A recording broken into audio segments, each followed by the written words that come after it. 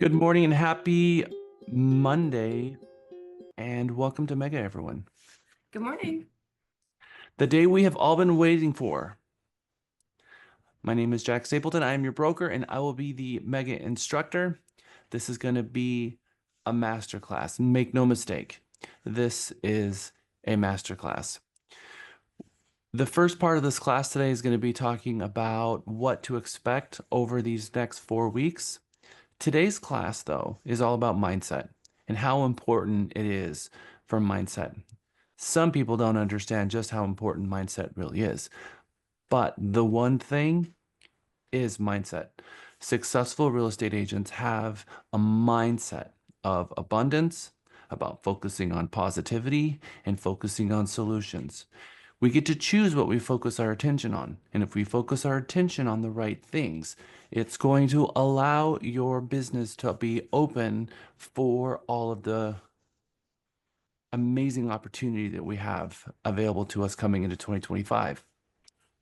We all happen to live in a country that has the most opportunity, in the state with the most opportunity, in the markets with the most opportunity, coming into a year where probably in our lifetimes, we've not seen the amount of opportunity that we have right now, with the $1 trillion being poured into the state of Texas by companies like Samsung and Tesla and the Boring Company and all of the different companies that are moving. There's over 150 of them that are moving into Texas right now. So I hope you're excited. I hope that you can all push all of the distractions aside and really focus on this, because you're going to get out of Mega what you put into it. The commitment that you bring to the table in Mega is exactly what you're gonna get out of this. There's going to be a lot of breakout sessions. There's going to be a lot of interaction between you and your classmates. There are going to be tears shed, hopefully happy tears. And there's going to be personal growth from this, a massive amount, and a massive amount of self-confidence that's going to come out of this. So I'm excited to see what all of you bring to the table in Mega. I would love to see all of your videos on. And remember, some of us have opted for credit. You have until 5 o'clock today to get Miguel, accounting at realtytexas.com, the worksheet filled out. Some of you are late arrivals, meaning that you sent me an email either this morning or last night. You went to the calendar and you clicked the join button. Perfectly okay. That is okay. Just know that you're going to have to figure out how to access the emails for Mega. We have a Microsoft Teams group, and we have inside Outlook a group for Mega 15. And your homework assignments are going to find their way there. And the pre-class information is going to find its that way there. And the post-class information is going to go there. So before every class, I will send an email with the class slides. And after the class, I will send an email with a video of the entire class.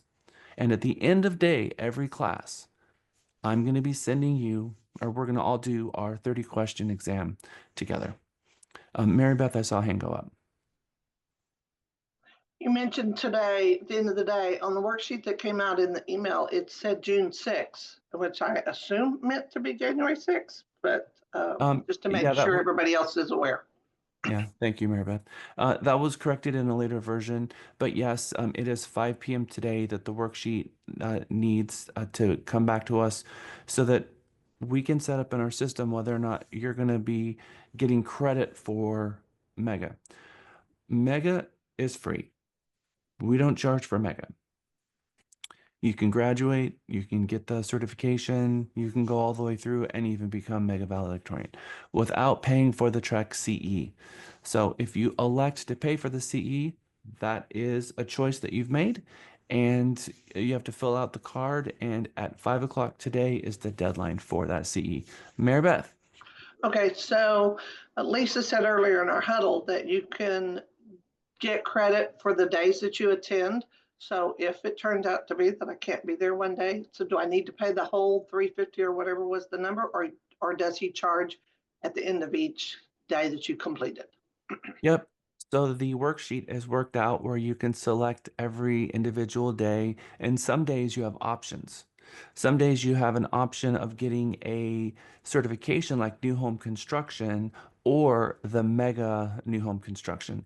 And so some of our classes have the National Association of Realtors ethics class instead of our reputation management because we can teach both simultaneously. And so I'm an approved instructor by Texas Realtors, and they have a 3 hour ethics class that is just open, and I can teach anything in that 3 hours.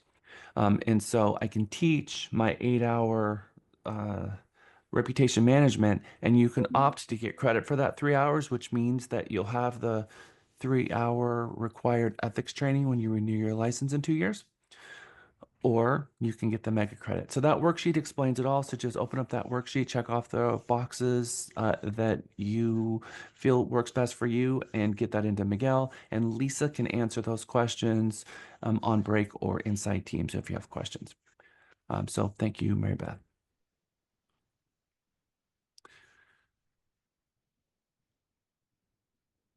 It has always been my belief that you will be as successful in real estate as your commitment to education. This mindset class that we're talking about today is also going to be a lot of fundamentals. I need all of us on the same page. One, on how to pronounce our realtor designation, what we call a form versus a contract. There are going to be some things that we talk about today just to make sure that, compulsory, that we're all on the same page. So we're going to be talking about a lot of little things today to prepare for our Wednesday class. Part of that, though, is mindset. In mindset in your business, we're going to be talking about business planning. We're going to be talking about your UVP and your mission statement, which I'm going to talk about in a few minutes. But the commitment to education that you have, the service that you provide a client, the item that you sell is representation. We don't sell homes, we sell service. And the service that we sell is through representation, and it comes with a rep agreement. And a rep agreement comes in two forms: listing agreement and a buyer rep agreement. Those are both representation agreements. So that if the product that we sell is our services, what can we do to add more tools for our toolbox? What can we do to up our game so that we have more value to the consumer? At the end of the day, your confidence is going to come from the number of tools that you have in your toolbox. At the point you become an expert at this, and we're going to talk about what it takes to become an expert at real estate, it's not just education. Education will help you, and the tools in the toolbox will help you, but you also have to craft your craftsmanship, meaning the wisdom. And one of the things that we're going to talk about a little earlier this morning is how valuable mentors are, just how incredibly valuable they are. Because as a new agent, you have availability, and that's all that you have. You don't have any wisdom yet. And Trek requires that agents have wisdom. If they don't have the wisdom, then they need to get somebody else in the transaction that does. So that means that you lack value to the consumer because in that moment, you're being trained and the consumer is paying for you to make sure that they are protected, but you don't know how to protect them yet. So your value is limited. Your value proposition is elevated when you have a mentor guiding you. So that mentor is providing you value to the consumer. So every time you are doing something for the first, second, and third time, according to Trek now, because they changed the rules, they went from 1 to 3. Every time you do a new competency for the first 3 times, it is the blind leading the blind. You don't have the wisdom yet. You could have taken a class, you might understand it, but you haven't done it yet. And the wisdom is really what they're paying for. I want you guys to look at the mentorship program that we have in the same way that I look at it, which is a value add. It is an incredibly valuable tool, and it's a pay forward type of a thing. It's pay forward because someday, after you have closed 20, 30, 40 transactions and you have a lot of experience in that particular competency, you can come to us and say, I want to give back. I want to be a mentor. Then you join the mentorship program, and then other agents are going to pay you for your knowledge. How many of you have aspirations to jump into our mentorship program and be a mentor to a new agent at some point? I want to see lots of hands go up. Lots and lots of hands go up. All right, cool. Because that's culture. It's also pride in what you do, and giving back. You're going to get everything that you want out of this profession by helping other people succeed. Okay. In the spirit of talking about a commitment to education, I'm going to share with you mine. I have been doing this business for 20 years. I have closed over 1,000 transactions. I have served as our local board president, our state board regional vice president, a director for the National Association of Realtors, chairman for professional standards. I'm currently serving as a governor for the Central Texas Regional MLS, which I had a hand in creating. I also serve as an ombudsman. So for the state of Texas, when a consumer or another agent has a complaint against an agent, they call Texas Realtors. Texas Realtors gives them my phone number and I counsel them and see if that I can put the issue to bed before it actually turns into a complaint. So when it comes to the regulatory side of things, we have a lot of depth of knowledge here at Realty Texas. But I'm also an instructor and I teach every designation that is out there, in exception of two. I do not teach CRS or MCNE, which they have their own small set of instructors. Outside of that, I teach everything else. I am approved by TREC to teach Legal 1, Legal 2, Broker Responsibility, and I teach that in-house. Many of you have taken those classes with me. I'm also approved through REBI to teach ABR, GRI, PSA, and this entire list that you're seeing in front of you. Certified, the one that we just taught just 2 weeks ago, the RENE, or the Negotiation Expert class, which is a really good class. You should have a part of your business planning. And hello, we are in January and it is time for business planning. And I have been meeting with Michael and I've been meeting with Andrew about business planning, and they've been sending out several emails inviting you to business planning. We have some business planning going on in Mega as well. That's going to be towards the second half of Mega. When you log into your .me, you will notice that you have the message of the day pop up. These are important messages that the company wants to share with you, things going on, but you also have your goals right there as well. You have the ability to go into your .me and establish your production goals and the number of transactions that you want to close in 2025. Then we have accountability coaches, Michael and Andrew, to help hold you accountable to those goals, and quarterly check-ins. So you're going to get a call on a monthly basis from one of your managers, but also a quarterly check-in regarding your goals. We've got to have goals. You got to know what you're striving for, and then a plan to figure out how to realize that. Mindset is everything. So let's move on, because I'm really excited to share with you a lot of some really inspirational things that might help remove that glass ceiling. A lot of agents get to a certain place in their career and they just don't know how to move it forward.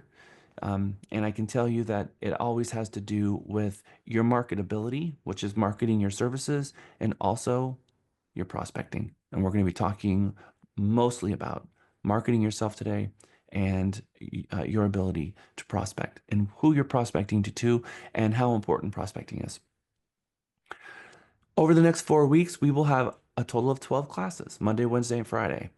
It starts at 9 and it ends at 4:45. However, 4:45 is when your exam begins, and we'll take 15 minutes together to go through that exam. You don't have to stick around and go through the exam with me. That's not required. You have until midnight of the day of class to finish your exam. And all of the exams are taken in our .me Learning Center. There's a video that got sent out about that. If you stick around today at 4:45, if you don't know how to find the Learning Center, I will walk you through that today at 4:45. And then on future megas, you'll be able to go and load the class exam and take it yourself. We'll be taking lunch at 1 o'clock, from 1 o'clock to 2 o'clock every day, and there will be a 10-minute break every hour. Tuesdays and Thursdays is Mega Mini from noon to 1:30, and that's with Lisa. And Lisa is going to be spending quality time with you every Tuesday and every Thursday. She's going to help you guys get through maybe some of the stuff that you didn't quite understand. Maybe you didn't want to raise your hand in class, which I fully reject that notion. I want you guys raising your hand and understanding what we're going through, because this is a huge, colossal investment in time. And so you want to pull and squeeze every bit of understanding information out of this as you possibly can. But also recall that we record these and put them in the Learning Center, so you can always go back if you had an emergency or you had to miss an hour. You can always go back and see what happened. The problem with the Learning Center videos for Mega is that it doesn't record the breakout sessions. And so during a breakout session, it will just be missing from the video. And I think 50% of Mega is the breakout sessions. So if you miss some of the breakout sessions, you're going to miss a whole lot of very important stuff that is going to help make Mega more successful. So being here is obviously preferred. Lisa also is going to help you guys with your memorization of your 23 contract paragraphs of your 1 to 4 family home. She's going to help you with the 17 articles of the Code of Ethics that we're going to memorize. Now, you're going to get points for that. In a couple slides ahead, we're going to talk about points. But your Mega Minis are super important. And the Mega Minis, again, subject matter counseling, you're going to get points for attending your Mega Mini. And again, they're Tuesdays and Thursdays from noon to 1:30. I put this slide at the beginning of Mega. I also put it inside Microsoft Teams. If you go to the Microsoft Teams group for Mega 15 and you click at the top, you'll see a calendar. And that calendar has all of the days of where you're supposed to be. But it's pretty clear. 9 to 5, Monday, Wednesday, and Friday, you're in Mega. Tuesday and Thursday, you are in Mega Mini from noon to 1:30.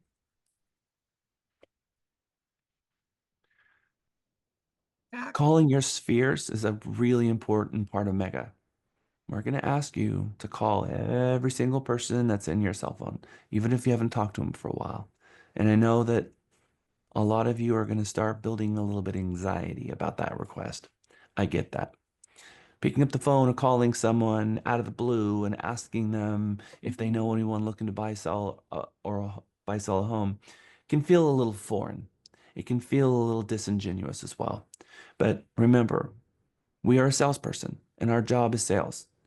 And we get up every day, put on our suit, and we put ourselves in the frame of mind that we're going to work, and work is work. And so part of your job is, in fact, 99% of your job is marketing yourself, because you are a salesperson. Salespeople have to take action. Action is actually going out and selling. We're going to talk about the 6 degrees of separation and just how many amazing pieces of opportunity are already sitting there in your sphere.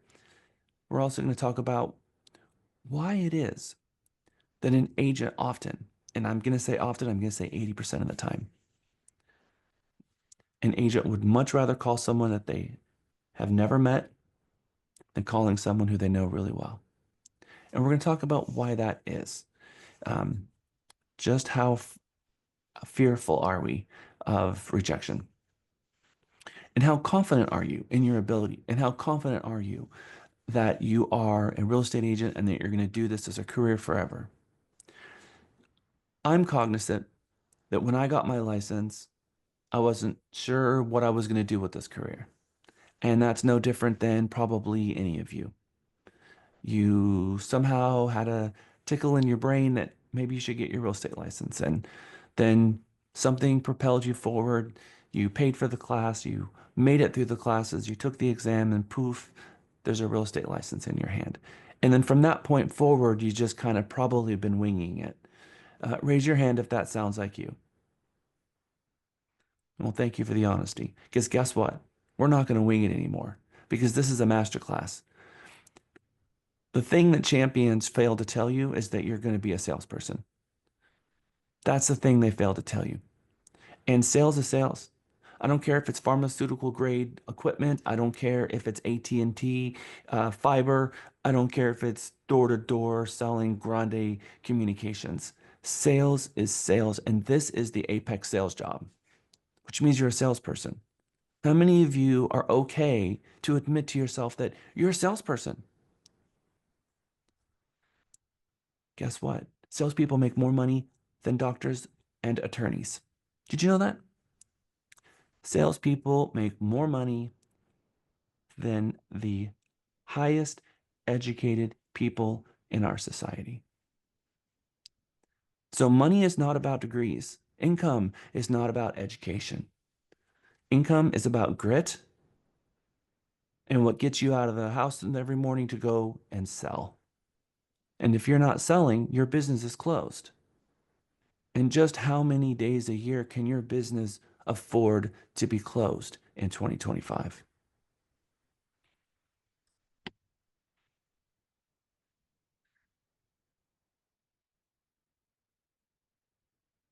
Although we try to get you out of here at 4:45, I have had megas where my class was so engaged that it was very difficult to get us out on time.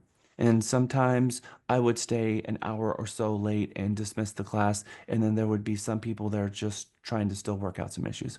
And I am okay with that. I'm 100% on board with that. But if I'm going to be flexible, I need your flexibility too. I know that there's kids that you got to pick up from school and all kinds of dynamics going on. And so, yes, we're a profession and we are flexible. But just know that Mega is kind of free flowing. There's a lot of information that's going to get thrown at you. There's a lot of people in this group. Everyone needs to walk away with this with kind of the same foundation, and we're not going to stop until we get there. So, flexibility is absolutely needed, especially in a masterclass. The group breakout sessions are really important to me. I'm going to be popping in and I go on repeat. There's probably going to be seven in, in 50 people in Mega. We're probably going to have seven breakout sessions, which means I'm going to be going into group one and listening for a couple seconds, going into group two, and I'm going to be going down the line, popping in just to see what's going on in that breakout session. Because I want to hear what's going on. Because when we go back into our main session, I want to make sure that everyone understood the assignment, that you guys are working on that assignment, and that it's productive. Because I am not here just for inspirational knowledge. I'm here to help you guys do the work that's going to help break the glass ceiling, help you propel forward, and become the agent that is in the top 1% of our market. I have some slides that are coming in about an hour that will show you agents in this marketplace that have been licensed for less than 5 years that have made over $800,000. How many of you are making 800,000 bucks a year? Okay, not everybody wants that number, that amount of business. I recognize that. But we have two kinds of salespeople. The kind of salesperson that says, yeah, I'm kind of in my second uh, career, but kind of close to retirement. And a couple of closings a year is good for me. That's all I want. I'm happy with that. It's enough money to go on vacation and pay my property taxes, and that's all I want. I'm okay with that. We have the other agent, though, that is, I want to close as many transactions as I possibly can this year. And if that means I want to close 100 transactions, show me how I can close as many homes and pack as much as I can into 2025. I'm going to help both groups. So I don't pick the goals for you. What I do is I let you pick the number, you put the number in your .me, and then we help you build a roadmap to get there. There's not extra credit points for agents who want to close more. That's not what this is about. What this is about, though, is that once you set your goal, that we're going to close every one of those transactions with excellence and that we're going to know this business inside and out because it's not a master class if you don't walk out and be inspired to be the very best real estate agent that you possibly could be. That is our mission as this company to provide the very best buying and selling experience industry wide is the Realty Texas mission. We're not in this to be second best. We're in this to be number one. And number one doesn't necessarily mean how many transactions you close. If your personal number is, I want to close 10 transactions, great. We're going to close those 10 transactions with excellence. And when you get into the weeds with those transactions and you get in over your head because people aren't behaving and things aren't going the way that they're supposed to go, that's where your management team comes in.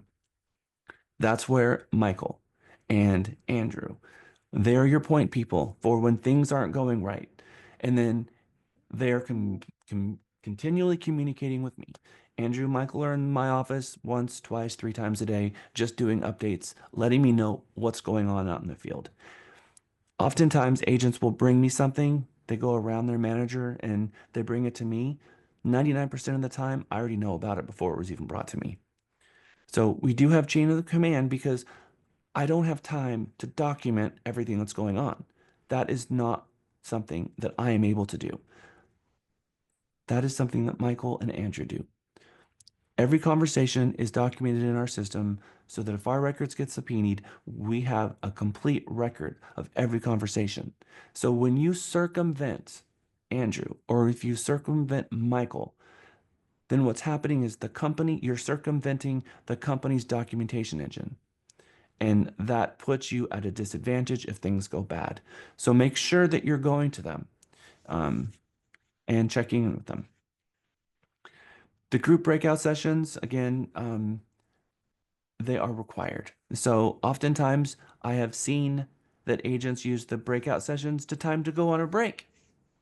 That's not what the breakout sessions are for because your classmates are relying upon you to be there because I have a certain amount of people in that breakout session. And if that breakout session convenes and 3 of the 5 people are missing, you might not have enough people to do that task. So please make sure that you are present. I will respect the breaks on the hour. Some of you are in this to graduate.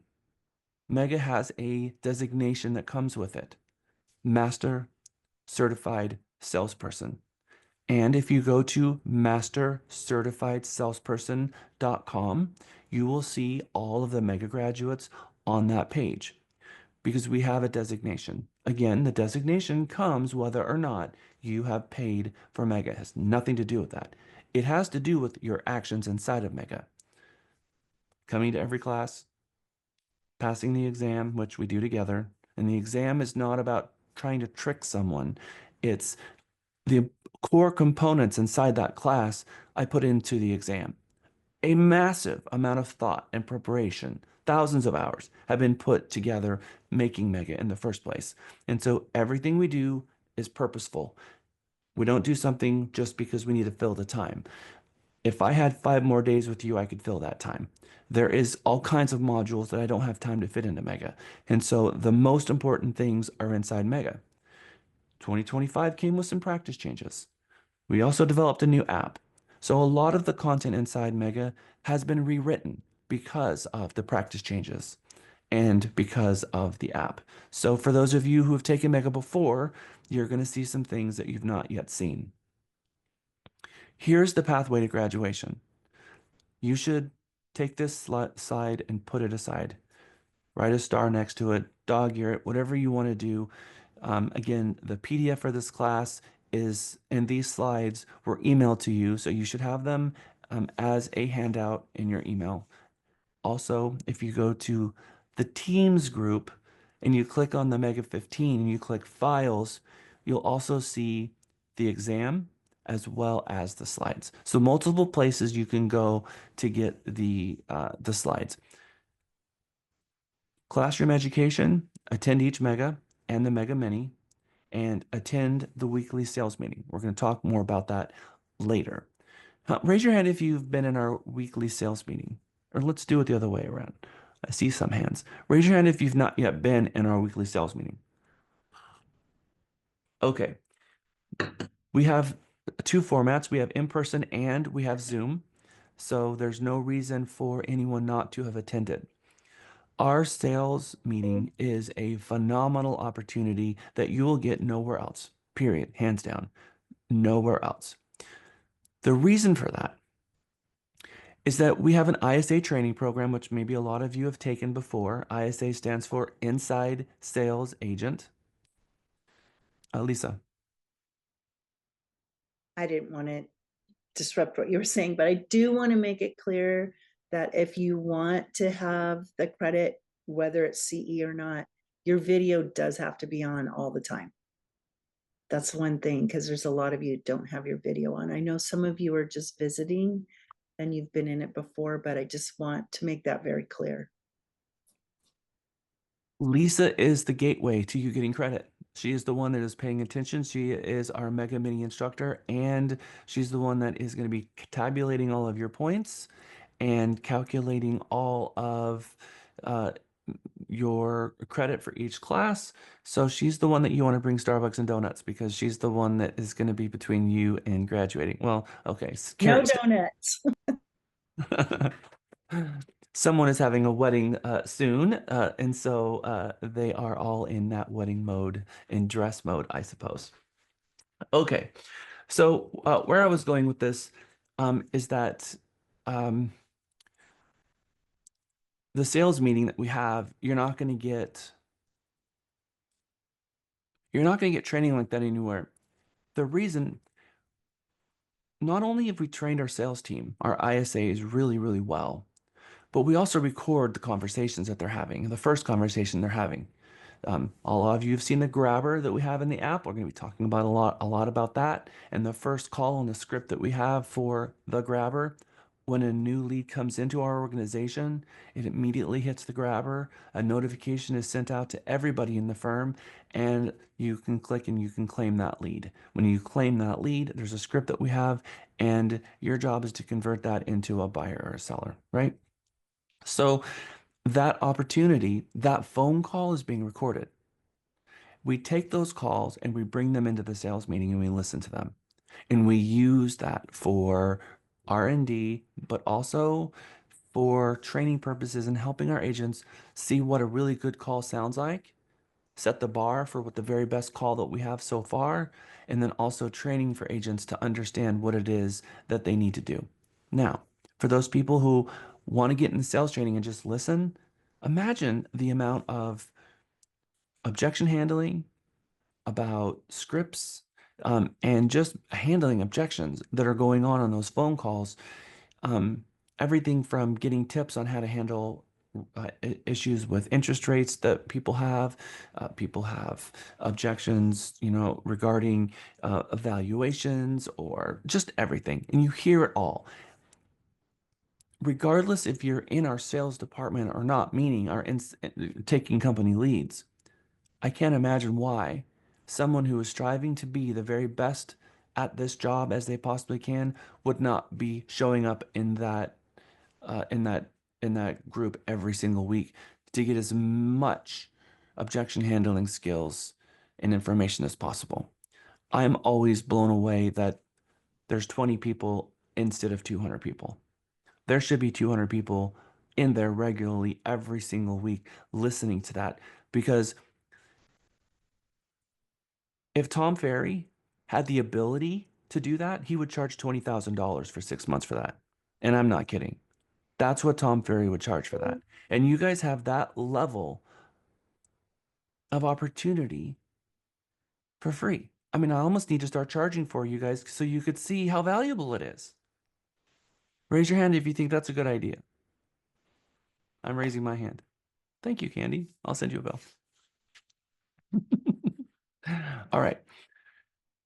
One-time tasks. There is a video at realtytexas.info/open house. That open house video is designed to help you understand who it is that you represent when you're doing the open house. Please watch that. It's about 8 minutes long. I filmed it last year, maybe the year before, and it's required before any new agent actually goes and hosts an open house. We're going to be begging, pleading, pushing you to be doing at least one open house every weekend for the next month. There's a lot of buyers out right now, so it's going to help you. It's going to help propel you forward because if you could go to a place and just stand there and buyers come to you, would you find value in that? Well, I would hope so. And that is exactly what an open house is. You put out the signs and they come to you. That is an amazing thing. You should be doing as many of those during the week and the weekends as you possibly can because you are literally a lead magnet at that point. They're coming to you. Um, or as you come into the office and you're pounding the phones and you're begging people to answer the phone, but yet on the open house, you're just standing there and they're coming to you. That should be something that you guys are doing as much as you possibly can. And by the way, like I said, it doesn't have to be Saturday and Sunday. You can do an open house on a Wednesday. You can do an open house during the week. It doesn't always have to be um, on the weekends. Okay, we have a new feature in our Realty Texas app that will allow you to import your cell phone contacts into CXM. That saves you from having to do all of the data entry. We have an import bulk feature, but we also have inside the app, which we're going to go over later, that there is a feature where you can click a button, it will load all of your contacts, and then you can click exclude for the ones that you don't want to be in CXM. Maybe your kids, maybe the babysitter, maybe AT&T, Round Walk Water District, Houston Power, whatever those phone numbers that is not going to be someone that you'd want to import. You have the ability to exclude them, and then it creates a record that it's excluded. So next time you open your app, it'll pop up and say, hey, I see a new contact in there. Do you want to import this? And you can import it into your CXM because your CXM has action plans. CXM is a CRM, contact relationship management platform, that will send auto texts and it sends auto emails and it pops up with reminders and scheduled tasks for you to call them. And so if you simply put your people in the CRM and turn on the action plans, which we're going to show you how to do in Mega, you have an entire system that is helping organize you so that all you have to do is show up and have conversations with people that know, love, and trust you and be asking them about referrals. So importing your contacts is a very important part of Mega, and I'm going to be checking in regarding that because one of your homework assignments is going to be to call at least 10 people in the morning and at least 10 people in the afternoon. And you have to call them from the app. And then when you do so, I can print a report to see how many calls outbound your app made, for each one of your office lines made. Then, beautiful thing is we can see how many of you are fulfilling that particular homework assignment so that we can give you your credit for calling those people. Mega is designed to help fill your pipelines for 2025. That means that you're going to have to prospect and call people and get leads. You're going to get points for getting representation agreements signed, and you're going to get even more points for getting receipted contracts. We're putting more and more emphasis in Mega on receipted contracts and representation agreements than anything else, because again, I want you to make money in 2025, as much money as you possibly can. That's what Mega is all about. And there is a massive amount of opportunity here.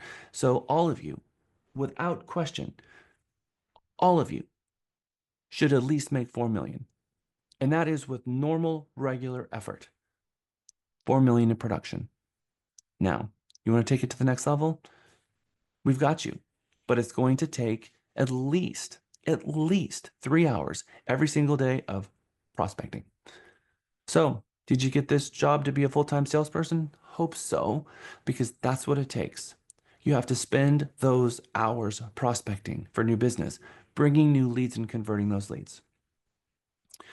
On the prospecting side, we have our power hour, which is 2 hours of the day that we're going to be making those outbound calls and reconnecting with everybody that we know and letting them know that you're in real estate and how appreciative you would be to know if they know anyone that's looking to buy, sell, or lease a home.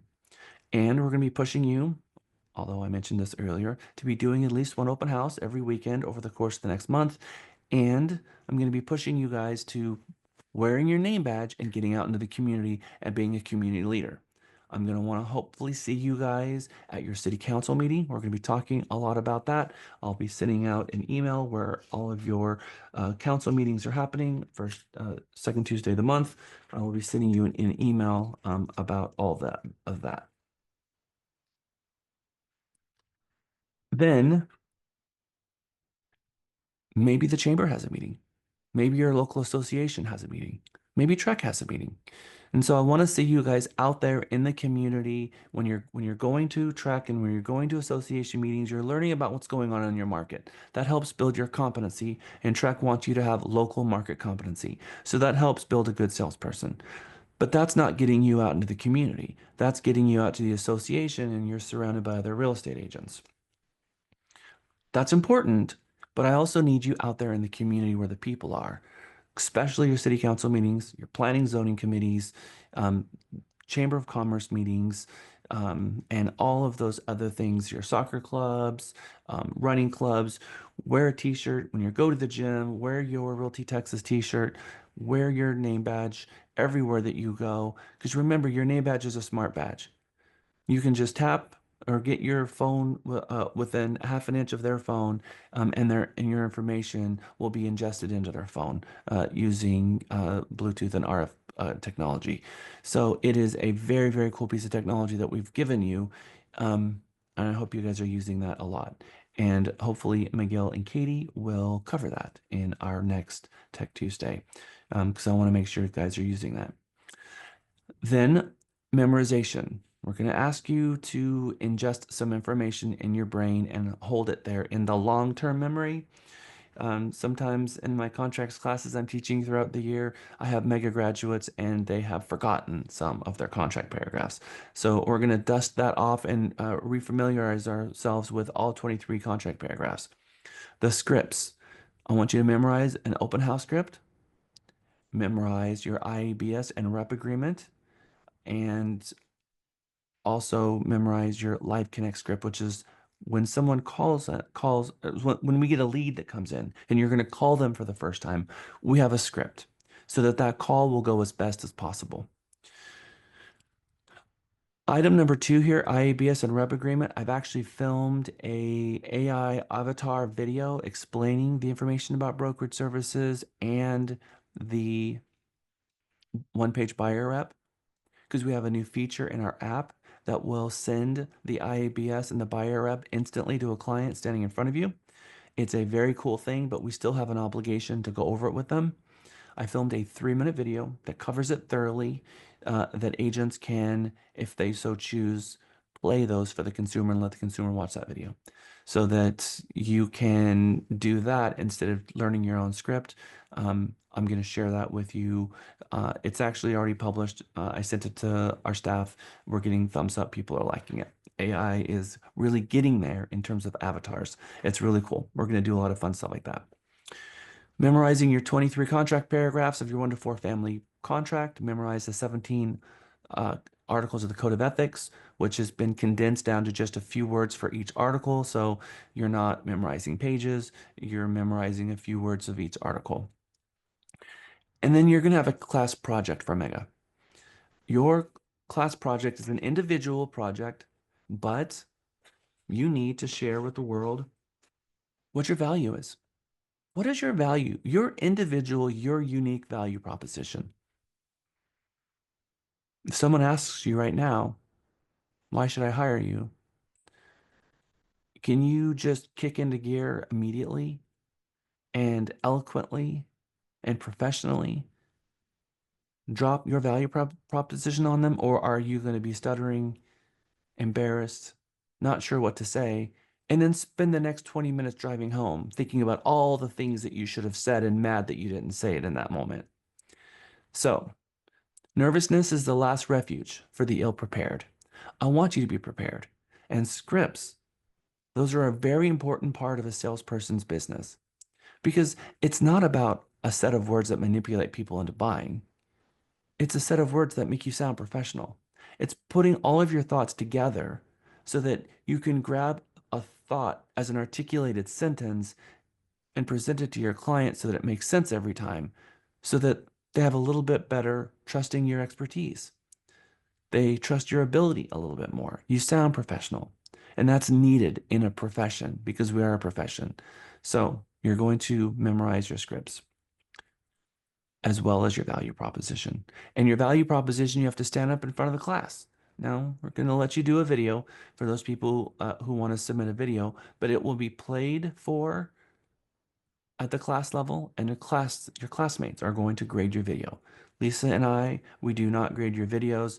You'll get a link pops up inside of a poll inside of Zoom. It'll pop up, and for each video, you will give your classmate points. Many people opt to do it in person. That is very cool. We always have a big event on graduation day where people do their value propositions. And I know that's a little bit of nervousness going into that. I recognize that because some of you have not yet done a lot of public speaking and you just kind of feels a little bit nervous. But you should be beta testing this value proposition on your family, but not sitting on the couch, standing up. Because when you prepare a statement, and if you prepare that statement sitting down and you're at the same eye level with everyone, and then you stand up and now you're looking down on everyone, everyone's looking up on you, that vantage point is going to make it feel foreign to you. It's going to feel like you've never done it before, and it's going to make you nervous. You can also beta test these things at your open houses as people come in. And share with them little bites of the value proposition and be able to beta test it. Just like, comedy clubs, they beta test some of their scripts because their jokes are not jokes, they're scripts. And they beta test them to find out what works and what doesn't work. So use that time in front of people at the open houses to see what really resonates with people, and then formulate that because your value proposition is something very personal, but how you frame it and how you explain it is how you're going to be perceived by your potential clients. And so it has to work and it has to be very effective. A real estate agent who doesn't have a value proposition arguably doesn't have value because your ability to get hired is your job. And if you're struggling on getting hired, you're not going to be successful in real estate because you have to be marketable. How can you market yourself? Well, presentation is one thing, but also your scripts are absolutely key in your ability to convert people. We also have our vision statement and mission statement. Who has a question? I heard. I did. Just how long is the ideal value proposition? Well, it's going to be about 15 seconds. Because what a value proposition is not, and I'm glad that you asked, thank you. It's not a monologue. It's not a 6-minute thing. So please sit and have a seat while I present my value proposition, right? It's not that at all. It could be for someone who is an Austin native. I'm an Austin native. I've lived in Austin for 20 years. Real estate is my passion, and there's nothing more that gives me pleasure than helping buyers and sellers realize their dream of homeownership. I just plucked that out of the air. You have to find your own value proposition that people are going to be like, oh, okay. People love stories. There should be an inherent story. And I just told you a story that I'm an Austin native, which I'm not.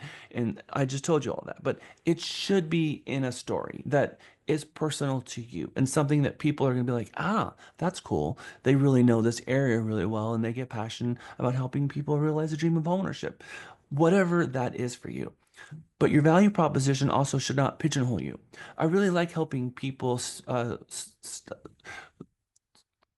avoid foreclosure, right? If that's going to pigeonhole you in a situation where that's not going to appeal to everyone. So it also needs to not just talk about buyers.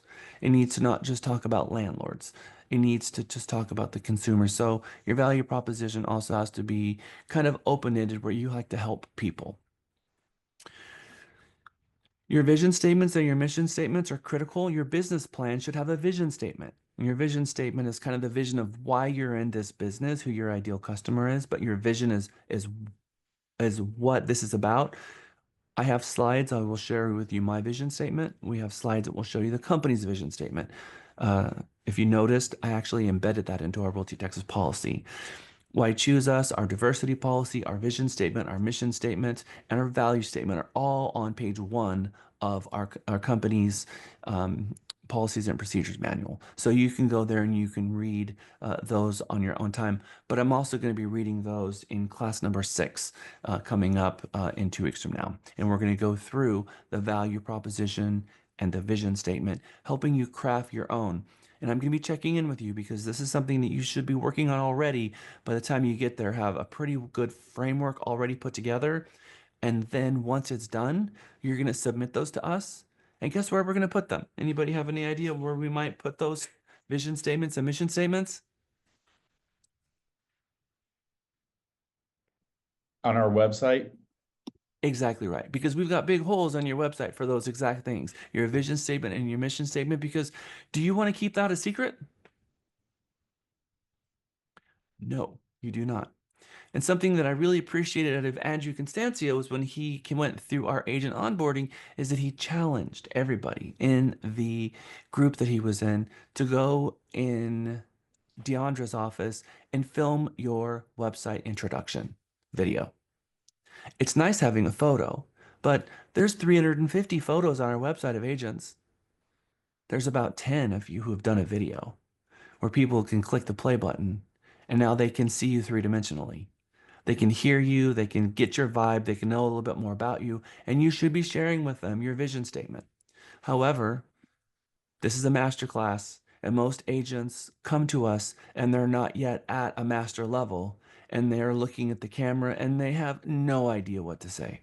And so all you have to say is, my name is Jack Stapleton and I'm a proud Texas realtor. It could be that simple. It could be literally that simple, and that's the script that we give our agents to go in there and at least film something. So at least you've got something. But then during Mega, that's when we ask you to go back in there and film something a little bit more. That value proposition should come out. And some of you have nailed it. And so that's going to be, once you have your value statement, we're going to ask you to come in.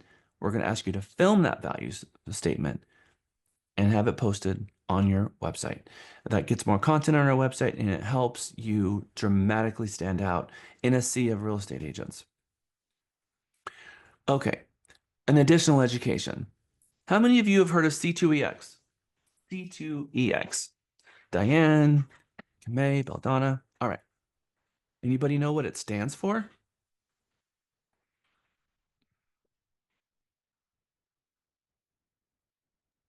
Commitment to Commitment to excellence. excellence. Ooh, nailed it. Commitment to excellence.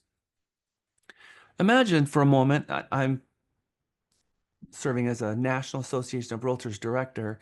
How many realtors do we have in the national level? Anybody know? Like 5, 6. 1.5. That's right. 1.4, 1.5 what? Million. Uh-huh. Do you know the combined armed forces, the Army, Navy, Marines, Air Force? Do you know what the total is for the combined military right now, personnel in the United States Army's 3 million? military? 1.1 million. Did you know that we have more realtors in the United States than we do in our entire armed services together, combined? I bring that up because how do you get 1.5 million real estate agents on the same page? How do you get a baseline of education? How do you get even messaging out? I mean, we have a hard enough time getting 350 agents to read a single email, let alone 1.5 million real estate agents to get on the same page on anything. That is what C2EX is all about. It is a free designation that the National Association of Realtors has provided you. All you do is you go to ner.realtor. ner.realtor, you log in, you are a realtor because Realty Texas is a realtor organization. If you are part of Realty Inc., you will not have the ability to go to NAR and pay for it. But if you are a member of Realty Texas, you will. You go to NAR's website, ner.realtor, and in fact, it's actually c2ex.realtor because if you go to ner.realtor, you can click the C2X link, but the direct link there is c2ex.realtor. Log in and you click begin. We're going to ask you to complete all of the modules. There are extra credit things inside C2EX. And although I've said that every single time, I still get people telling me I wasn't able to complete it because it's asking me to do all of these things. I get that. If you start your C2X journey today, you actually will be able to complete it all. Because just like my requirement or my ask of you to go to a city council meeting, to go out to a planning and zoning meeting, so does C2EX. They also ask you. So if you're doing C2EX at the same time that you're doing Mega, you'll be able to get credit for both at the same time and be able to be certified as a commitment to access agent. It will show up on your NAR website. It'll show up on your Texas Realtors website. It'll show up at your local board's website. And it will also show on your Realty Texas website as well. The C2EX has a self-paced modules. You can do it 10 o'clock at night, 11 o'clock at night, and you can just click next. And it'll present a situation, maybe showing a property. You're showing these two buyers a property, and then it'll give you a sentence, and you read the sentence. And it'll say, here, out of these 5 possibilities, what is your best step forward in this scenario? Pick one. And you pick one, and then it says, oops, okay, so that wasn't the one, and this is why it's not. Try again. And it's going to force you, and it's going to put rails on you, and it's going to force you to be falling in line with fair housing, understanding fair housing, applying the same practices to everyone, and you're not going to get them all right. In fact, you're going to be blown away at how many that you're going to get wrong. Shh, don't tell anyone. I got a couple wrong myself. So there you go. I want you guys to take this because you're going to get a lot of value from that. And it's going to take you a good solid 2.5 weeks to finish this. So if you start now, you'll be done before you're worried about your UVP project in a couple of weeks. So don't procrastinate on this one. Belladonna. This isn't the C2EX, that's not the same as the ethics, right? But they gave So, you the option to pick one of those two when I had to do the ethics for NAR. yep. So the ethics is 3 hours. The C2EX is about 2. 65 hours. Okay. Just wanted to make sure I hadn't already done it. Yep, it's going to take you a bit. It's ethics is super easy, just one and done, Yeah, just that 3 was hours so of ethics. easy. But the C2X is an entire program, and it's a lot. It's a lot, Okay. and it is worth it. Thank you for asking. Okay, And that's done only through the app, right? It's that only is through an app. yes, that is correct. You go to Okay. c2x.realtor. It's going to send you a link. You click that link, and then it's all self-paced. Gotcha. And the other one is Fairhaven. Fairhaven is also, and in 5 minutes we're going to go on break. So we are almost through our first hour of preparing for our first day of mindset. There's also Fairhaven. Fairhaven is a simulation about fair housing. Fairhaven is also a elective for the C2EX. So if you do the Fairhaven first and then you do the C2EX, those two things come together and it really helps you. Fairhaven.realtor is also is where you can take your Fairhaven if you haven't already. When you onboarded with Realty Texas had on your onboarding list to complete the Fairhaven, because it's my hope that by the time my sales agents get into my mega, that they've already taken their Fairhaven and it's already listed on their website. However, if that's not something you've completed yet, please complete your Fairhaven.realtor. There's always a lot of questions about points. The first column is the points, and then the third column is how many units. So 250 points per mega class. We have 12 classes for a total of 3,000 points. 375 points per each mega mini class. There's 8 mega minis for 3,000 points. 1,000 points for taking your Fairhaven simulation, 2,000 points for becoming C2EX endorsed, 3,000 points for your mega graduation video. That's possible points. It's going to be the next slide will show you how you can get points for your value proposition because your classmates are going to be the ones giving you those points. 3,000 points for learning your 23 contract paragraphs. 1,000 points for memorizing your code of ethics, your 17 articles. We're going to be asking you to take yoga. I know that a lot of you, this may seem foreign to you. It may seem a little esoteric, a little bit outside of what you would think a master class would teach. However, we're looking at the mind, body, spirit of this. If you're going to do things differently and wake up every morning with a salesperson mindset, it's going to add stresses to you that you're not accustomed to. If you've been used to working 18 hours a week and you're going to start working 40 hours a week, it also is going to be adding stresses to you that you've not been able to yet balance into your life. To be a good salesperson, you have to be sellable, which means you have to have light, airy, friendly, open, approachable kind of vibe. And if you're stacking on lots of work and you're starting to get those layers, you have to break those layers off so that we can get back to you being able to vibe with people when they walk into an open house. And the very best way to break those layers is yoga. It helps you oxygenate your blood. It helps elongate your muscles, and it helps you with your core. It helps you with your breathing. I'm going to tell you that yoga is not about hurting yourself. If you hurt yourself in yoga, you're doing it wrong. Yoga is about lightly stretching, and every single time you're a little bit better than the last time, and just slowly work your way through. You can do yoga self-paced at home on a video. You can also go to a yoga studio. We'll talk more about yoga later. Also, trek meetings, association meetings, city council meetings, all of those for each one that you go to, it's going to be worth 500 points, 250 points for a total of 500 points. I'm hoping that you go to at least 2 meetings. You're going to have 250 points for open house. We're going to give you points for 2 open houses. You'll notice that the Trek conferences and the open houses, if you've done Mega before, you'll notice that we've reduced the points for these. And we've increased the points for listing and buyer rep agreements or a signed lease, and 1,000 points for receipted sales contracts. So you can have up to 5,000 points. It's the #1 point on a system that we have for receipted contracts during Mega. And then up to 2,000 points for listing agreements, buyer rep agreements, or a signed lease agreement. So here you go. To graduate Mega,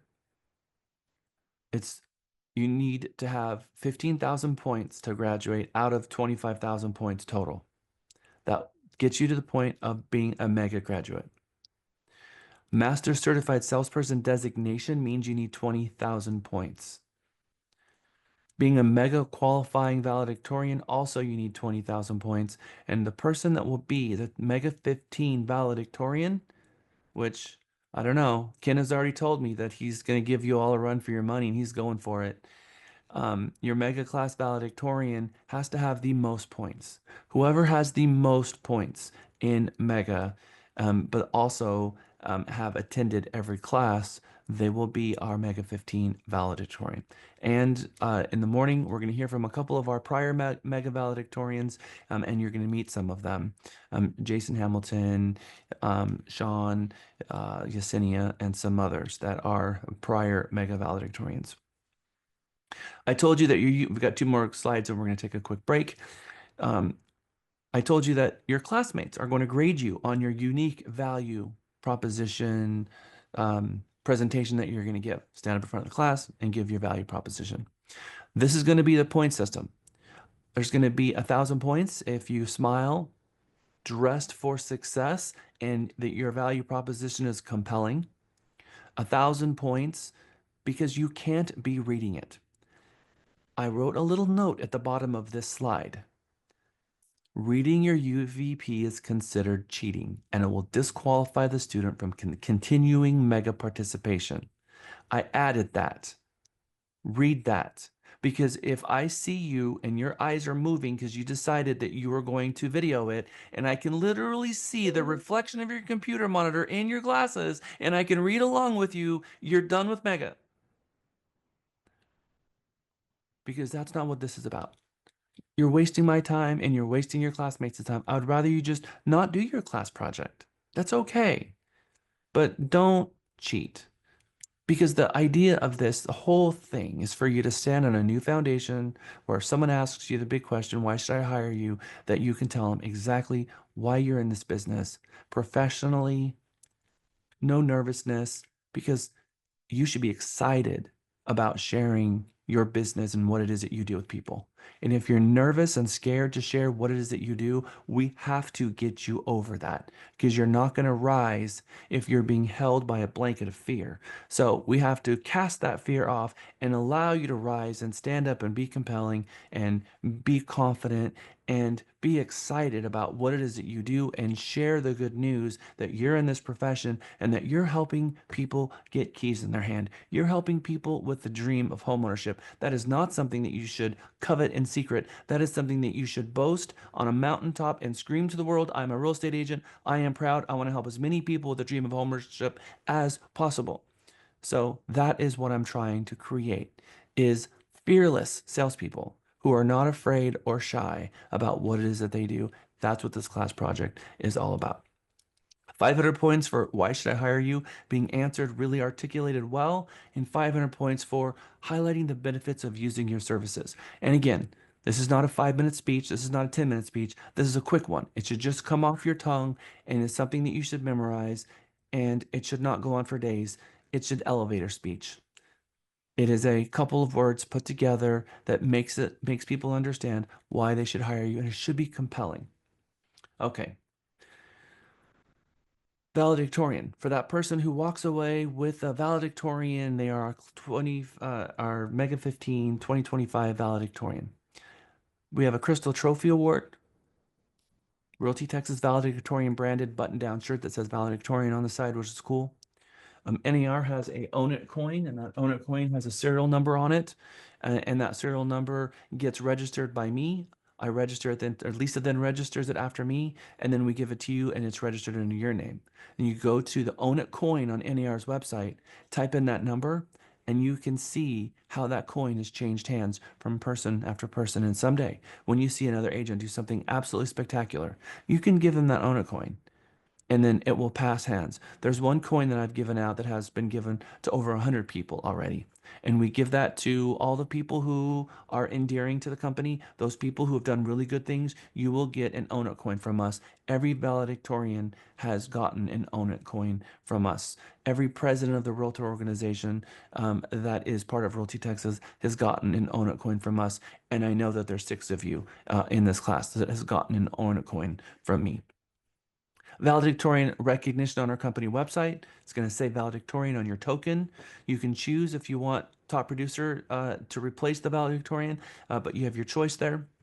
We're going to pay for 6 months of homes.com account for you. That is a $3,000 value, and that's going to drive leads to you. Those leads will be driven directly to you, and those will not be company leads. Those will be yours. Placement on the mastersalesperson.com website as the mega valedictorian and the bragging rights that you are Jackson Lisa's mega valedictorian, which in its own right is a huge deal all by itself. So I cannot wait to find out who our mega 15 valedictorian is. In your mega minis, remember the reason you're going to those because you're going to be practicing your value proposition. Focusing and getting really good at the forward script. We'll learn more about that later. Learning how to call our lead pool and the first call scripts and get those down really well. Memorizing your contract paragraphs, memorizing the 17 articles of the Code of Ethics, and then also talking about some of the maybe hiccups and issues you've had with calling your people with objection handling issues that you've had, but I really want you to take that into our sales meeting instead of Mega Mini, because Mega Mini has gotten bogged down in the past with objection handling, and I want you to take that objection handling into our sales meeting. We're going to share with you when that meeting is. And now it's break time. Let's come back at 10:16. Welcome back. Who'd have thought they need Jack here where we need Jack here where we need. Welcome back. Welcome back. Welcome back. Welcome back. Welcome back, Mega. All right, I'm going to jump right into the homework assignment that I sent out, called it first round of bonus points. Raise your hand if you saw that first round of bonus points and even know what I am talking about. All right, I'm going to share my screen. I am now looking at Microsoft Teams. I'm looking at the Microsoft Teams for Mega 15. As you can see, I've got the Mega 14, 13, 12, 11, 10, 9, 8. Yeah, we've done this a while. Here we have your Mega Teams group. Lots of conversations going on in Mega Teams group, lots of collaboration, lots of homework assignments, and extra credit points. You can get a lot of extra credit points, but also the videos that I'm sending you will help you with the next module. So if we're talking about lead generation, if we're talking about scripts, I'm going to send you videos that you can watch that dive even deeper than the subject matter that I'm giving you so that you go into Mega even more prepared and now break it down, get the questions answered so that you can get the most out of this Mega.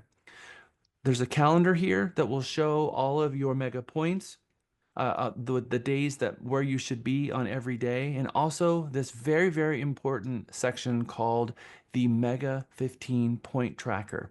And as you can see, Kamei, Alexa, Belladonna, Miguel, who is one of our testers to make sure that it worked, are already putting their points in Mega. Lisa is going to go in and she's going to verify and certify each one of these points. It is up to you to put your points in here. And then Lisa is going to certify your points. So this is where all of your points go. Attending class, attending Mega Mini, and doing a homework assignment. So you'll see over here in the general, when I click on posts, that I put a post here on Friday at 11:40 p.m. Right at the end of last week so that you guys would have over the weekend to watch these two videos. And both videos have 125 points if you followed the instructions. Who watched the Mike Sherrard video? Now I can see the people who responded. So Alexa and Kamei obviously did watch it. We have at least 5 replies here. So who would like to share with the class some of the takeaway they had from Mike Sherrard? That the first one? Yes.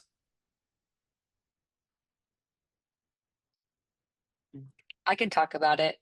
I can talk about it. Thank you, Alexa. He talked about how just by uh, reaching out to people in your sphere, and he really focused on those repeat using clients that he's already used.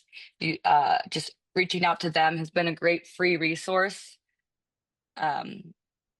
As a way to get clients and also referrals. He talked about just like doing simple activities and groups and monthly, depending on the type of clients, whether if they're, like if they're investors and you do something fancy with them, but if they're just kind of like, families, just doing little events with them. And he talked about like during COVID, he sent out like survival guides, just those little touches with communicating into people in your spheres and just repeat customers and just also little personal touches like handwritten letters, nice envelopes, creating annual CMAs is a great way to, it's free often, and it's a great way to create repeat business and referrals. Okay. One of the things I always love to do in Mega is recognize people. You'll hear it by the sound. Thank you, Alexa. You're going to get a $25 gift card from Starbucks for participating Yay! with the class, so not being shy. So there, excellent. Yes, Thank you. Mike Sherrard is explaining to you guys the importance of reaching out to your spheres and getting more business from talking to those people who know, love, and trust you, those people who have already done business with you, because he's going to teach you a little bit of a secret. Every single person that you know, all of them know someone that's looking to buy, sell, or lease a home at least once a year. Somewhere throughout the year, they're going to find out someone's going to share with them that they're looking to buy, sell, or lease a home.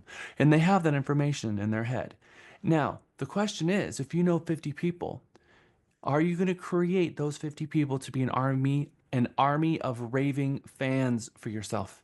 Meaning that you have had a conversation with all 50. Hey, if you hear of someone looking to buy, sell, or lease a home, please call me and let me know who that person is. That would mean the world to me. We're also going to talk about how important it is that you ask for help. Um, There is a very famous speaker who we're going to hear from in just about 5 minutes called Simon Sinek. You've probably heard of him before. And it talks about you needing to get over yourself in our ego of not wanting to ask for help. Because if you want to be a good, successful real estate agent, you have to get over that quickly. Because the one thing that's going to make you go viral as a real estate agent, and I don't mean online, I mean out there in the real world, is you communicating with all of those people who know, love, and trust you and ask them if you know someone looking to buy, sell, or lease a home. If you hear someone talking about that, please call me. It would mean the world to me. That is the most valuable thing that you as a real estate agent can do. It's the most important marketing that you could ever do, and it costs you absolutely nothing. And it's what's going to make you the most money in this business, hands down. Not calling leads, not buying Zillow leads, not doing open houses. All of the other marketing combined won't even equate to 1/3 of this. Now, when those people hear someone looking to buy, sell, lease a home, you're not asking them to hand out your phone number to that person, although that would be great. You're asking them to call you. Hey, I was talking to my friend. They're looking to buy a home. Great. And when they're saying, hey, do you mind if I have my friend Jack call you? He's a real estate agent. He would love to help you. I know he's got this thing. He really wants me to call them and then get your number. Is it okay if I share that number with you? Yeah, no, fine. That'd be great. Warm introduction happened. I get the phone number, and guess what? This person who just referred me the business, I'm taking to lunch on Friday, and they get a special lunch hour paid for by me, and I'm going to just be so thankful and grateful during that lunch hour. My phone's going to be turned off. They're my focus, and I'm going to be just sharing time with them, which is a really good, productive lunch. Because when you go through the process of helping someone buy, sell, or lease a home, you become part of their family. It's funny because I'm Uncle Jack to like 600 of my clients' kids who now are buying homes because they were in a car seat when I first met them. I'll share a story about that in a little bit, how kids who had not yet been born to my clients are now buying condos for college. It's just a really world full circle moment for me. Those people, those clients who you're part of their family, they refer me out all the time. They bring me a massive amount of business. The point you've got 50 past closings in your database. The only lead generation you should be focused on are those people. Loving on them, calling them, checking in on them, and staying in peace of mind with them. Because those 50 people themselves are going to transact once every 5 years. So those 50 people, a fifth of them, 20% of them are going to buy this year from me. But the other 4/5 of them are going to give me a referral. And in fact, all of them should be giving me a referral. And if your database only yields 25%, then 20% of them are going to transact with you, and 25 transactions are going to come from it from referrals. You're already doing 2 a month. That's already the $500,000 point. How fast can you get 50 transactions under your belt? Very quickly. You can do that in the first 3 years easily by not doing much effort. But for those of you who've been in the business for 5, 10 years and you have 50, 100 transactions, if you're not closing 50 to 100 transactions, you're not doing this business right. Because if you've closed 50 transactions already, you should be closing at least 75 transactions from those 50 people, them themselves, plus all of the referrals they're giving you. And if you're not calling them and keeping yourself up and you think to yourself, I know I need to do a better job. No, we're going to stop that right now. We're going to turn you into a real estate agent who is a salesperson who knows how to market yourself and stay in contact with all of those people.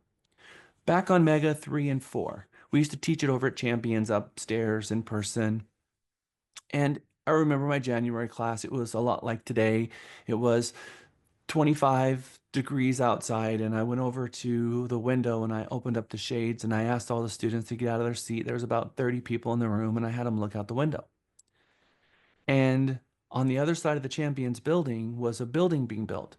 And there was about 75 construction guys out there digging in the hard frozen ground at 9 o'clock in the morning on a Monday.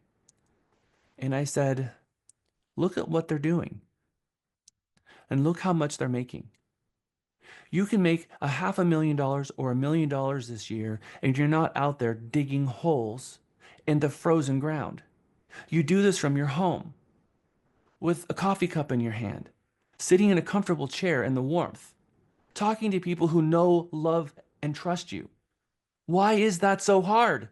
And the answer is that it's not. You just have to get over the fear of it. And that is what Mega is designed to do. And that is what Mike Sherrard talks about in that video. Please watch the video. Thank you, Alexa. Now, Casey Mock.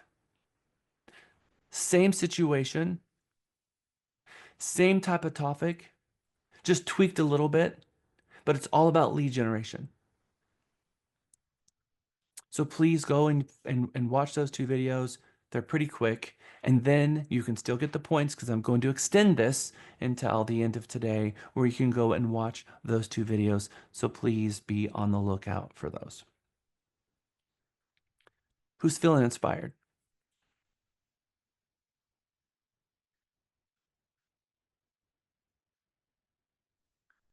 Wait, I have a question, Jack? What was the other video besides the Mark Sherrard video? They are both inside your Microsoft Teams group. It's Casey Mock. When you go into Teams and you click on Mega 15, both those links are right there next to each other. Okay, thank you. Yep. Okay. I like the second one a lot because, I'm sorry, I like Please the share. second one a lot because it showed you how to talk to the people. Because we talk to strangers, it's easier because they don't know you. But the second one I liked more. I liked it more because it showed you what to say, how to just kind of flow. The flow was perfect. And of course you can, modify it to your needs, but it was great. I like the second one the best. Thank you, Belladonna. Who here thinks she should get a gift certificate? Okay, more than 50% of the people says, all right, Belladonna, $25 gift certificate to Starbucks. We use all of our American Express points in the month of Mega for you guys. So you actually get paid for being here. I'm sure that by the time this is done, you will have all gotten a gift certificate. Okay.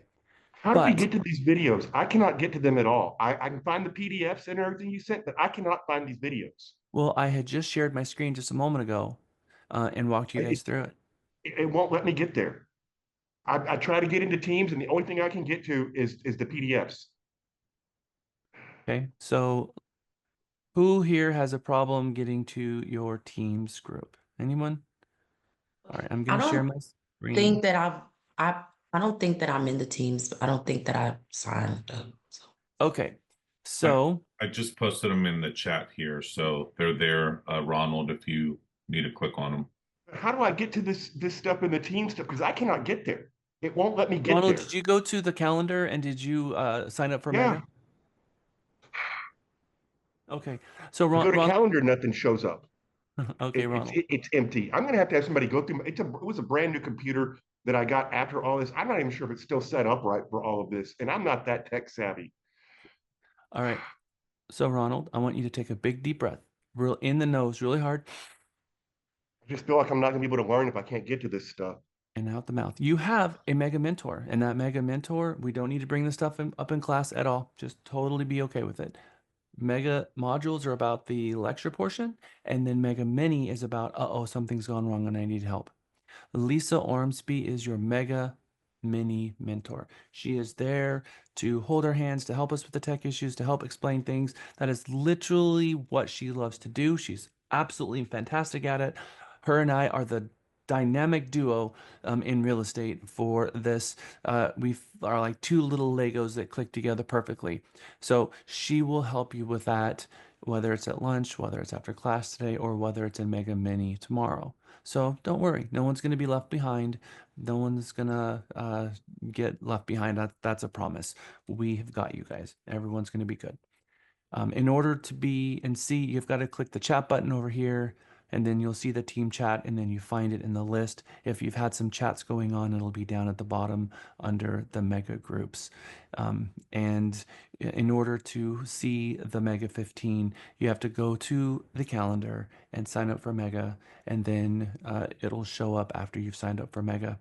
And it could take about an hour or two. So if you signed up for Mega recently, then it might take an hour for that to show up. But it's actually been faster this last couple of years as Microsoft has improved Microsoft Teams.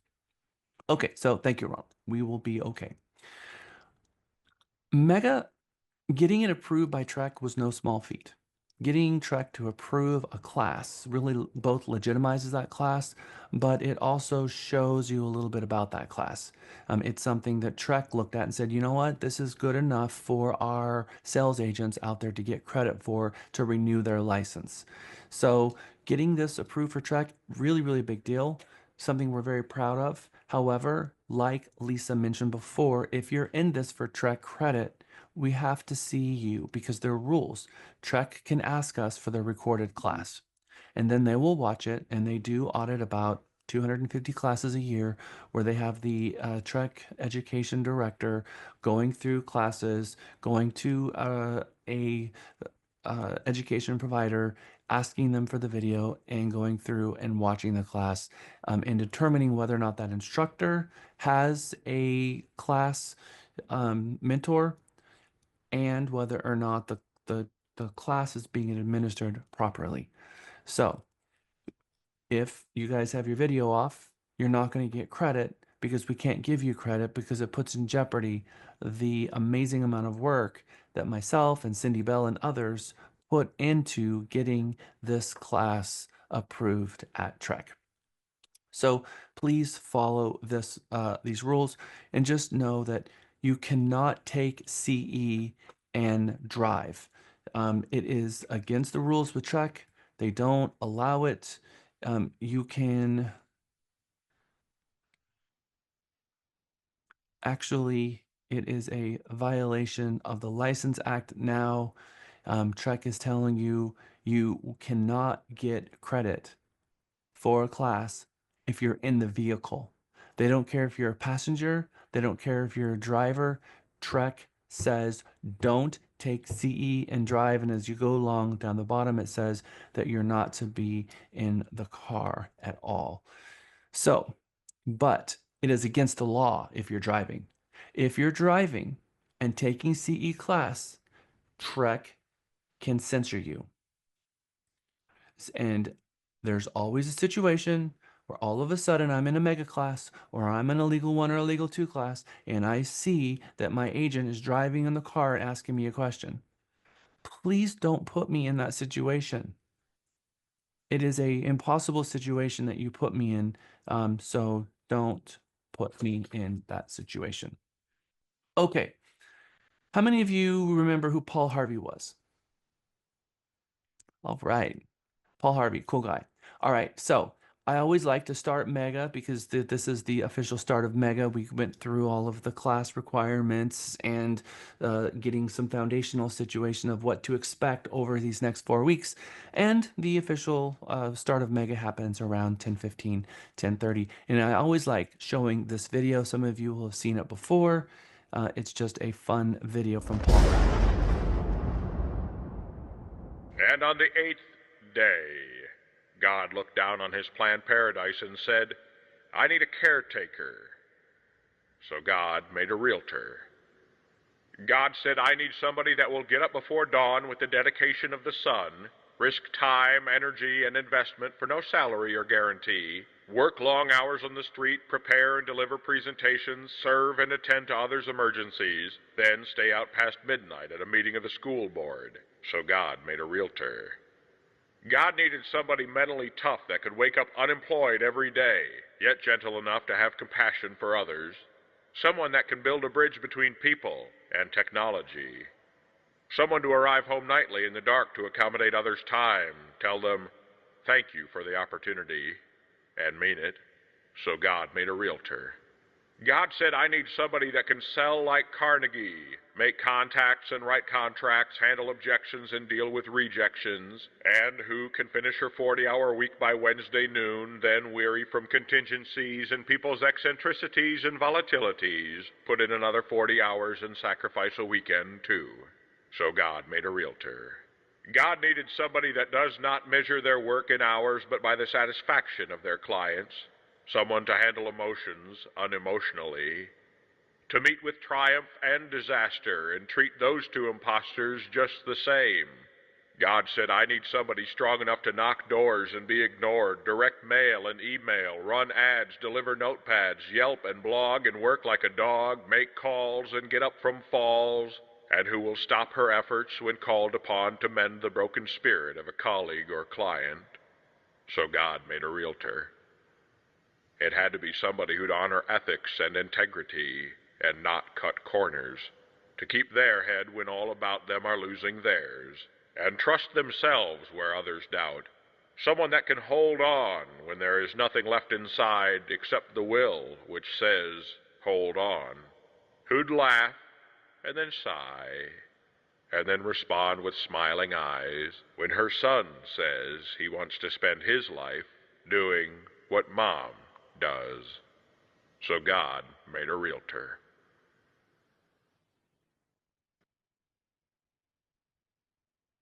Being a real estate agent is living with a servant's heart.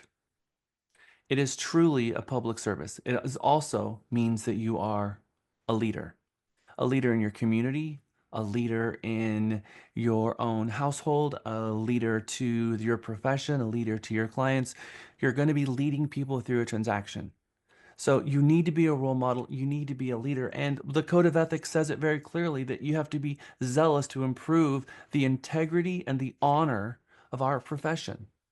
And so those people who have a servant's heart, a servant's mindset, and that go out there and that want to improve the lives of others, and they focus almost uniquely on improving the life of others who are respectful and kind. I can take that and I can package it and I can make a successful real estate agent from that. It is a cookie cutter situation. People like Mary Beth, people like Kim Dale, people like Oksana. If I use those three people, I can see people with a servant's heart. They're invested in their community. They're kind. They care about their clients. And they understand what it is that their real estate is to do. And they get great satisfaction about helping people. And the result of that is a whole lot of checks. That is not why they do it. They do it because they love helping people. That is an incredibly important quality that you have to have. However, those people, when you package them, oftentimes are the people who struggle the most to be a salesperson. Then I have the polar opposite from that. I have people who have a salesperson mindset. They're all good with the numbers. They understand the structure of everything. They've got their worksheets put together. But the mindset is not a servant's heart. And in fact, they kind of think of themselves as an attorney or a professional and they want to be respected. And sometimes they can come off even condescending because sometimes they can feel like that they're better than other people and they want that recognition. Those people usually don't succeed and they want to succeed so badly. But there is a chip, there is a rough edge that needs to be sanded down. I can take any person and help them become an incredibly good salesperson, but they have to be able to be coachable and mendable and pliable. Because if you're not selling at the level that you need to be selling at, you need to be coaching because we can see your blind spots. Michael Potter's been doing this for 20 years. Andrew's been doing this for 28 years, and I've been doing this for 20 years. I can talk to a sales agent for 5 minutes and I can tell you if you're going to be successful just in how you carry yourself, how you frame your sentences, and your outlook on life. That's all I need to know. I can tell you your production without you telling me your production every single time. And so you have to be willing to change because if you're not, You're going to bring the same behavior into mega, the same behavior out of mega, and you're going to see no result from it. However, those people who are coming in here with that servant's heart, they're going to do better because I'm going to break away the glass ceiling for them, which was the fear of asking for the business because they are so much in a sales in a non-salesperson mindset. They're so much in a apron of service mindset that they feel like it's almost disrespectful to even ask for the business. We have to get them over it. So I have to get the people who are just really high yellow personality types. We'll be going over colors in one of the mega modules. And those people who are just really struggle with being so forward as to ask for the business, I have to help push them into being more open about asking for it. And those other people who are really direct and really almost confrontational and almost kind of pushy, and I have to soften them up. So I've got those people who are way over on the left side, and I got the people way over on the right side, and I got to come both into the middle. So being coachable means that you're going to allow us to let you see what we see as the blind spots through love and respect and help you with those things. There are some people who are going to reject it. And people who reject coaching and reject that help, we can't help them because you're not ready to hear it. So if you're here to teach us how to do this business, which a lot of people come into Mega and they've got the attitude they already know it. They just want to show everybody in class how much they know. That is not going to be someone who we're going to be able to really help. And we're going to quickly identify who those people are. And you're welcome to stay, but there are some people that we cannot help because you're not open to it. So I need you to reflect internally and ask yourself the question, am I open to change? And if your answer is yes, we can help you. When a client is standing in front of you, they can read you. They can feel your vibe. They may not be trying to read your vibe, but subconsciously they're learning all kinds of things about you. How you're standing, if you're smiling, what you're wearing, your speech, all of it tells them a story. And maybe they're not looking to filter you on purpose, but they have natural filters that has been a survival instinct of our species for millions of years. And a salesperson is looking to try to figure out how they can take those subtle cues, soften themselves so they're marketable to more people. We're going to be hearing from a human scientist. Her name is Vanessa Van Edwards. She has incredible videos on how to turn someone into a master salesperson based on their sales presence, based on their presence alone. And we're talking about a lady who she has these cute little photos of her as a child. She's wearing plaid shirts. She's got ponytails, a little frumpy, and she's got these huge glasses. And she says, "Look at me. I am a former awkward person. So I am the person who traveled the most into who I am today." And now she's just everything now. I mean, she's smart and brilliant and a scientist and just, I mean, amazing, right? And she teaches TED Talks about how you can better yourself and turning yourself into a better communicator, both with your expressions, your value pitch, your what she calls your elevator pitch. We're going to learn a lot from her and watch a lot of her videos. But we're going to talk about what the consumer is seeing with you because you have to package yourself because you're selling yourself. You're selling the service, and that service comes through the medium that you're delivering your services through, which is your tone of voice and your smile and the package that is you. When I look at the top producers, when I look at the very, very top producers in the awesome market, some are young, some are old. Some are skinny, some are not. Every race imaginable. Some speak English as a first language, some speak Spanish as a first language. There is every variation of human in that group. So we're going to throw objections at ourselves and we're going to say, oh, I'm not going to be successful until I can lose that 20 pounds and I can fit into the clothes that I need to wear. Or people aren't going to take me seriously because I'm too young. People are not going to take me seriously because I'm too old. People are not going to take me seriously because I'm a brand new agent and just got my license yesterday. We always put up these objections for ourselves, but when I go into the Platinum Top 50 group, the one thing that I see is that a top producer, the one thing that they have is mindset. Their mindset is, I've got this. I can do this. And they're kind. One of the things I love about going to the Platinum Top 50 groups is I hear them get on stage and they are so dang humble. And they're making $800,000 a year and they are so humble. That is what has got them to where they are because they've just got a package that is marketable. Now, what are the customers looking for? Subconsciously, they want to know that their agent's skilled. I'm going to break it down into three things: your ability, your commitment, and your ethics.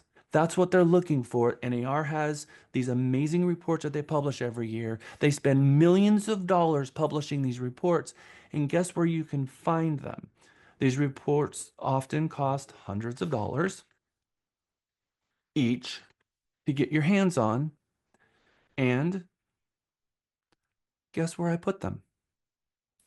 I put them right here on your website, and all you can see is the consumer reports, the annual reports and guides, and here they all are.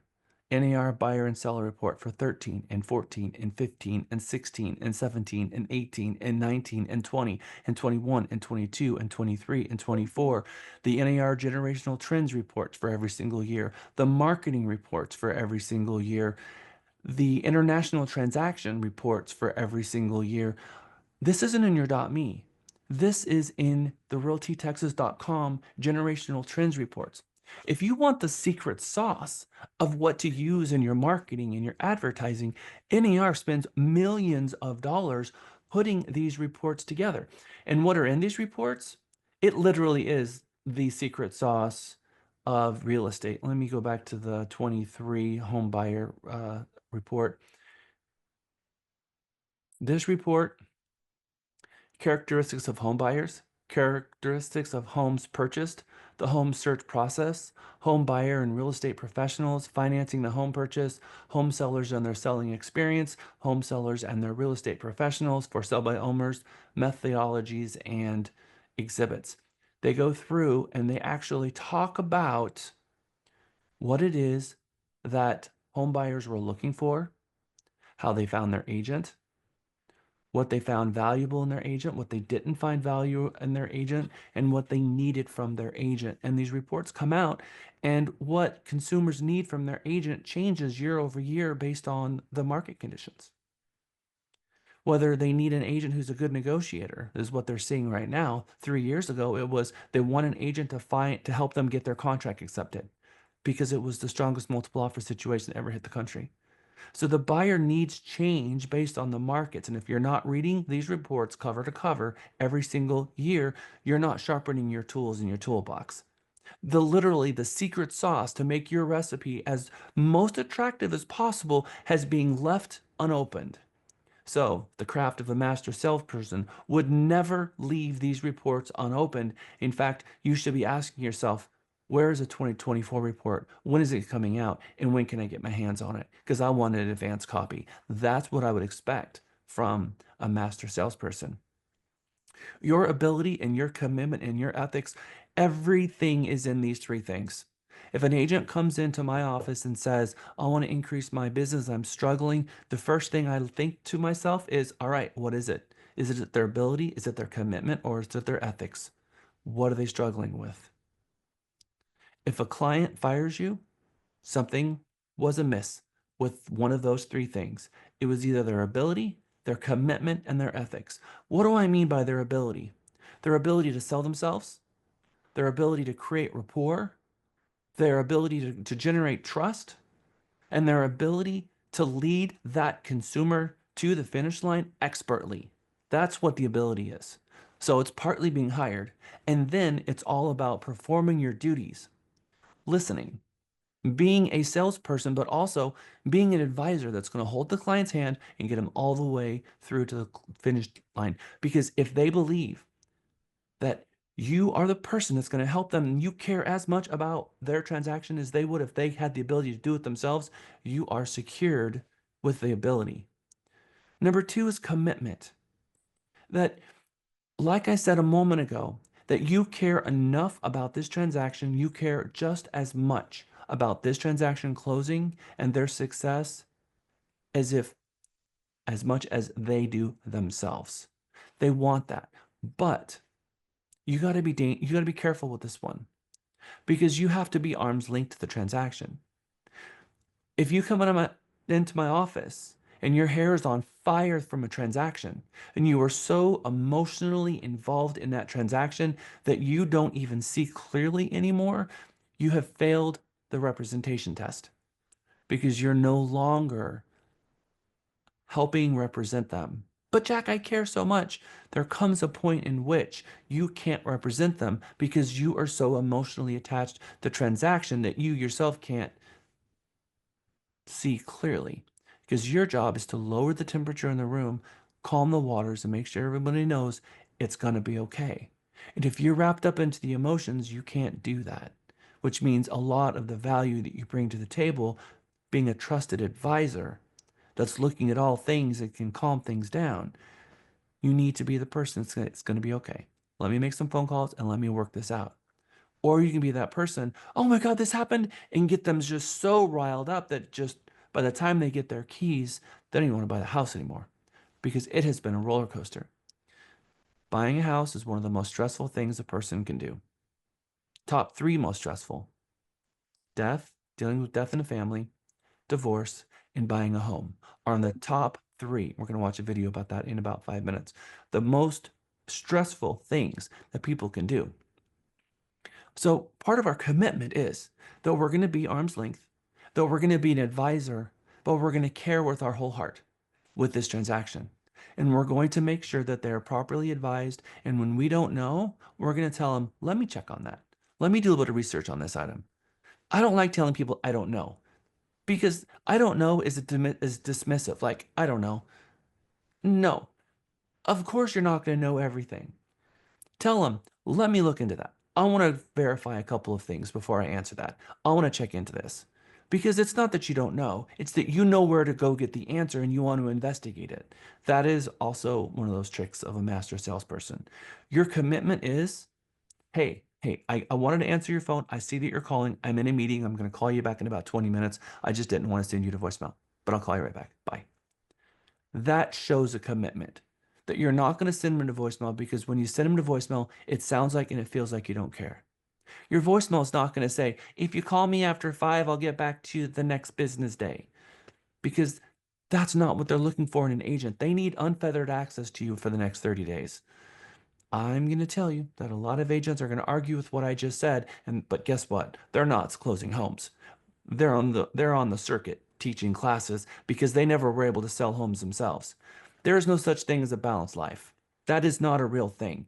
There is a couple of books, Leader Shift book I'm going to highly recommend that you read, and that talks about putting yourself into your craft, weaving your craft into your life, because it's a lifestyle. If you're going to be at this level, if you're a CEO, it's a lifestyle. If you're a real estate agent, it's a lifestyle. That's not to say that you can't unplug. And unplugging is, hey, I'm going to be out this weekend. I'm not going to be available. I'm just letting you know that now. I've got my manager who's standing on call if you need anything, but I'll be back Monday morning. That is okay, but not you're working and we're just going to get back to them later.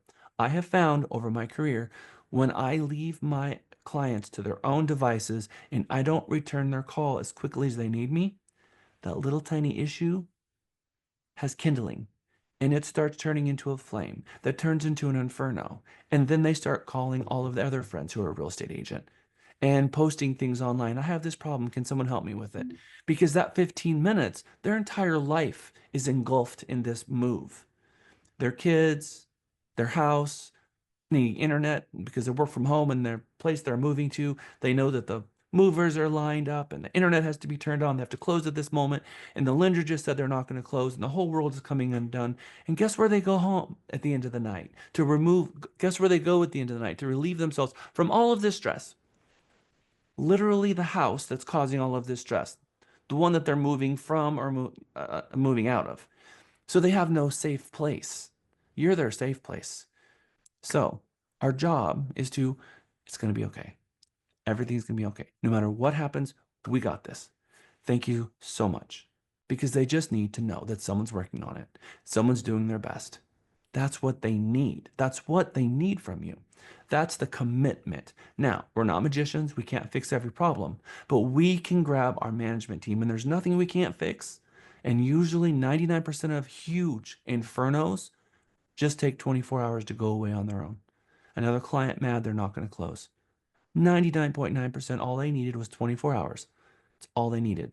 Look, I've got this. Let me make some calls. We'll figure this out. Thank you. The next morning, it was worked out. But you could have spent 4 hours with them that night just making it worse and worse and worse. So answer the phone, calm them down. That you need to prove their commitment. You can have all the ability in the world. You can have all the ethics in the world. And if there's an issue with the commitment and you don't answer the phone and they don't feel like you're there for them, you're fired. No different than you've got all the commitment in the world and you have all the ethics, but you keep giving them stuff that doesn't make sense. You can't explain things in a way that makes them understand. You're probably going to get fired. Now let's talk about ethics. Ethics is putting them first. Ethics is them feeling like that you're trying to help them buy versus trying to sell them on a home. You're inside of a house. No, this one's great for you. What are you talking about? Oh, yeah, you just replace the floors and this will be perfect. Trying to push them into buying a home. That's not going to work out well for you. I have a lender once. We were at a event and was telling me how you have to sell the house, and he was teaching my agents that. And I told him right in person in front of everyone else, we don't sell people houses, we help them buy. And he said, well, that's not a really good thing to teach your agents. And I said, our agents are successful because our clients know that we have their back. No one wants to be sold a home. In fact, people spend a lifetime dreaming of buying a home, not about dreaming about a lifetime to hire a real estate agent. That's not what this is about. So, yes, we can, do you guys love this home? Yeah, I don't like the carpet. Okay, well, maybe we can ask the seller to swap out the carpets if that's something important to you. That's a different situation. But trying to push someone in to buy a home, they're not going to want to work with you anymore. They're not going to want to work with you at all.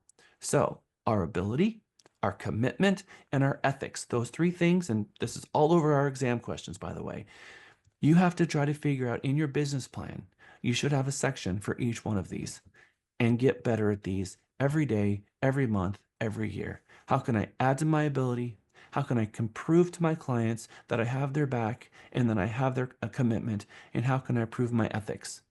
Number one way to improve your ethics, know what it says in the Code of Ethics, know what the rules are in our License Act, and read the Landlord and Tenant Guide inside and out, know your contract inside and out, because a lot of your ability is also foundational in the ethics and knowing this business.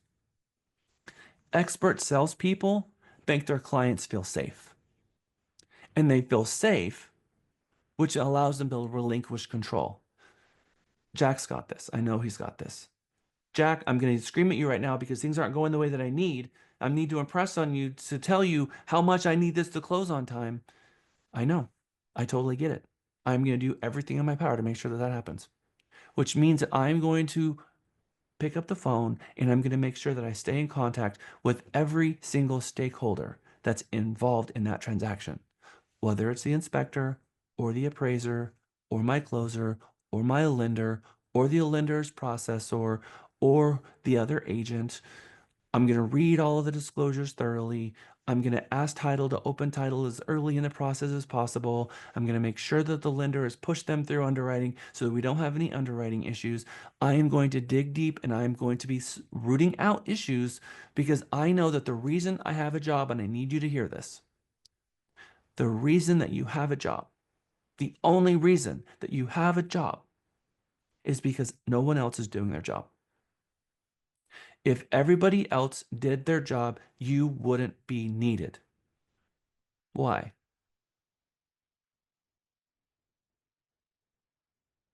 I want to hear engagement on this. Why is that? Is it because as an agent, you're keeping people on track? You're the glue that is holding the transaction together. And no one else cares. They're just a file. Title company's got 100 files on their desk. Lender's got 100 files on their desk, and all they're doing is rotating files and rotating files. We are the orchestra of the symphony, and the lender is just one of the symphony. They're just one of the small players. And in every transaction, there's something going to go wrong.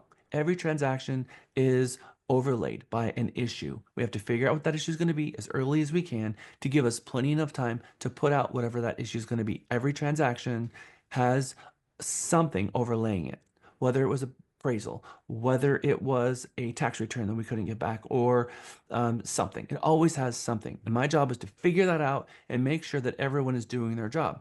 It's the reason why Zillow and Homes.com and CoStar, which is taking over the world, by the way, has not automated us out. Zillow tried to automate us. Well, being a real estate agent can't be that hard. Let's just create some tech and figure out how the buyer can just have a whole bunch of fields that they can fill in and automatically auto buy a home. And they failed miserably because they don't have what we have, which is the ability to stay in contact with every single issue and root it out and care so much about the transaction, which is why the numbers are so high. If this was a $10 an hour job, no one would care, and the 99% of transactions would fall apart because the emotions are high with the clients. There's a lot riding on the line. They're paying us handsomely to be their trusted advisor and make sure that everything turns out okay. Your ability, your commitment, your ethics, when they feel safe with you, they relinquish control. And when they relinquish control, it lets you do your job better. Now, that doesn't mean that you're going to make decisions for them. Okay, well, they're giving me control. I'm just going to do everything and show up at the closing table and show what a good job I did. No. What I mean by relinquish control is that you're going to advise them and you're going to give them the options and recommend which option is the best for them based on the situation, but you've given them options and they're like, whatever you think is the right thing, Jack. That's what I hear 99% of my clients because they know I've got their back, that they trust my ability, and that they know that no one is going to have the level of ethics that I have. And there are several people in this class today that I know that are top producers like me that have those same three things down pat. And their clients just defer to our best judgment because they trust us.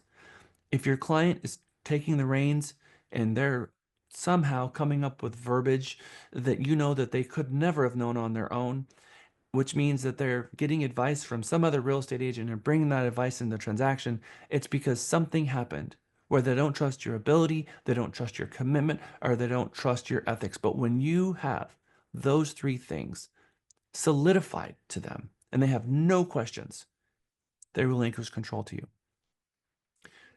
That is where a top producer will find themselves with their clients. And guess what? The package where we started this conversation with Vanessa Van Edwards and your value proposition and all of that coming together, that package, people can determine that, all of that, your ability, your commitment, your ethics. Just like an agent can come into my office and I can see it almost immediately. They can see it on you in an open house in 15 seconds. You're either going to impress the heck out of them or you're going to stack up with the other 1.5 million real estate agents and it's Most consumers hire the first agent they come across. 90%. 90% of consumers who are not already somehow in a relationship with a realtor professionally, they pick the first person they come across. So at that point, all you can do is kind of mess it up.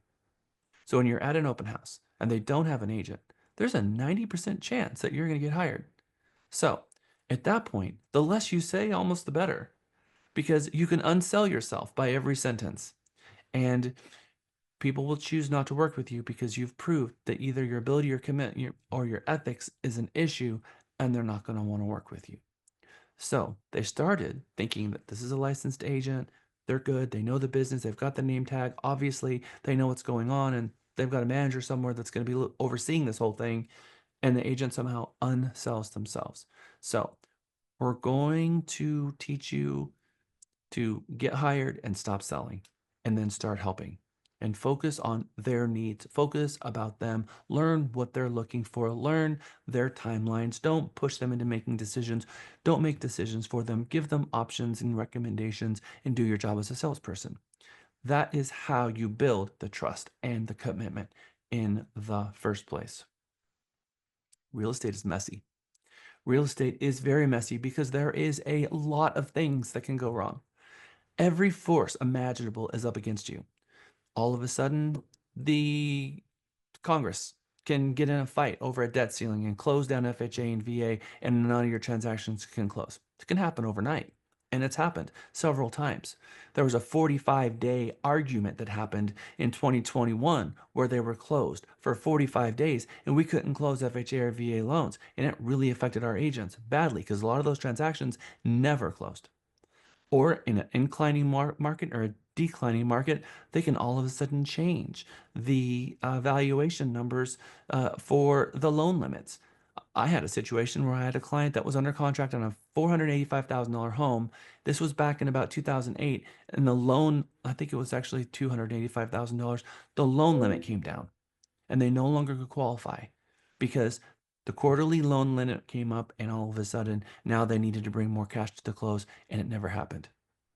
You could have a client under contract on a property and everything is good, but they never locked their rate. All of a sudden, rates go from 3.5 to 4.5. Boom. They're no longer able to buy that home because they didn't lock their rate. A tornado can come through town, lift up the home, and it's gone. A seller can pass away in the middle of a transaction. Now the home is dealing with an estate issue. Many forces are working against you as a real estate agent, just about all of them. And our job is to do what we can with what we're handed, try to make sense of it, organize it, and come out the other side with no matter what happens, we're going to figure it out. Okay, so a test question. And when you see this purple stuff popping up on the screen, you know it's a test question. The law of business and in real estate, you have to do more than what it takes. If you're just doing enough to get by, you're not going to make it. You got to do more, which means you got to be researching and you got to be thinking and you got to be strategizing and you have to have open communication with every transaction. Some of you are old enough where you know what a George Foreman grill is. He had commercials running on TV, in fact, infomercials, for a good part of a decade. And his whole motto was set it and forget it, meaning you put your food in there, click a button, and then you just walk away from it. And when it dings, it's completely done cooking. That's not real estate. You don't put a contract and throw it to the title company and push the button and come back in 30 days and it's closed and it's all ready for you to get paid. That's not how this works. This is not a George Foreman grill. Every single step of the way, you have to be looking and strategizing and calling and researching and verifying every piece of information because that's what we're getting paid for, is someone to make sure that nothing gets missed. We're the conductor of the orchestra, which means that we have to be making sure that everyone there is doing their job. And when we find out who it is that doesn't seem to care, we need to be calling them even more often, which means everyone who touches your file needs to get a call at least once a week. Now, those are all administrative tasks. We're going to talk about how much hours of administrative duties you have to put in and compensate for prospecting. For every hour of administrative tasks, you need 2 hours of prospecting. There's a matrix involved in that. When we get back from our break, we're going to talk about what it is to be a salesperson, why that you got into this business in the first place, and how much money do you want to make in 2025. It is 11:07. We're going to come back on break at 11:17. I'll see you back in 10 minutes. Welcome back. Who'd have thought they'd need Jack here where we need Jack here where we need. Welcome back. Welcome back. Welcome back. Welcome back. Welcome back from our second break. I'm going to share an email that I just received from one of our agents. When I get stuff like this, I always like to share it. Our realtytexas.me has a massive number of ways to communicate with your spheres automatically. In our .me, if you go to your social folder and you click the blast button on any of your social posts, did you know that you could blast out an email to everybody that's in your CRM just by clicking one button? Did you know that you have that feature available to you? A lot of agents don't. And I know that you guys do it because Oftentimes, I end up getting an e-sign envelope for you when you onboard. And so when agents send these out, I'm in their database and I get a message. And there's about 6 out of our 350 agents that are using this on a regular basis. So I'm going to take a moment. I'm going to share my screen and I'm going to take you to the .me and I'm going to show you really quick just how easy and painless it is to do this on your own.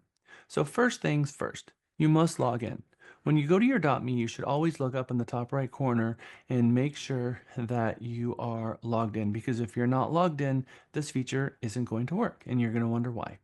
So I'm going to close my message of the day, move out of this. I'm going to scroll to the bottom until I get into all of our social settings, and you find the post that you want to ship out. Now, we have your all new posts. What is in this all new post section is our January content calendar. And so what Julio did was went down to the New Year posts. So go into New Year, click this, found the 2025 New Year post. And when you click the plus button, you see a blast feature here. You click the blast feature and you get to pick what client you want to send it to. There's a select all button here, so you can select all and send it to everyone. You can type in a subject, an email header, and a body. So you're going to type in these 3 things, and then you click the send button, and every single one of your clients will have it. And what does it look like? Well, it looks like this. The email that I just showed you has the post here and a message that he can send. It's got the information about brokerage services, a consumer notice, and it sends them a nice email. Just one of the many ways that you can touch your clients and it be pushed out to every single person in just a few keystrokes. You do that once a week, you're staying top of mind, and you're leveraging the tech that you have that costs you absolutely nothing. We have these email blasts. You can email out, you can blast out a blog post, you can blast out a listing. You can go to Realty Texas Cesium and blast out a listing to someone if you want. You can go into your MLS Plus and blast out a listing to someone if you'd like. You can even blast these things out via text message now and blast out an entire text message to your entire spheres, like Merry Christmas or Happy Holidays or whatever it is you're going to be. So these things are very, very useful, and I think they're being underutilized. We teach you guys how to use these things in both your orientation day and also on your Tech Tuesday. So if you're not in the habit of coming to Tech Tuesday and asking questions or being part of that, you're probably not taking into good use all of these tools that we give you for automatically sending out text messages to 500, 1,000, 1,500 people. And you don't pay for these text messages. The company is paying for the text messages and the email delivery. And so just know that these things are there and learn how to leverage those in your business. So let's talk about a salesperson, the qualities of a good salesperson, and some of the qualities of a salesperson that we need to shave or sand off some of the rough edges.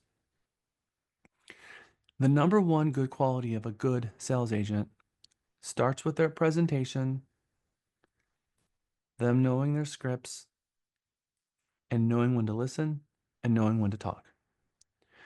Clients want to be heard. They want to be able to share what it is they're looking for. So listen to them. Ask them questions about what they're looking for, what they find valuable in a home, what's their must-haves, and you're trying to, in your mind, build a criteria for them for the MLS, the number of stories, the area of town, the uppermost price limit. We're going to talk more about this later. But again, this entire day today is more about mindset. It's more about getting you to understand and truly believe how much opportunity there is, and that there's absolutely nothing stopping you, no matter what you think it is. There's nothing stopping you. And we're going to give you a license to get in the driver's seat of your business and push the accelerator, because that's all you need to do is get in the driver's seat, push the start button, and push down the accelerator. It's all about your mindset. And let's figure out what mind blocks or what roadblocks that you have in the way of doing that. We talked about this earlier, but the slide one here is someone that says, hey, I want to get my real estate license. In fact, all I got to do is get my real estate license and close one house a month, and that'll be $30,000. I'll make $360,000 a year. It's super easy. I can work part-time, take care of the kids, and I'll have so much quality of life. And they're picturing themselves on a beach in Hawaii half the time. So they're all excited. They're fully invested in doing this. Then they get their real estate license. And now they're really excited, but they're also like, uh-oh, now what? Now I've got this real estate license in my hand. Now I'm expecting the phone to ring. Any moment, it's going to be that first buyer that's going to be calling me looking for a $6 million property. And day two, they're wondering why the phone hasn't rang yet. They know that's because I haven't gotten business cards. That's the reason that I haven't been successful yet. So they order business cards. And I think, well, I guess I need signs. I guess I got to do an open house. Then I'm going to do an open house and I'm getting my first $6 million buyer. So they do an open house. Nobody comes. They didn't know what to say. Maybe a couple people came in and they're like, I'll talk to the next person that comes in, because they're still trying to build up their confidence to actually have a conversation with the person that came inside. So people came in and then they left. And then slide number 3 is, I'm doing all these things, but nothing's working yet. Where's all these $30,000 paychecks? They're not here yet. And then the bill starts piling up and the pressure, and you start questioning yourself. Why isn't this working? I don't understand. The pressures of the family, because everyone took a chance on you to getting your license because it's not a paycheck. There's no insurance. There's no medical benefits. There's none of these things. And everybody in the world is counting on you. And why isn't it working? And you're starting to feel the pressure. You're starting to feel that stress. I don't have consistent income.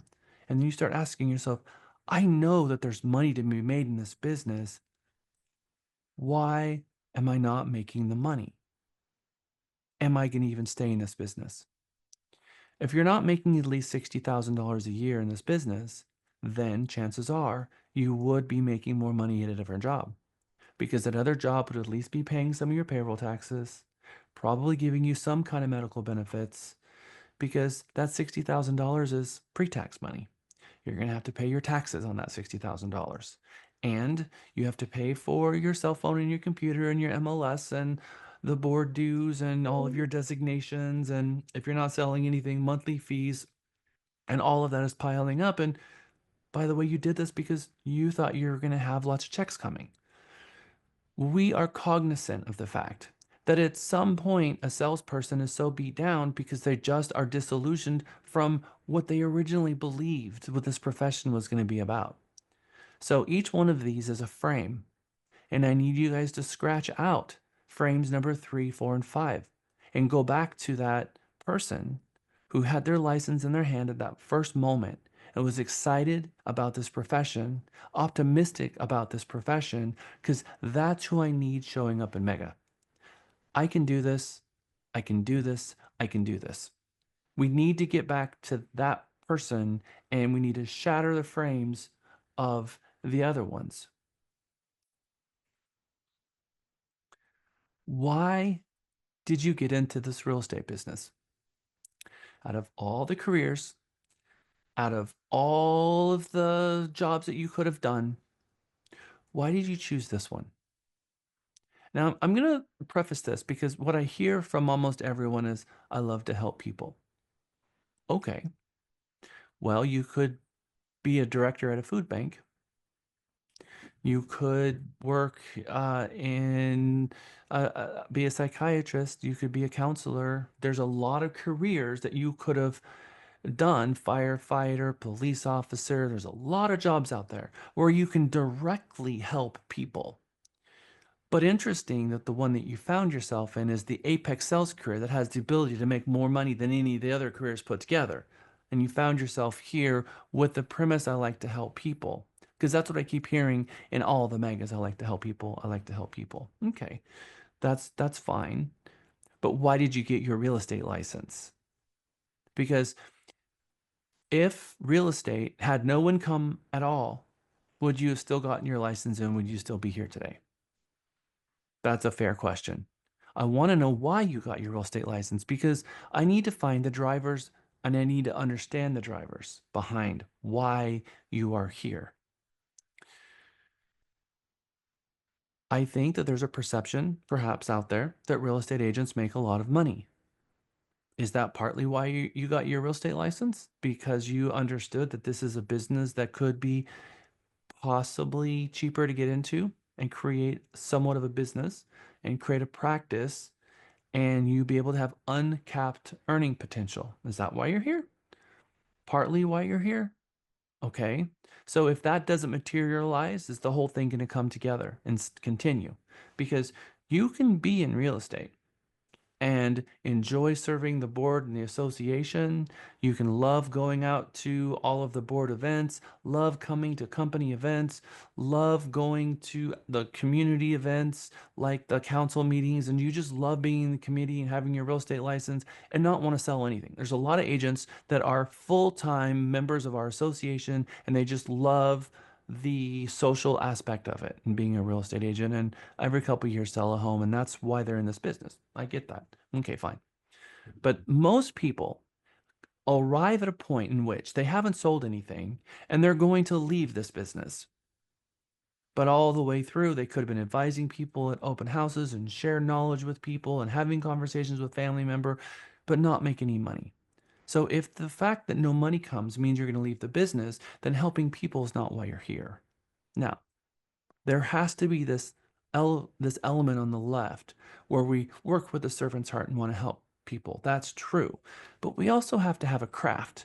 We have to have a position in life where we can give back and work and have a skill and get that what we need from working. It's just part of what we need as humanity. We need a craft. It's important to us know why. What I'm going to do is I'm going to put you in your first breakout session. I'm going to put you in there for 8 minutes. And I would like you guys to discuss why you got your license. Why did you get your license? And be candid. And in each one of your groups, I would like you to pick a group breakout session captain.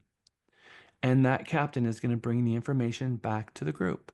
And I would like that captain to share a synopsis of why, and it's generational wealth, uncapped earning potential, something to do in retirement, the Cliff Notes version of each one. And let's bring that back to the group. Breakout sessions are being created now. I'm going to put you in groups, 6 groups, which means you're going to have 8 people in every single group. I'm going to create 7 groups. All right, you're going to be in there for 8 minutes. Give everybody an opportunity to talk. Your first breakout session, you're going to have to immediately say, who wants to be captain? I'll be captain, or just figure that out. Negotiate that. Figure out who's going to be the group captain, because out the gate, someone needs to be taking notes because they're going to come back and share with the group. So please don't come back to group and say, oh, we forgot. Because the first thing you're supposed to do is pick the spokesperson for your group. And the spokesperson that does a really good job with this, everybody in their group is going to get a gift certificate. I'll see you back in 8 minutes. Time flies. 8 minutes goes by in a blink. It went by so fast. All right, we're gonna have Yeah, many people more are still breakout talking, groups count it today. down. I'm gonna always kind of filter these back through and reshuffle, so you're gonna get a chance to build some relationships with all of your mega students. Lots and lots of breakout sessions. This was our first one. Group 1. Who was our group breakout session for Group 1? Ronald, Pamela, Mohammed, Michael, Katie. That would be us. Yeah. Okay, Ronald, Ronald. Pamela, Eric, Mohammed, China, and Michael. We actually were having a pretty good discussion. A lot of what everybody settled on is flexibility with your work schedule. Everybody, that's one thing that everybody had in common, that we mentioned, was flexibility with your work schedule. Nobody wanted to be tied down.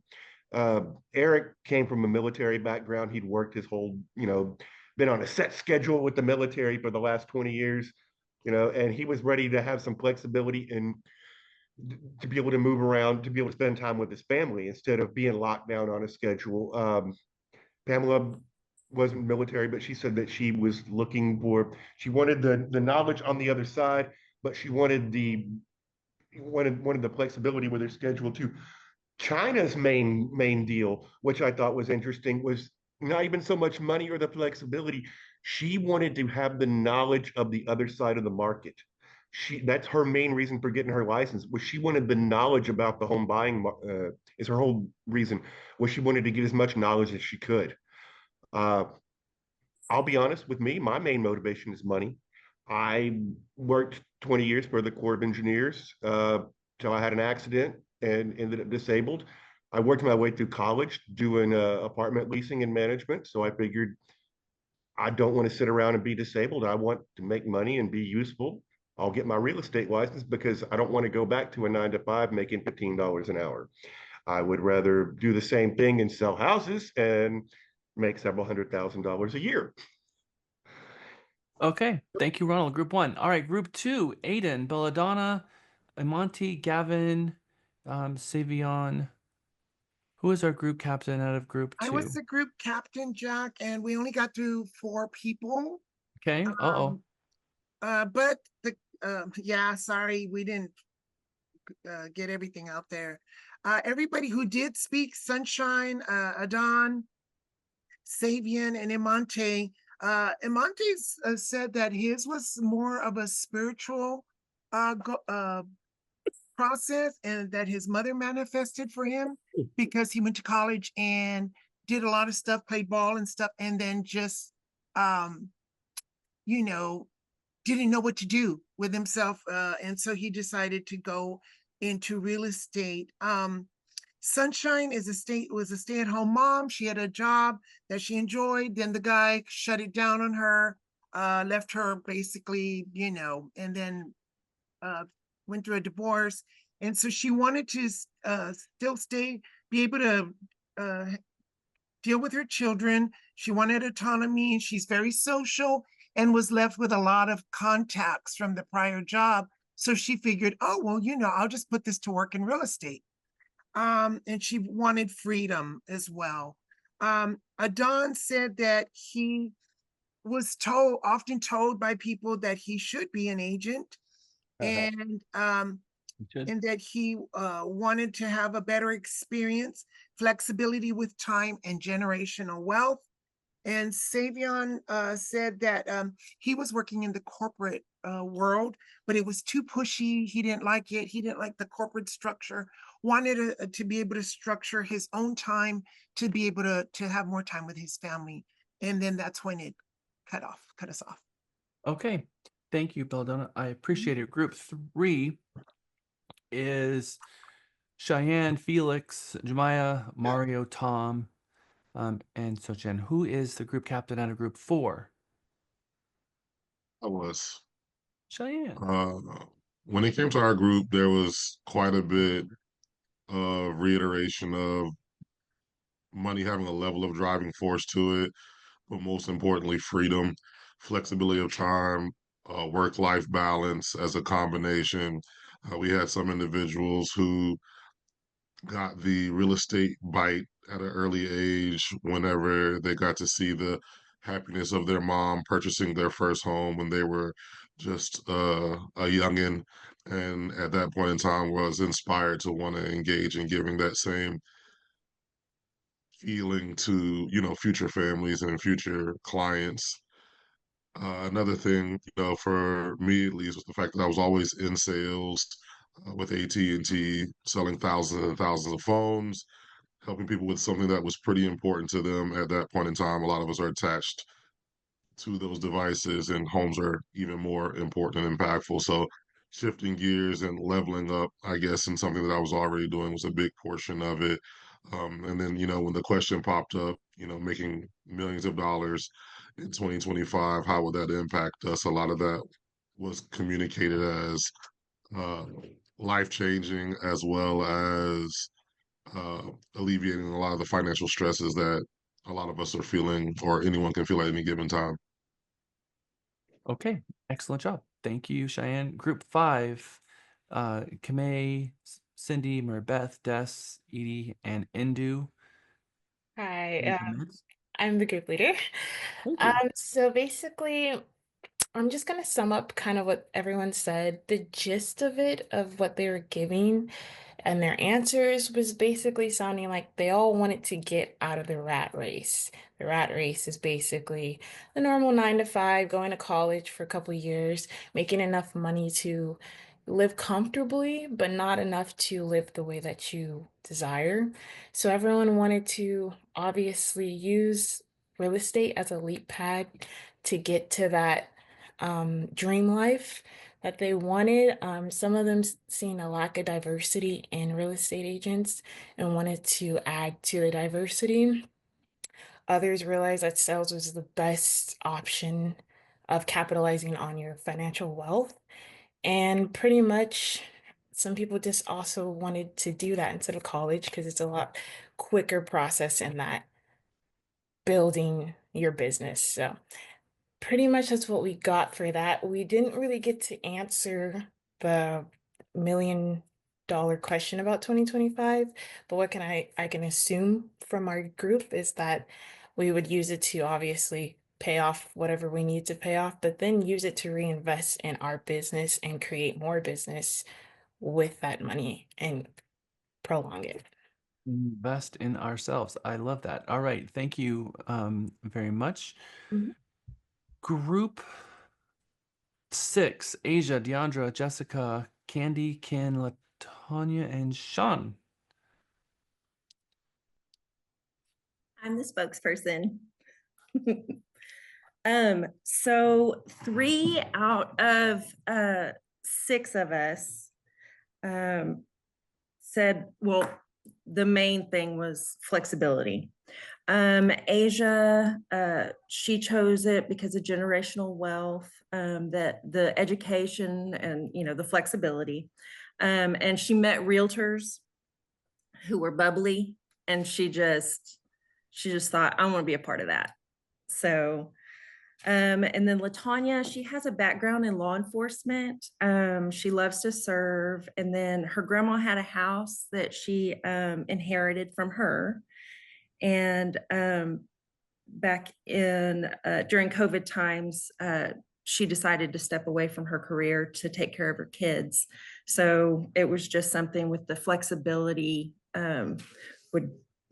was best for her. Sean has been doing this for 8 years. He was at a nonprofit, and he enjoyed serving others, but he needed a long-term plan for his retirement.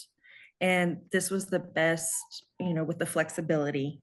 And then Jessica was marketing commercial real estate, and she wanted to further her career. And the gentleman that she was working for at that time had decided to go a different direction anyway. So it was just the perfect time for her.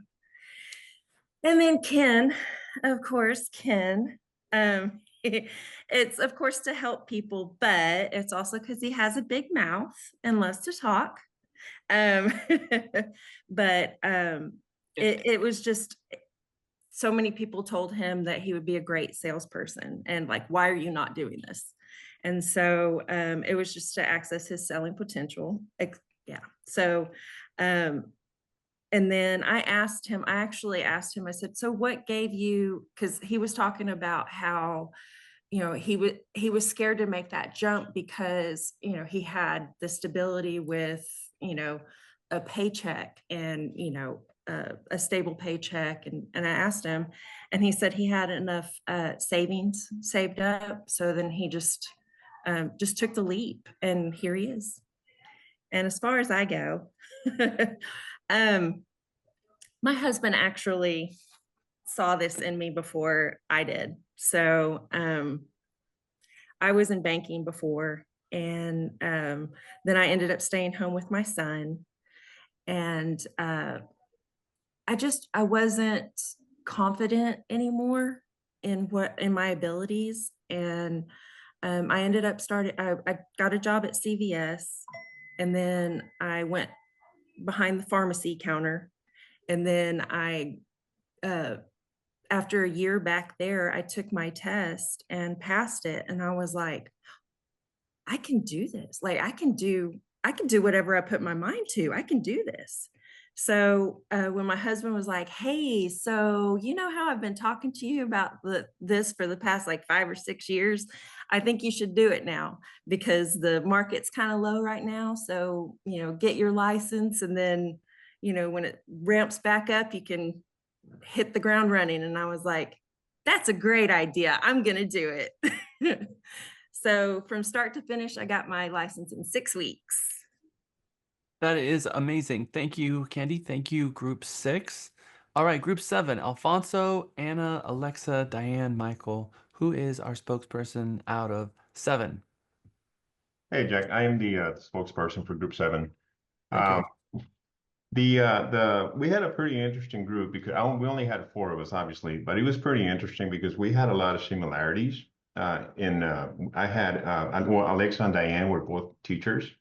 At one point in time, I was a golf instructor, so I kind of felt like a teacher as well.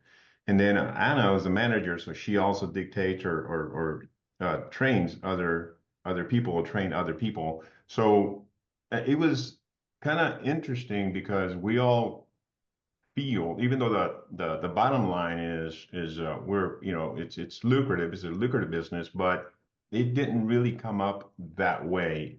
What came out of this was this is education for not only for ourselves, but we can educate our clients. Not only are we educating them, but we're also learning the business. Anna mentioned that she was a lot into detail, and she specified the legal aspect of the contracts, and that she really liked that. And another thing that came, of course, was the flexibility of the job. The possibilities are there. One of the comments that I made was, I've been working as a systems analyst now for the Austin Police Department, and everything is so structured. In that business, we don't really have the opportunity or the option to be imaginative with how we do things. I'm a computer programmer as well, and I know that you can create a program doing differently, using different codes, different approaches. And one of the things that the 4 of us agreed on was, hey, you know, we can actually use our imagination and talk to our clients and achieve a goal.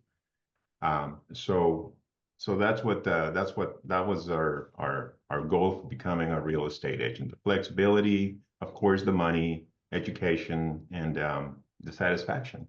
We did not get to answer the last question that came out with $1 million one, but I'm going to assume that, I mean, we would take care of our financial responsibilities, but I think we would still be in the business because of the other aspects that I mentioned, the education, flexibility. Thank you, Alfonso. Thank you, Group 7. Okay. So I heard 3 believed in myself, 4 Already 8. flexibility, 5 freedom, 2 money. 2 of you said you got pushed into it. 1 of you said wanted to leave the rat race. 1 person because you were already in sales and loved sales. 1 of you said service, and 1 of you said that you wanted, you found the idea of a trade attractive because you can get into the business quicker. All right. So Okay. someone has an open mic, and I usually have. Take you to the Robert Library if you wanted to go over there. Okay. It's Justinia. Yep. You can mark. I'm not. I just hit mute also. Sorry, Michael. I muted you along because I clicked the mute all button.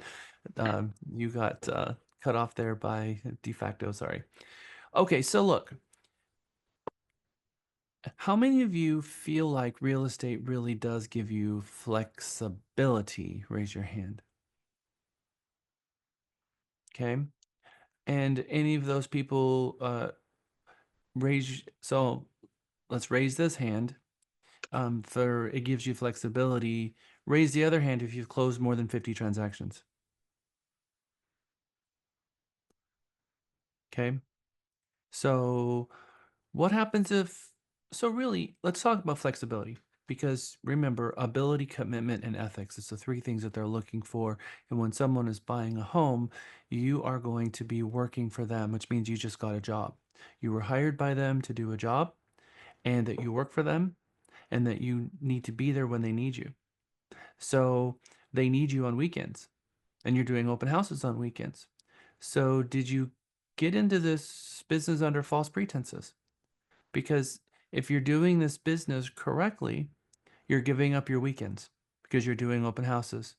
You're giving up your evenings because when your client's off work and had 3 glasses of wine is when they need to talk to you. And then now you need to be the psychiatrist and the counselor from 6 o'clock to 7:30 because you need to deal with all of their whims because you are a salesperson. You need to hit a home run with them because you need to get all the referrals from them. So the question is, just how much flexibility do you really get as a real estate agent when you have 5, 6, 7, 8 different clients that you're working at the same time? Now, that's not to say that we can't get great satisfaction about serving our clients, because I do. I love it when I impress people and people are like, wow, Jack, I don't know how you're able to do all of this. I get great satisfaction out of helping people because I know that I care more than anybody else is going to care. And I get satisfaction out of that.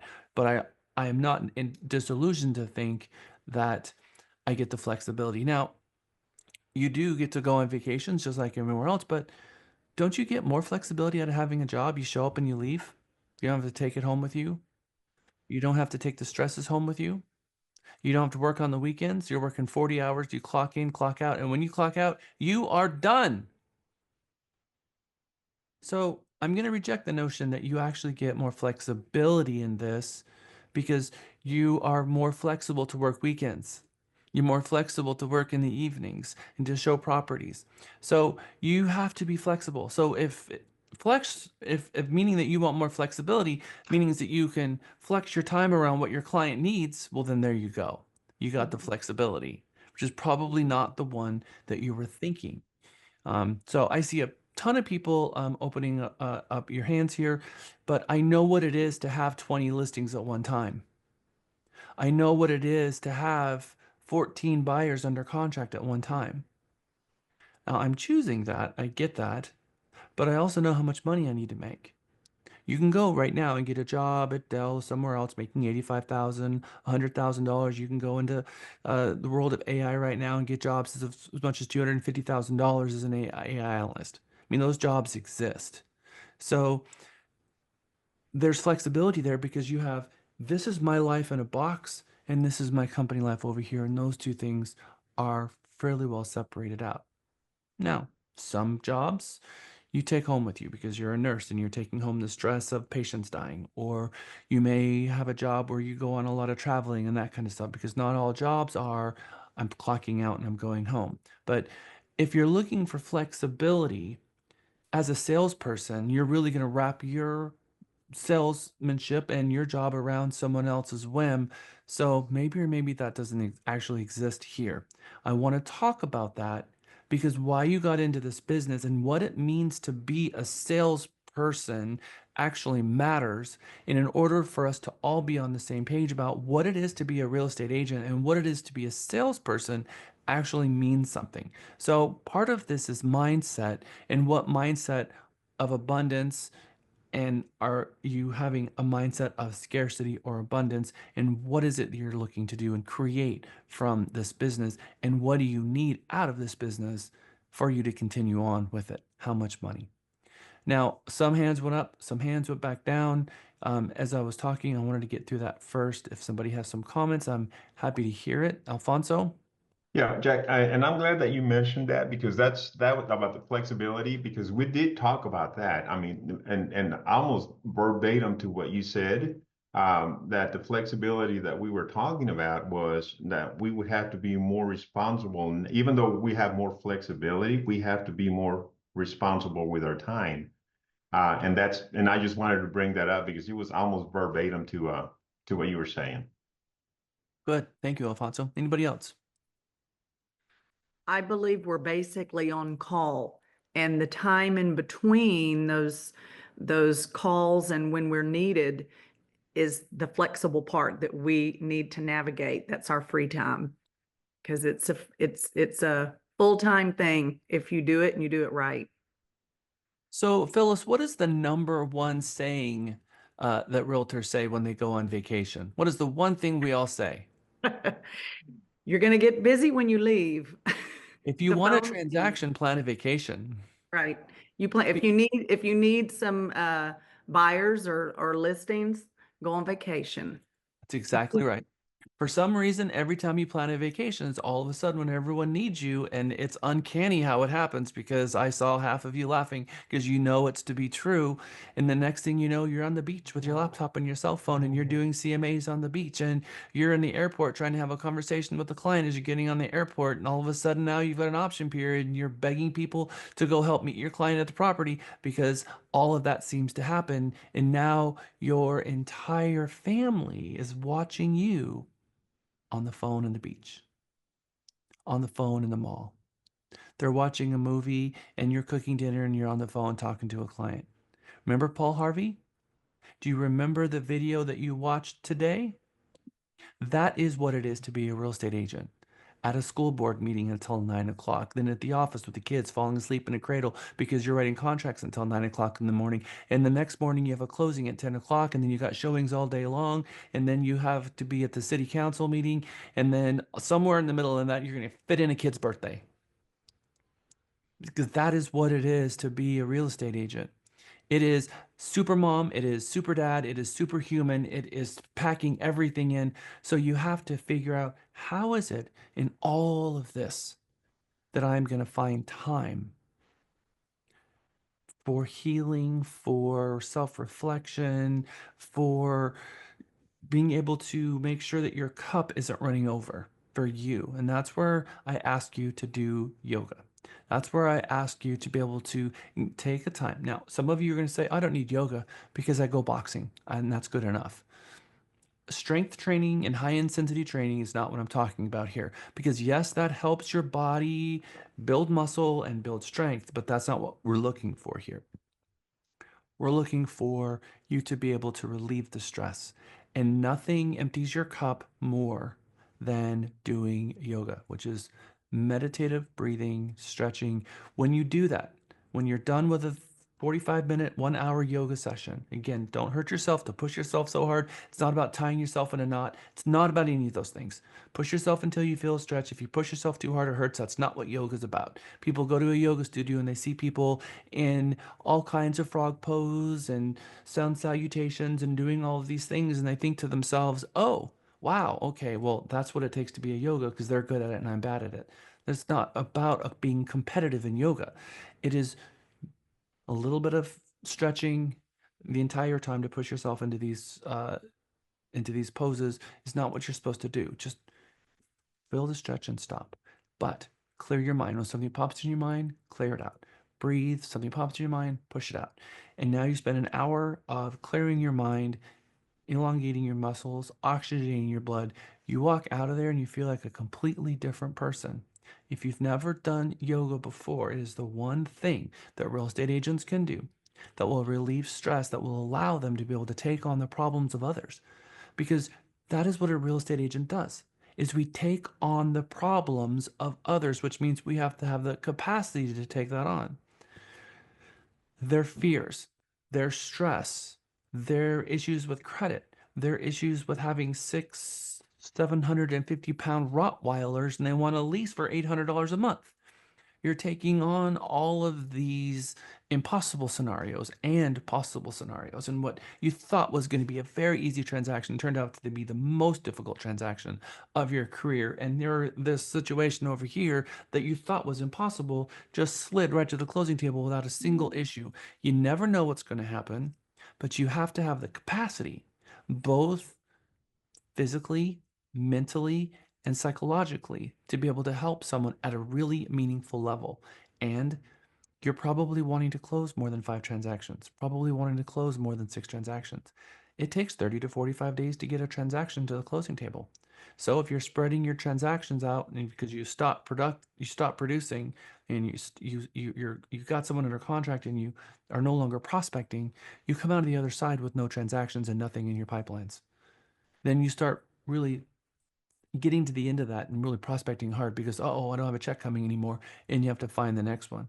And if you operate your business that way, with every single time you close a transaction, you don't have one to replace it, then it feels every single time like, oh no, I don't know where my check is coming from again. What happens if a check never comes again? What happens if this is it? I'm not going to make it anymore. And it's fear. And now you create a cyclical cycle of feast and famine. And you realize at some point that I want this to stop because if I fill my pipelines and I always have a transaction, 2 or 3 built up into my pipelines, then you know that there's constant money coming. That stress is relieved. And now you can flatline all the anxiety that you have about your own income. And you can focus now more about what is enjoyment about this career because there's a lot to love about this career. But where your next transaction is going to come from is not what people love about this career. In fact, it's the one thing that pushed people out of this career. And that's a test question. The number one reason agents fail in this business is the uncertainty of where their checks are going to come from. It's the number one reason that people fail in this business. This business has a 95% washout rate. 5% of real estate agents stay in the business because they got in it because of flexibility. They got in it because of the money. And then they realize that you're really dealing with crazy people all the time because you're getting them at the worst. They're getting at the most stressed out they can possibly be. So then we have to be prepared for that and understand what it is that we actually signed up for. You know, if you're working midnight shifts as a police officer at Riverwalk in San Antonio, you kind of know what you're signing up for, right? You're going to be dealing with drunk people every night for the rest of your career. As a real estate agent, you have to understand what you've signed up for is people at the most stressed out point of their life, moving. And if you're not understanding or cognizant of that, and you think, oh, well, okay, I got into this because it was going to be fun. Let's think about wedding planners for a moment. Wedding planners might think, oh, I love weddings and I love flowers and I'm going to be such a great wedding person. Well, guess what happens? You're dealing with people at the most stressed out time of their lives and they're going to lose their mind over every little thing. And so you're dealing with people in a very stressed out situation. So healthcare, people are stressed. Law enforcement, people are stressed.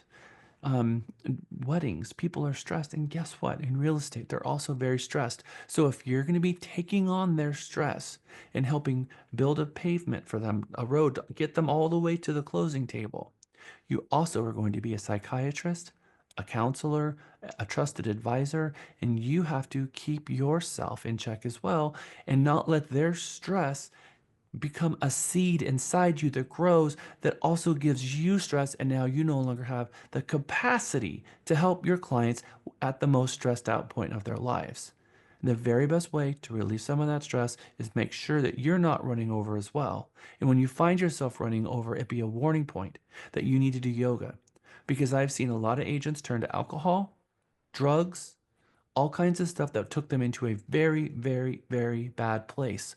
So we have to find healthy habits that's going to allow you the capacity to truly help people and it not affect you negatively and end up leaving you in burnout because it's a very easy place for real estate agents to go. So we're almost on a break. Belladonna, I know you had a comment. I'm going to get through these next slides and push us out on break. So I'm going to let you comment really quick. Put it in the chat. Sorry. No, I was saying that I think what we most of us are seeing is not the flexibility of 9 to 5, but the flex ability to do it how we want to run our business and not be told and have someone with their thumb on us constantly. But I guess in the long run, we kind of are. We have, you know, we have our clients, our fiduciaries, but it's the ability to do things how we want and not just the 9 to 5, I think is what most of us were feeling. Well, we have a broker, a sales manager, we have Trek, and we have our client all telling us exactly how we need to do the business. Now, I will say that yes, you have a lot of flexibility in how you're going to do your job, how you're going to market, what color schemes you're going to use in your business, what scripts, all of these things is very true. But in terms of time of flexibility, we just have to look at that and understand that you've gotten yourself into a profession where people are not at their best, they're at their most stressed out. Our job is to lower the temperature in the room and help calm people down and let them know that we're their lifeline, that we have the ability, we have the ethics, and we have the commitment to get them there. We're going to prove it, and that we're always professional, and that they can be unprofessional and we're going to remain professional, and that we're going to be committed to our profession to learn it well, understand it well, give back to our profession, and always make the realtor organization look good by being the professional that we know that we are. And a lot of people, a lot of people got into this business to make money because it is the apex salesperson job where you have the ability to make more money than any other profession, this one that you're in right now. And that is okay. There's a lot of people who have a bad relationship with money. They think, oh, if I say that I want to be rich, that there's something wrong with me, that they were taught these negative concepts about money, about how somehow, in order to be more godly, we need to not like money, reject the fact that we're going to get rich, not say that, but secretly inside know that we want those checks, but we can't verbally push it out there and say that it's okay for us abundance and to be wealthy and to not have a conflicted idea of what it is that you're doing. It is not a bad thing to become wealthy and have generational wealth. Now, Rodolfo he is one of the most, he's a billionaire pastor. He says, there's no such thing as bad money. Bad people with money, but no such thing as bad money. So I know that there's a lot of people, and I see it all the time. They just reject the idea that it's okay to say, I'm going to be rich, and that's okay, and no one is going to dog me about that, and no one's going to make me feel guilty about that. Generational wealth and building wealth for my family, there's a lot of good things I can do with that. There is a book called Shift Mindset, Money Shift Mindset. I think that this is one of the very best books for real estate agents to read. Every one of you should have a very good, healthy relationship with money. And it is a shift book. Leader Shift and Money Mindset Shift are two books that I think that real estate agents should have read as a requirement to get their license from Track. But I don't make those rules. So I think that it would be a really great idea for each of you to find this book on Amazon. It's $6 and read it. You can also do it on Books on Tape. Okay, it is 12:11. We have a lunch to go to at 1 o'clock. We are about 10 minutes behind, so I am gonna give you guys a 10-minute break. We're gonna come back. We don't have a lot of time, so we're gonna jump right in break and right out of break. So I'll see you back at 12. Let's come back at 12:20. You're getting a little bit of shorter of a break. And this break, I'm going to stick around and answer a couple questions. I usually do that with at least one or two of my breaks. So you are officially on break. Come back at 12:20, but I'm going to leave my mic and my camera open this break to answer questions for people who maybe don't need a break or they just have comments or questions for me. And I also put in chat that when you need to be back. So those of you who don't want to stick around and ask questions, just look at your chat and that gives you the time every break. Thank you, Lisa. Marybeth. Yes, Jack. I have a client that's called me and needs me to meet a contractor at a listing that I have coming up at during our lunch. So can I leave right at 1 and be back by 2? Or do you think we'll run over? I don't think we'll run over. I'll have you out exactly at 1 o'clock. All right, thank you. Yep.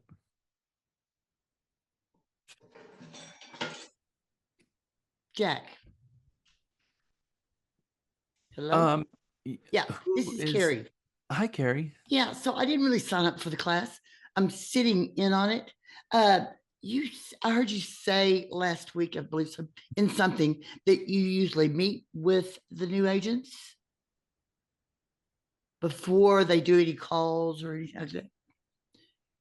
Or did I dream that? Who knows? Yeah, but so I'm not in a position where I can commit to the schedule for Mega, but I'm kind of hoping to sit in on it and get some benefits from it when I can. Is that acceptable? Thank you for being here. Yes, Mega is open to the entire company. You will notice that we have a lot of former Mega valedictorians and Mega graduates that are in this class. We have agents who pop in and just kind of want to get some inspiration and get back to the basics and just jump in. That's perfectly fine. If you are here to get credit, you're going to be held to a completely different standard. That's why we need that piece of paper from each of you who are looking for credit, because we have to be tracking those people who are getting credit in a different way from those people who are just here. So welcome to class. Absolutely. Absolutely. Okay. Be as involved as you would like. Okay. Thank you so much. Jack, this is Phyllis. Hi, Phyllis. Hey, enjoying it. I'm glad I'm here. I'm gonna stay the whole time. I'm hoping and praying. That said, I've tried to navigate my schedule and my appointments so that I can start them after 5. I'm not doing it for the credits, but I don't want to miss anything. That said, there's going to be some days that like I said, I've structured everything after 5. I'm assuming that's okay, or I can go back and review the videos, right? 100% yes. Okay. Yes, I am. So I wanted to respond to one of the things that you said, because I didn't have an opportunity to respond to it, and it just popped in my head that you had mentioned that. So yes, if you have gone through our ISA training program, which is our Inside Sales Agent Training Program, before you grab the phone and make calls in our department, which those calls are made here in person. You go into Amy McAllister's department, you sit down, put on the headset, and make calls.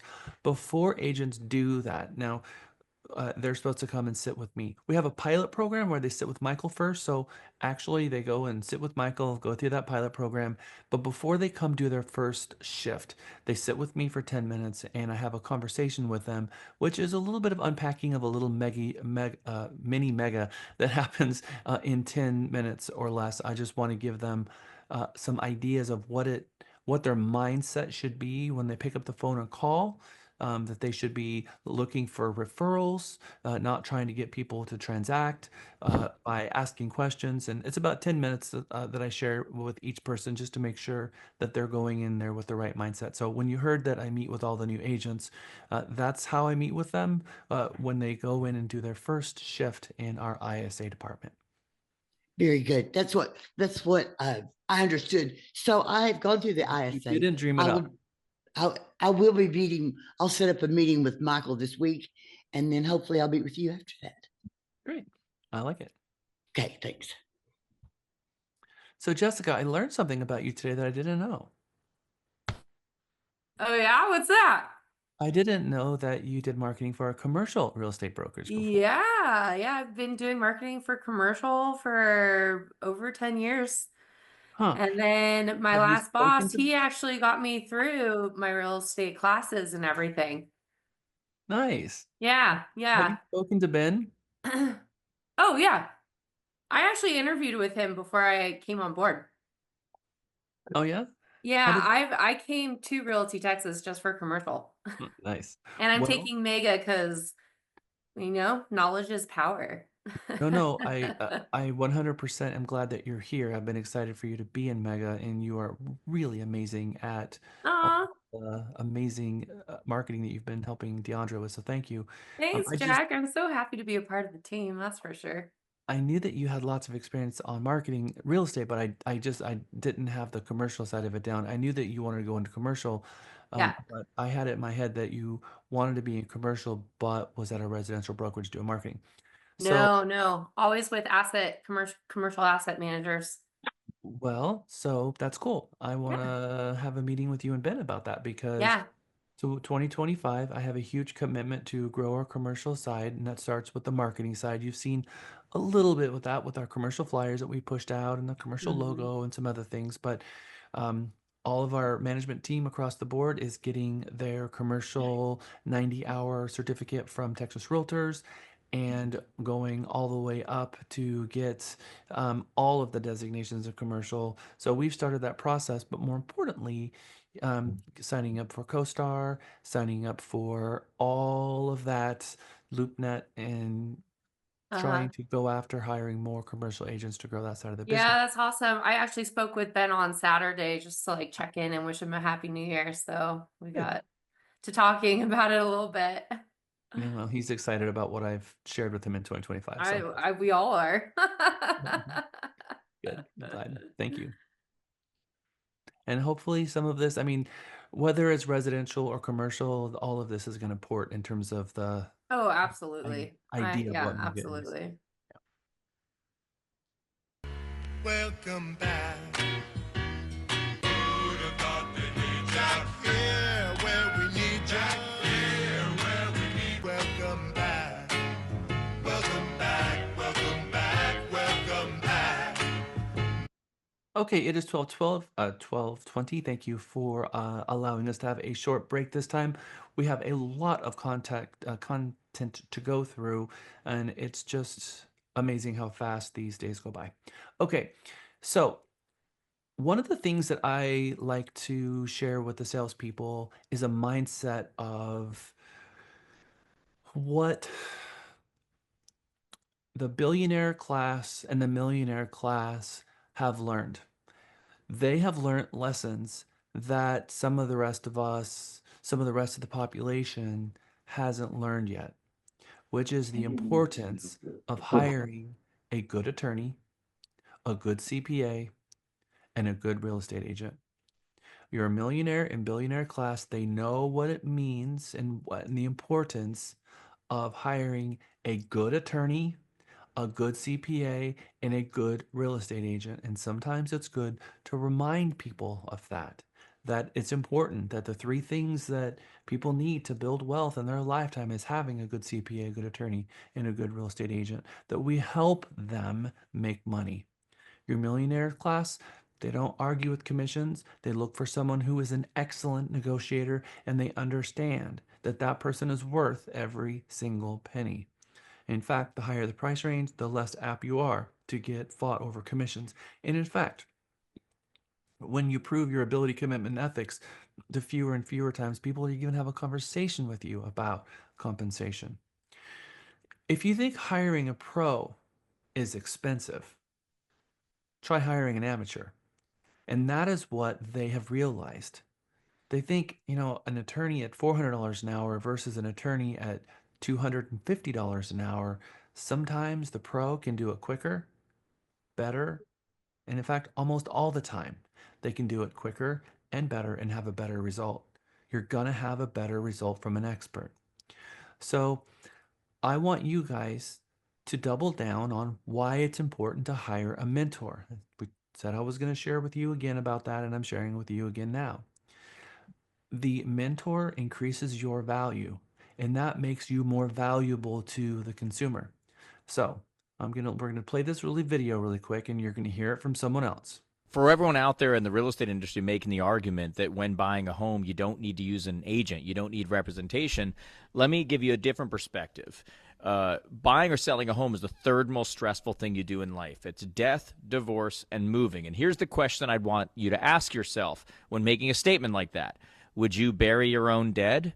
Would you represent yourself in a divorce? Then why in the world would you think it's a good idea to represent yourself when buying or selling the largest asset you're ever going to own? Don't listen to the headlines. That's not a great idea. Not for you, not for anyone. From a liability perspective, from getting the best deal, whatever it is, hire a pro. That will always work out better for you.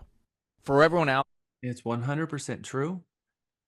Hiring a professional is what the consumer thinks is happening. When they meet you at an open house, when they meet you because you were the first person that called them back when they clicked that button on Zillow, having no idea what was going to happen, and they meet you for your buyer orientation, there is an assumption. There is an assumption that you are a pro. Let's go back to the mindset of you as a non-licensed person before you got your license. There was a huge difference between the licensee and the non-licensee when you're going to school. All you needed was that license. Do you remember back then when you're going to real estate school and you were taking your pre-license education and all you needed was that license in your hand? And the moment that you had that, you're going to be inducted into a class of people that are making lots of money, that know this business, and you're just so excited to be among those ranks. And then you got into the business, and then did your perception change of what it is to be a real estate agent and who ranks you're associated with? Did that change after you got your license of what you thought it was going to be? How so? Aiden, how did it change? From the get-go, I even prior to licensing, I knew because a lot of people thought that, real estate is really easy. I already knew it was gonna be extremely difficult. Uh, but it was kind of exemplified of how I should perform, how I should act, how I should talk, what to do as far as prospecting goes, like outbound prospecting. I didn't realize it was going to be like what you're supposed to do. I just, it just changed because I didn't know exactly the extent of how much I would have to do in order to obtain business. So, what about the professionalism of the other agents? When you were going through school, um, and then you the license gets in your hand, I think all of us recognized when we got our license that somehow there was something wrong with the process to getting the license because you were no closer to understanding the business after getting the license as you were when you started your first day in school. And it's like, did I do something wrong? Did I somehow pass the test? Am I just a genius and the tests were easy and I missed the whole thing? Because something is missing here. Because no one taught me how to be a salesperson. I know all about the recovery fund at Trek, but that seems to be it. Because Trek's job is one thing and one thing only, to protect the consumer from you. So they want to teach you how to protect the consumer and what happens to you when something goes wrong. Riparian rights and all of this other stuff that you will never hear or see again is vanished. And now all of a sudden, you realize that their job was not to prepare you for this gig. And you went looking in every direction for someone to prepare you. And everywhere you went, everyone was competing against you. You saw the top producers, they weren't willing to share with you. You went everywhere and no one was willing to teach you how to do this business. And if someone was willing to teach you this business, they wanted $6,000 for it. And that class was the class that you paid $6,000 for and came out of that class and you got nothing from it. And then half of the class was a sales tip for the next $12,000 class that came after it. That is the heart of what this business is. It is a dollar sign, and agents are feeling that from your associations, from the MLS, and you get your license and you think this thing is going to begin calling and this is going to be your moneymaker.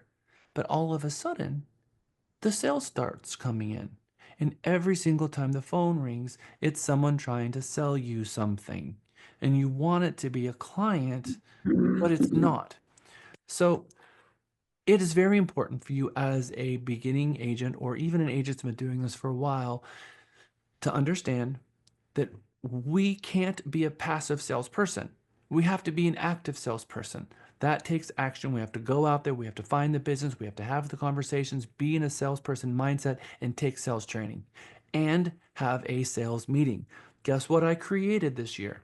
Starting 2025, we have the huddle. We beta tested it. We started it earlier at the end of last year to make sure that we had all of our ducks in order and had a process going for it. And Andrew, how many people are in our morning huddle at 8:30? It really depends, anywhere from 8 to 15. Okay. How many agents do we have? 344. Okay, so what the heck?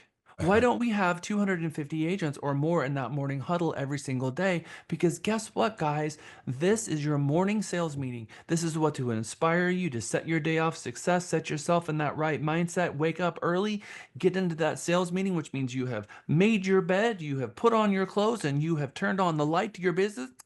I am open for business today, and the first thing I'm going to do is at 8:30, I'm going to jump into that sales meeting. Most days I'm in this chair at 7:30 in the morning. Most days. Where are you in your mornings? Are you starting off with a salesperson mindset? We want to be that really good real estate agent for consumers. We're going to make that promise. You need a good real estate agent, you need a good CPA, you need a good attorney. We need all of these things. We believe that to be true.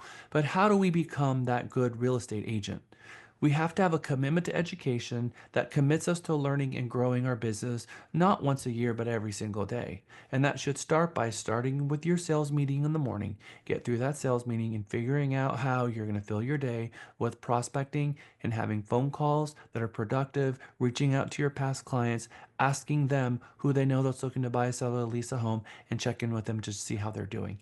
That is the very nature of what it is to be a salesperson.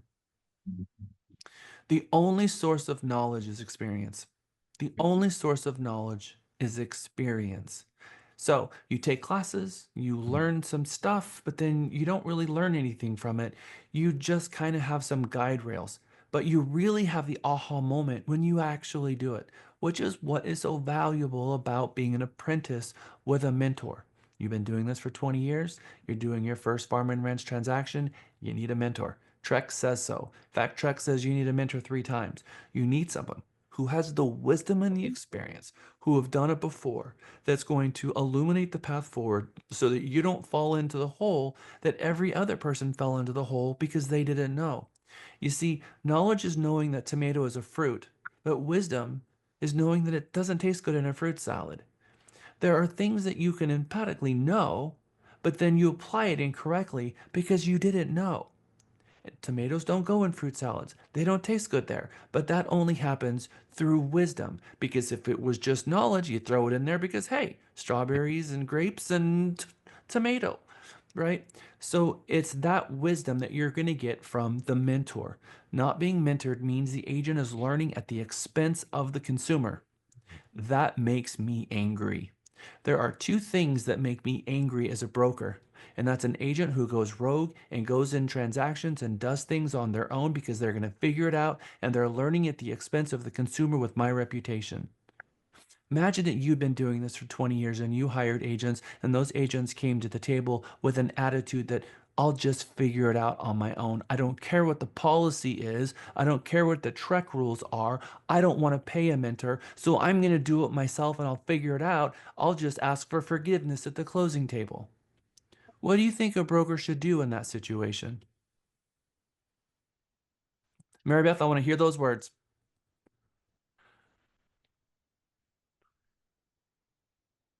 I want to hear. What do you think Sorry. of brokers? Fire them and return their license back to Trek. I love that. Andrew, what should I do? Does it happen? You've been here for 2 months. Does it happen? Yeah, I've seen it happen as a sales manager, and it's not pleasant, I can tell you. And it's very embarrassing for the agent who did that because they try to go around me to Lisa and Jack, and I try to tell them what the policy is. And it's unfortunate that they have to hear it from the broker at the very end, which is really the end. Because I have no forgiveness. I have no forgiveness for an agent who's going to go rogue and they're going to do a transaction on their own, having no idea what they're doing, have never done it before, and all they care about is money, all they care about is their paycheck, and they defend their actions.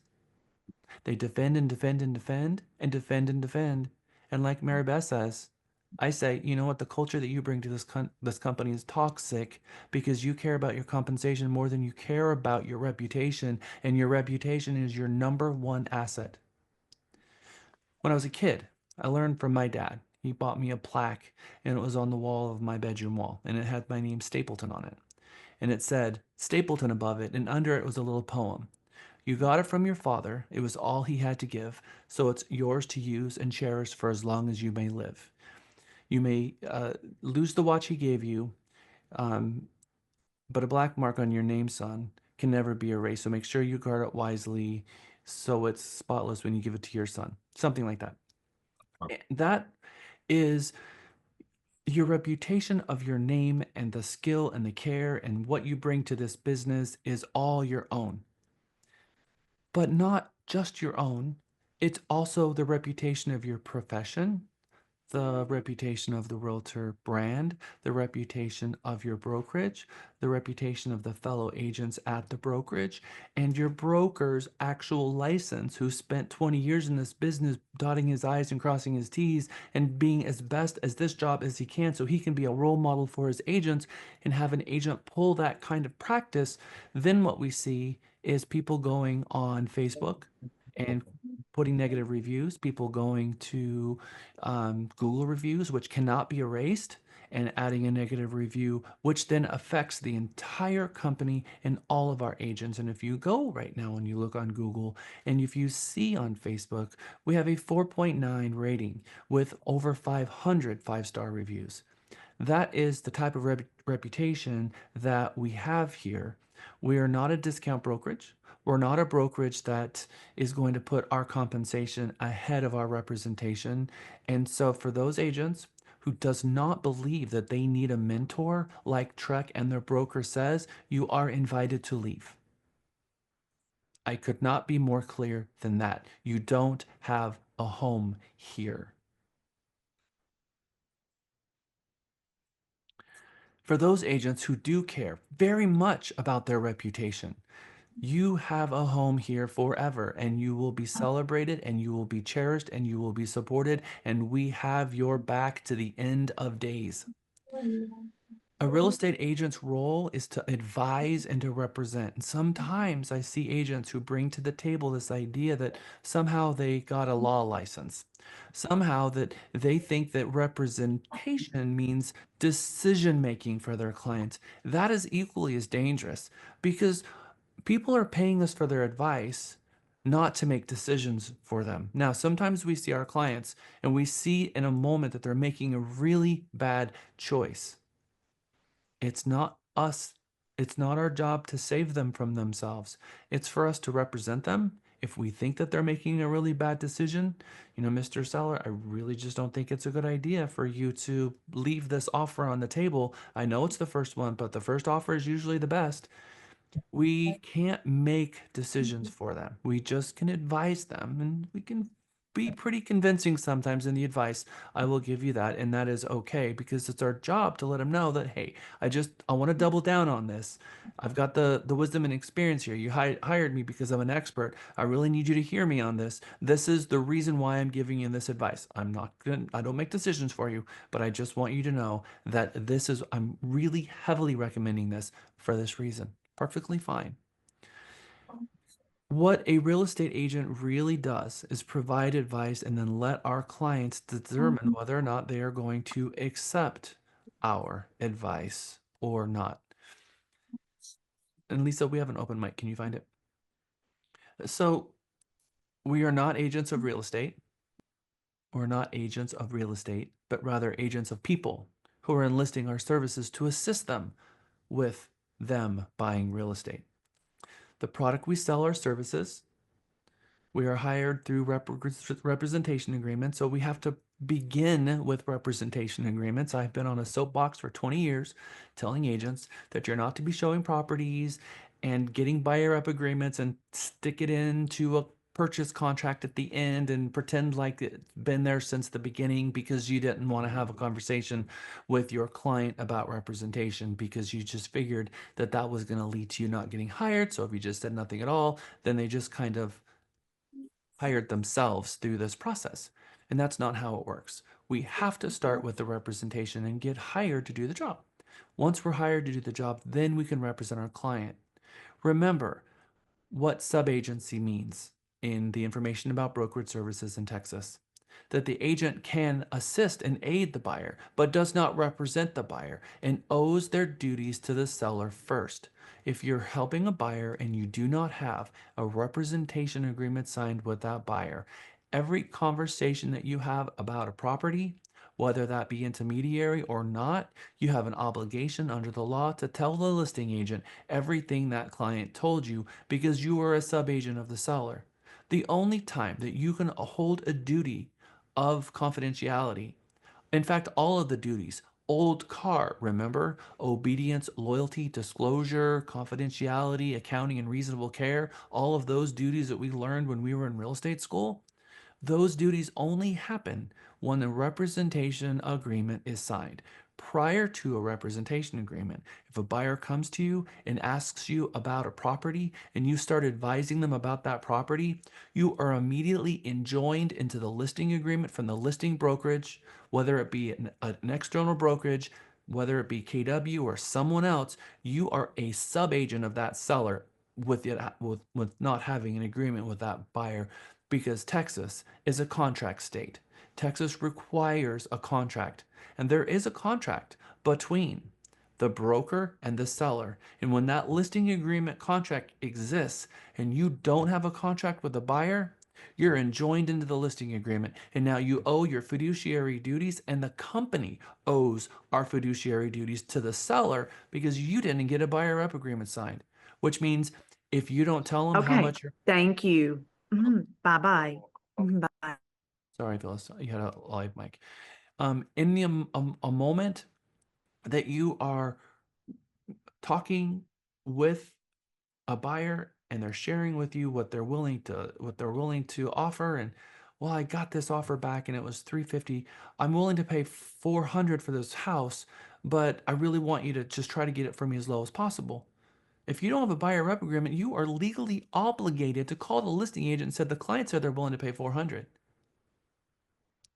If you don't have a buyer rep agreement, you don't work for the buyer. You can assist them, but you owe the loyalty of old car to the seller, which is why the billion-dollar lawsuits happened and why now we can't even show a property until we have a representation agreement signed. And there are agents that are going rogue on that right now and showing properties anyway. And just to know that that's an immediate fine. Different associations, different MLSs have a different fee schedule for that.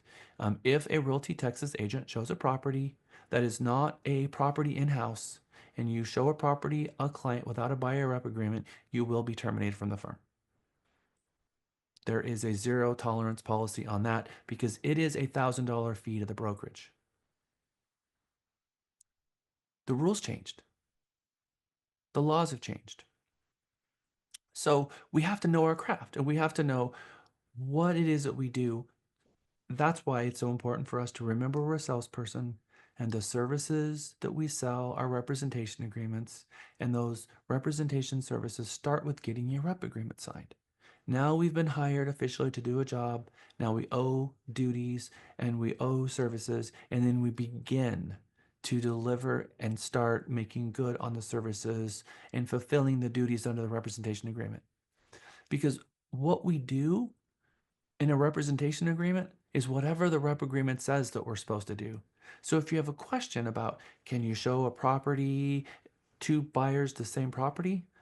What does it say in the rep agreement? Can you get paid a bonus? What does it say in the rep agreement? What is your compensation on this transaction? What does it say in the representation agreement? Do I have to show a for sale by owner property to my client? What does it say in the representation agreement?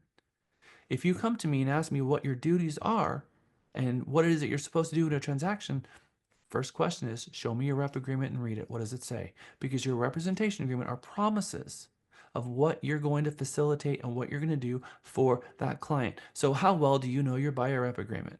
How well do you know your listing agreement? Because all of the duties, which is why these are 7 pages and 11-page agreements, because all of the duties are spelled out in there. And if there's a breach or a default, that's also spelled out in there as well. If your client decides just to dish you and go find someone else, what happens in that situation? What happens if you sign an agreement and find out there was already an agreement signed? It's also in the agreement. Everything is in the agreement. So as a sales agent, we should have read and understand our buyer rep agreement inside and out, and be very interested to know what happens when we have a new version of it coming out, because what changed and why. Same thing with our listing agreement, knowing it inside and out. Those are things that expert salespeople want to know, because that is the envelope, that is the package of the services that we're selling. And by gosh, we should know what it is that we're selling so that we know what to deliver on. And we shouldn't just hire because we think that, oh, we'll just get this signed electronically and then we'll go find them a house. Because you need to know what the duties are, and the client should know what duties they're being required of, because the duties are a two-way street. The representation agreement is not a one-way contract. Once a representation agreement is signed, neither party can just terminate it at any time. They have to agree both mutually to terminate the agreement. Otherwise, if someone defaults, penalties apply. So we need to know what are the client's obligations in signing this agreement with us and what are our obligations when we sign it so that we know both sides what it is that we are both trying to accomplish. That's why TREC and National Association of Realtors requires us to have a conversation about the information about brokerage services, because the conversation about the information about brokerage services, that is a prelude. It is an invitation to have a conversation regarding the buyer rep agreement. How many of you feel really confident about explaining the information about brokerage services to a prospective buyer for the first time? Raise your hand. That's good. How many of you feel like need a little help with that? Maybe some additional scripts might be helpful, because are you not obligated to give it to your client on first substantive dialogue? But what else are you obligated to do other than just give it to them? Explain it. That's right. So it's a one-page agreement, so that's good. It's not 10 pages long, so that's a win for us. But how do you explain the information about brokerage services? Well, Trek in the new Legal 1, Legal 2, they have a video. And I actually did a video this weekend, which I'm excited to share with you guys. And I'm going to be sharing it with you on Wednesday, which is an explanation of the information about brokerage services. But you're supposed to explain that there's two types of licensees in Texas, a broker and a sales agent. You're supposed to explain that there are minimum duties that a broker has to perform, that if the broker has an agreement with the seller, they owe fiduciary duties. If they have an agreement with the buyer, they have fiduciary duties. And if that brokerage is going to represent the buyer and the seller in the same transaction, having two agents in the same firm representing each party, it's called intermediary. And all parties have to agree to intermediary. And if the buyer agent tries to represent the buyer in a transaction where they have no agreement signed, they owe their fiduciary duties to the seller. And that on the bottom of the form is the licensee's contact information, the contact information of their supervisor, and the contact information of the broker of record. That is how you are supposed to explain the information about brokerage services in those sections. That's what TREC wants you to have a conversation with them. I've just sent you a document that's required from the Texas Real Estate Commission. They want to make sure that I explain the document. It comes in 5 parts and explain that all the way through. And that sub-agency conversation about what happens if you represent a buyer without an agreement signed is a perfect lead-in to the duties of old car: obedience, loyalty, disclosure, confidentiality, accounting, and reasonable care. All of that, those duties that we have in the old car, is what that client gets, which what we call the highest level of fiduciary duty is present between a representation agreement between a real estate agent and the client, meaning that we have to put their duties first, even ahead of our own. That is the conversation that you should be having about what the representation agreement says, and throw in there that it doesn't bind them from purchasing a home, but if we source a home for them, that they will allow us to be their agent for that transaction. And in the event that the client would like to hire someone else, and we have not yet sourced a property for them, that likely the brokerage will let them out of that agreement, because we can't keep them to that agreement anyway. So we're going to show you the video, and I think that a lot of agents are probably going to be using this video actually as the presentation of the IABS instead of doing it themselves, and I'm perfectly okay with that. The product we sell are services. So we have to be really good at explaining to the clients what services we're going to perform. We have to be good at that, which is marketing the services that we have. Once we're hired, then deliver services, not the other way around. We talked about yoga. We talked about mindset. Today is all about mindset. And after lunch, we're going to dig deep in a bunch of different videos, and we're going to get you all inspired and get you all excited and fired up. But Mega is not just about making $1 million or $500,000 a year. It's also about the sustainability of the career that you're creating, which is generational wealth, building your database to 200 people, and then focusing on those 200 past people. And when I say 200 people, I mean 50, 100, 200 past closings in your database. Once you get to the 50 point in your database, you have 50 past closings. You probably don't need to be calling leads anymore, although You may need to, because you recall that for every hour of administrative tasks, you're going to replace that hour with 2 hours of prospecting tasks. That's going to be part of your homework. So you'll get to the point where you've sent out your newsletter, you've sent out you've called your entire database, and now you're ready to start receiving new clients. You might decide that you're going to farm a neighborhood. There's a million different ways to find new clients. It doesn't have to be through purchasing leads or coming into our sales department, but with the amount of opportunity that we have from our sales department, there's no reason why you would not come in and spend 3 or 6 hours, one or two shifts a week, or 3 shifts a week, whatever you have time for, to call that database and pull out a couple buyers a week. It absolutely makes sense to do that. But Mega is about your mindset, being prepared and physically ready to be able to help people, your health, which is also mental health, and a sustainable career, which means that there are practices and things that you can add to yourself as a salesperson, which is all these stresses and extra layers of all of the anxiety and stress. And because remember, we're dealing with people at the most stressed out point of their lives. The sustainability and the mental health aspect, we really have to figure out a way to mitigate that. Again, yoga. So investing in yoga and starting each day with a grateful mindset and a thankful mindset, starting every day with a positive mindset. When you wake up in the morning and you sit up from bed and you're sitting on the side of the bed for a moment, each finger, think of something you're grateful for. That one act will start you on a trajectory that will change your life. Just that one act. And we're going to see a few videos just about how important mindset really is. Your greatest barrier in real estate is not the market, it's not the interest rates, it's not all the other agents having all the clients already somehow called spoken for. It's the story that you tell yourself in your mind about your ability, about what the market is and what it's not. Success ultimately is won or lost in the battlefield of your mind.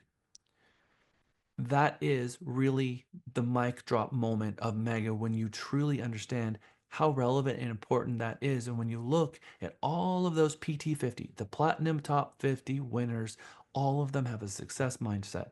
They're all coming to the table with a grateful and thankful attitude. Remember, I told you, across that room, it's people of every age, people of every socioeconomic background from when they were born into, people from every race and culture and gender and sexual orientation. Every variation is in that room. But the one thing they seem to all share in common is they're grateful, they're thankful, and they seek out opportunities and they seek out solutions to problems, and they do so with a growth opportunity and abundance mindset. And those people are amazing to be around, and they attract people because they're positive. You know, those people that just kind of suck you in, you don't even know why. It's because they have that vibe about them. Whereas those other people have a fear and a limitation and a scarcity mindset, and it's always about them and it's always about anger, and they're just very abrasive. They're literally a polar opposite magnet that pushes people away. And when we see that kind of mindset, we have to figure out as a coach how to change that mindset. And that mindset is changed by, in the morning, oh God, I don't want to go to work today. If that's the first thing out of your mind when you get up in the morning, you're going to propagate more of those negative thoughts. What does it hurt? Maybe you don't believe in mindset. Maybe that just doesn't resonate to you at all. The question is, what's it going to hurt? What's it going to hurt to change it in the first place? Because you stand to benefit a lot more than not. So part of the Mega requirement is that when you wake up in the morning, I want you to think of 10 things that you're grateful for, and don't get up until you have. One of them can be just, thank you for another day. That could be your number one. You could have a whole bunch of horrible things going on in life. But guess what? You have food. You have a roof over your head. People around you are healthy. We live in the most privileged world that we could ever live in. 150 years ago, we would not be eating the way we are today. We eat like kings. Kings did not eat the way that we eat in today's world. We are very fortunate. If we focus on the things that are bringing us fortune, That is going to help our mindset and be more positive, and it's going to attract more people like that, because the thing that we see in the PT50 group, and remember, these are the top 200 agents in the Austin, Texas marketplace now. We've got agents all over the marketplace. You all have awards in your different marketplaces, but the PT50 here in San Antonio and Austin are known very, very well. It's your top 200. And from that, they pick the top 50 agents in the entire marketplace based on giving back to the community, giving back to the board, and your production. And the production is usually 30 million entry point before you're going to even become a winner. Lisa and I won PT50 over and over and over again. We also have a growth, opportunity, and abundance mindset. People are attracted to us because we have the capacity to listen and to be open, and that energy. Your mindset is the lens that you see the world. Is your lens focused on seeking out growth, opportunity, or abundance, or is your lens focused on pointing out the fear and the limitation and the scarcity? Some people have a tendency to notice all the bad things that are happening, and some people have a tendency to notice all of the good things that are happening. That little tiny mindset, that is the story that you're telling yourself about pointing about all that's bad in the world. It's going to create an energy about you that's going to repel people, and that's not fixable until you change the mindset. So we can all do better at this, because even those people who do have a growth opportunity and abundance mindset, we need to be reminded of this ourselves. And in Mega, we're going to try to help us start 2025 with the right mindset, being positive, being in a place where we will give ourselves permission to go after our dreams and make them come true in 2025, because you owe that to yourselves and to all of those people who believed in you to get into this profession in the first place. It's the act of what you focus on that determines which mindset you have. Because you have a scarcity mindset when you're focusing on, oh crap, I don't have enough money, I don't have enough time, I don't have enough energy. But then if you actually do the gratitude thing and you write down the good things, when you count the things you have, that helps you put on the mindset of someone who's abundant. So to me, it's which lens do you want to put on? Do you want to put on the scarcity lens by focusing on the things you don't have? Or do you want to put on the abundant thing by focusing on the things you do have? It's the difference is profound, and you're going to hear it all over the internet. You're going to hear it in all of the self-help books or the business books. It's all about mindset. Mindset is going to help you be motivated. It changes your belief system. It helps give you more enthusiasm. It helps give you more inspiration. It makes you happier as a person, and it gives you more confidence. So I want you to be cognizant of when you get into the negative things and you start pointing out the negative stuff, to push that out of your mind and go back to thinking about the positive things, because life is short. Life is way too short to be picking out every negative thing that happens, because when people point out the negative, it tells me that they have an expectation that everything in life should be great. And if your expectation that everything in life is going to be great, you are going to be disappointed every time that expectation is not met. But if you swap those expectations and change it, and don't have expectation that everything is going to be great, and that you're surprised every time something good happens, that's going to completely change just how humble of a person you seem and be attracting more good things. So again, what does it hurt to change your mindset? Now, let's just look at rising interest rates. And before we go to lunch, I just want to talk about rising interest rates and look at this through that lens, because I think it's going to be very apparent when you look at a problem that happens in the market. Are you solutions oriented and trying to figure out, how can I find the benefit of this thing that's just happened? We went from 3% to 4% to 5% to 6% to 7%, and then we were at 7.95% and pushed to 8.0%. Then we went back down to 7, but we went from 3 all the way to 8 in less than 6 months. Never in the history of our nation have we ever had interest rates increase that fast and that rapidly, ever in the history of the country. People were used to low rates. That meant that it literally tripled the amount of interest that someone was going to pay, which completely changed our market. that put downward pressure on the housing prices. It put upward pressure on people's higher ability to buy the home that they actually want to buy. It changed the dynamic, and it went from having the hottest real estate market to literally turning it off overnight. And all the buyers were afraid. As a real estate agent, your job really is to explain the opportunity of every market. Back in 2007 and 2008, I was a real estate agent. I was doing short sales and foreclosures, and I had no problem doing it. And I found abundance in doing that because I was helping people stay away from foreclosure and saving them for the next 10 years. A lot of agents, they didn't want to work that hard. They gave me all their business because they didn't want to do it.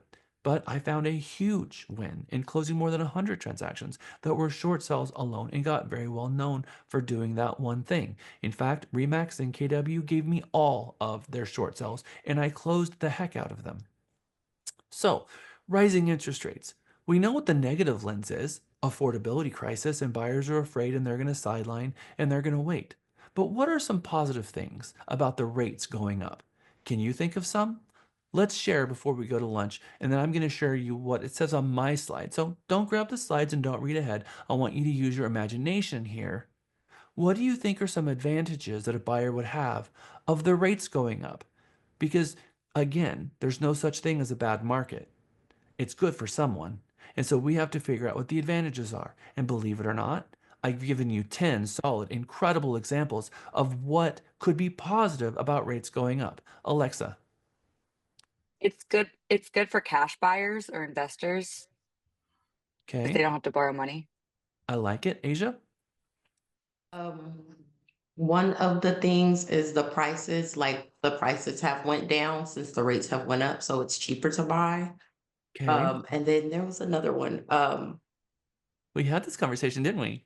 Yes. We So did. the prices, and then another thing, there's not as much competition in the market. Okay. So now we're talking some advantages. Maybe if we're a real estate agent and we're getting into higher rates, there are some things that we can share with buyers that will make them want to buy even better when the rates were lower. Phyllis, I saw a couple of other hands. Anybody else want to share? Yeah, I was just going to say less competition. Primarily, that's what I think. I love it. I say marry the house, date the rate, because you can always refinance later. Ooh-wee. There we go. That's it right there. All right, we're gonna look at this with a positive lens. Because while those other agents are thinking, well, I guess I'm just gonna have to sit this out for the next 6 months or having no idea how to advise their clients through this crisis, the question is, the sooner you buy the house, the sooner it's paid off. You're not going to have this interest rate forever. So how far in retirement do you really want to be paying a mortgage payment? Because the sooner you buy the home, the sooner it's paid off. But I can wait 5 years and I can pay less because the mortgage rate's going to go down. Maybe. Because so far in history, the longer people wait to buy a home, the more expensive it is. The interest on the mortgage is tax deductible. So you have a better tax write-off. There are many cash buyers who have no need for a mortgage at all. When rates go up, the prices go down. And this is what Mary Beth was saying. And this is the most valuable proposition about this whole thing. You can refinance a high rate later. But when the rates go down, the values go up. And it's a direct one-to-one. If the rates were to go down to 3, our market would probably go up $150,000, $200,000 within 6 months if it were to go down that rate, because people can buy as much as they possibly can afford, and now they can afford more, and now they're going to go in a multiple offer situation because we still have, even today, a less than 6 months worth of inventory. People are going to always want to buy that perfect house that's perfect everything, and they're going to go in all that, and then they're going to waterfall off to the other homes. So it's those perfect houses are the ones that are going to be starting increasing the median price point, and the price point goes up. Well, guess what? When the rates go up, it pushes down the prices. So now you're buying the property at a lower price and you can refinance it later. You can't do anything about buying a home $200,000, $300,000 over the purchase price. Remember those people who bought a home in 2021. They were going nuts. They were buying $300,000-$400,000 over asking price, and the rates at that point was 3.5. And then the rates changed, and it changed. So waiting for the rates to come down means the purchase price is going to go up. So you're actually waiting to pay more for the house. Get the home now at a lower price and then refinance the home later. You're going to be able to get closing costs paid because there's going to be less competition. You're going to get a house at a better price. And if you can take that extra price and you can buy down the dang rate, and you can probably get a credit from the seller to do it. So, just a moment ago, we were talking about the negative lens versus the positive lens. There's a lot of things we could have talked about negative about having a high interest rate. What were you telling buyers when when interest rates were high? Were you looking through a negative lens, or were you walking them through the advantages of what it is to be a real estate agent and a salesperson and expressing the opportunity that they have in that market? Because that's our job, is to get rid of the myths, get rid of the fears, because there is never a bad time to buy real estate. There is never a bad time to buy a home. You pay the thing off, and that property is going to be a wealth builder regardless of what they pay for it. That, especially investment properties where you're going to stick a tenant in there and they're going to pay it off for you. Your client has 3 kids, buy a house for each one, as young as you possibly can. 20% down on each one, and guess what? By the time those kids are 18, you've got your college tuition, down payment on a condo for them, so that they can rent it out and be cash positive every single month for their housing expenses for college, and their first car in each one of those houses for each one of the kids. How many conversations like that have you had with all your clients? Oh, congratulations, you have a kid. Well, boy or girl? Girl, that's amazing. They grow up quick. How is that parent's ability to save for their first car and their tuition and their housing costs to go to school? Most parents have that wish, but it's really hard to save that amount of money every single month out of a mortgage. Put 20% down, do it once, the tenant's going to pay that off, and it's building wealth. As the tenant is paying it off, it's gaining equity across time, and it is an investment in their future. We got 2 thoughts here before Mary Beth, and I'm not I sure. just wanted to add one more thing that I throw out there sometimes, and I usually will ask buyers, don't answer me. I just want you to think about this question, is do you have any credit card debt? And is that average credit card interest rate like 29%? Because most people, it's very rare for people to not have some form, but you'll pay that for stuff you bought, but not for a house, 7%. So just think about that. And then usually that wins them over. Okay, thank you, Mary Beth. We are late for lunch, and so I want to push everyone to lunch. It is 1:04, so you are officially dismissed for lunch. Diane, I know you had something to say, so let's get that out too as we are headed out to lunch. Diane, take us into lunch. Okay, real quick. Buyers are concerned about monthly payments, and I used to have a chart that showed a comparison between this interest rate, this payment, and this interest rate and this payment, and the difference was only like a few dollars. And so if I had something tangible to show people that it's not really that much more per month, that seemed to soften the blow of the high interest rate. That's it. You know what they call that? No. They call it reducing to the ridiculous. You do a side-by-side comparison and show them, yes, this new rate is $14 more a month, or this counter offer for $8,000 is $3.65 more a month. And so you reduce it to the ridiculous, and all of a sudden they realize, I'm walking away from this house after I'm going to lose my option period, I'm going to lose the appraisal for $4 a month. I'm being ridiculous. That's called reducing to the ridiculous, and it is a huge, powerful salesperson tactic. Thank you for bringing it up. Enjoy lunch, everyone. Welcome back. Who'd have thought they'd need Jack here where we need Jack here where we need. Welcome back. Welcome back. Welcome back. Welcome back.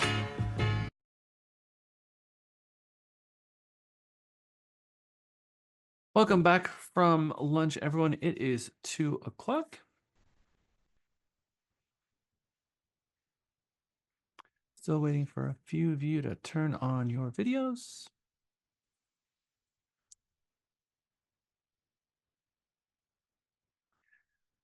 Are you in the right place? Is this where you're supposed to be right now?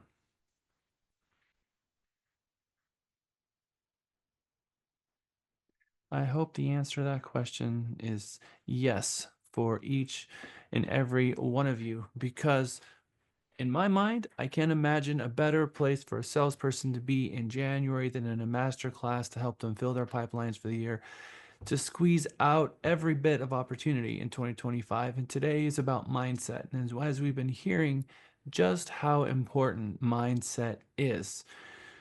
We need to get rid of the obstacles.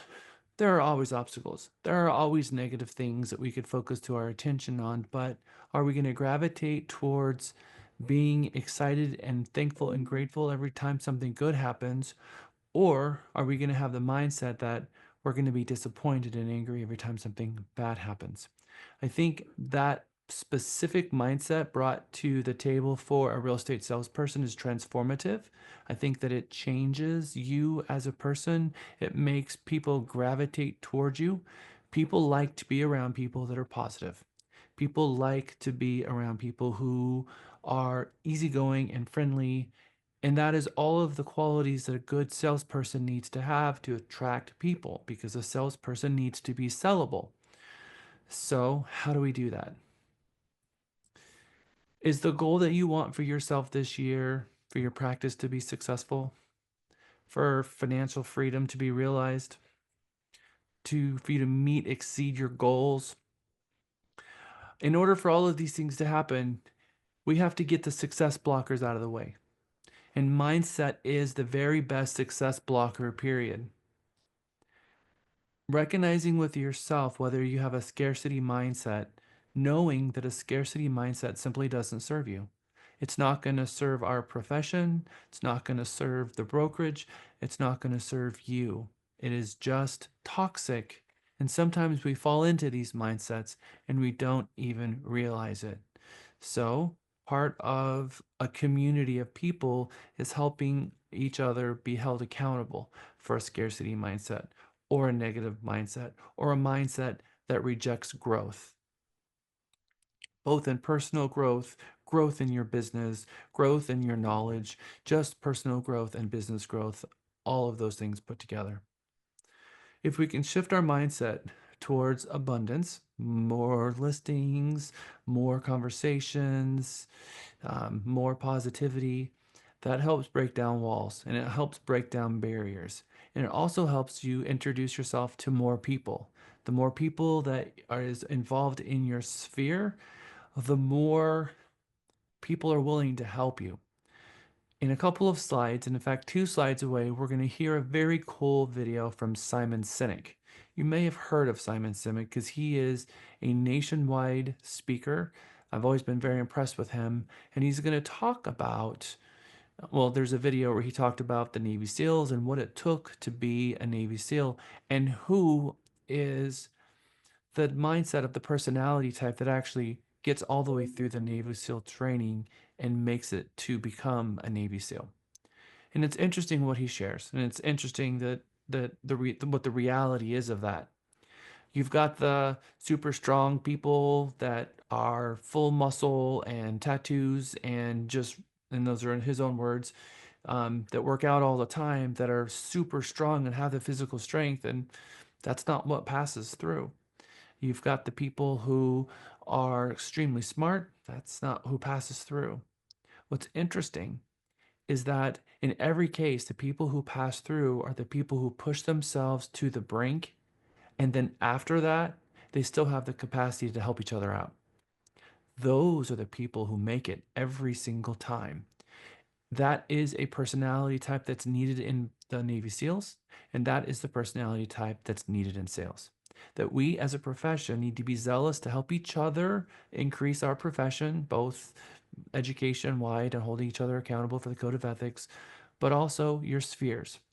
Holding your spheres accountable for each other and asking your spheres for help. And he's going to talk about the importance of being open to ask for help, because we have a tendency not to ask for help. And we can also recognize that in ourselves of not wanting to ask for help. However, your ability to succeed and thrive in real estate is in direct proportion to your openness and ability to ask your spheres for help. And when we started today, one of the first things that came out of my mouth was, for some reason, and I know exactly the reason, agents are more open to calling people they've never spoken to before than their best friends and their families and the people who hold them accountable. They're willing to call strangers and not their sphere. However, it has been proven that your next transaction is going to come from someone you already know. Statistically, you will close more transactions, and the bulk of your business, what we call the low hanging fruit, is all contained within the sphere of the people that you know, that's inside your village. But instead of shopping in your diamond mind, you're out digging in the sand, in the desert. And that is the reality of what people are doing. They're digging for diamonds in the sand instead of digging for diamonds in their diamond mind. And where's the diamond mind? That is the people who already know, love, and trust you, that would be more than happy to give you a referral if they simply knew that that's what you wanted. But they don't, because you haven't asked them. And then they themselves will go and transact with someone else. And then you get mad at them. A huge breach of your friendship. You breached everything sacred to me. You use someone else as your real estate agent, and you're all mad at them and don't want to talk to them anymore. But the question is did you ask them? Did you look them in the face and say, you know what? I would love to be your real estate agent. And if you haven't brought yourself to ask that question, you don't deserve the business. So we have to ask that question. If it's really hard for you to ask that question, that's what is called a success blocker. And that is something that's going to hold you back for your entire career until we get you over that. You know, I once had a salesperson that I was working with, and they came to me and they actually said to me, okay, I'm going to dedicate my time to you, which means I need you to help me find my next client.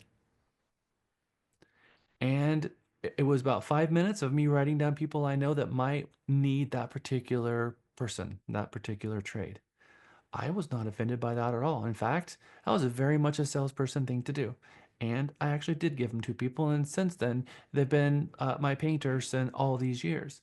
And I recommend that you take that same philosophy in your real estate career and you ask people in your village and your spheres for help. And we're going to hear about that from Simon Sinek. One of the things we also mentioned is every morning when you wake up, I really am going to ask you as part of your mega, and I want you to share with your groups some of the practices that you've done. When you start each day, for each finger, think of something that you're grateful for and start every day. And guess what? That's going to be 30 days of gratefulness. You're going to start 30 days of waking up every day and thinking of something positive.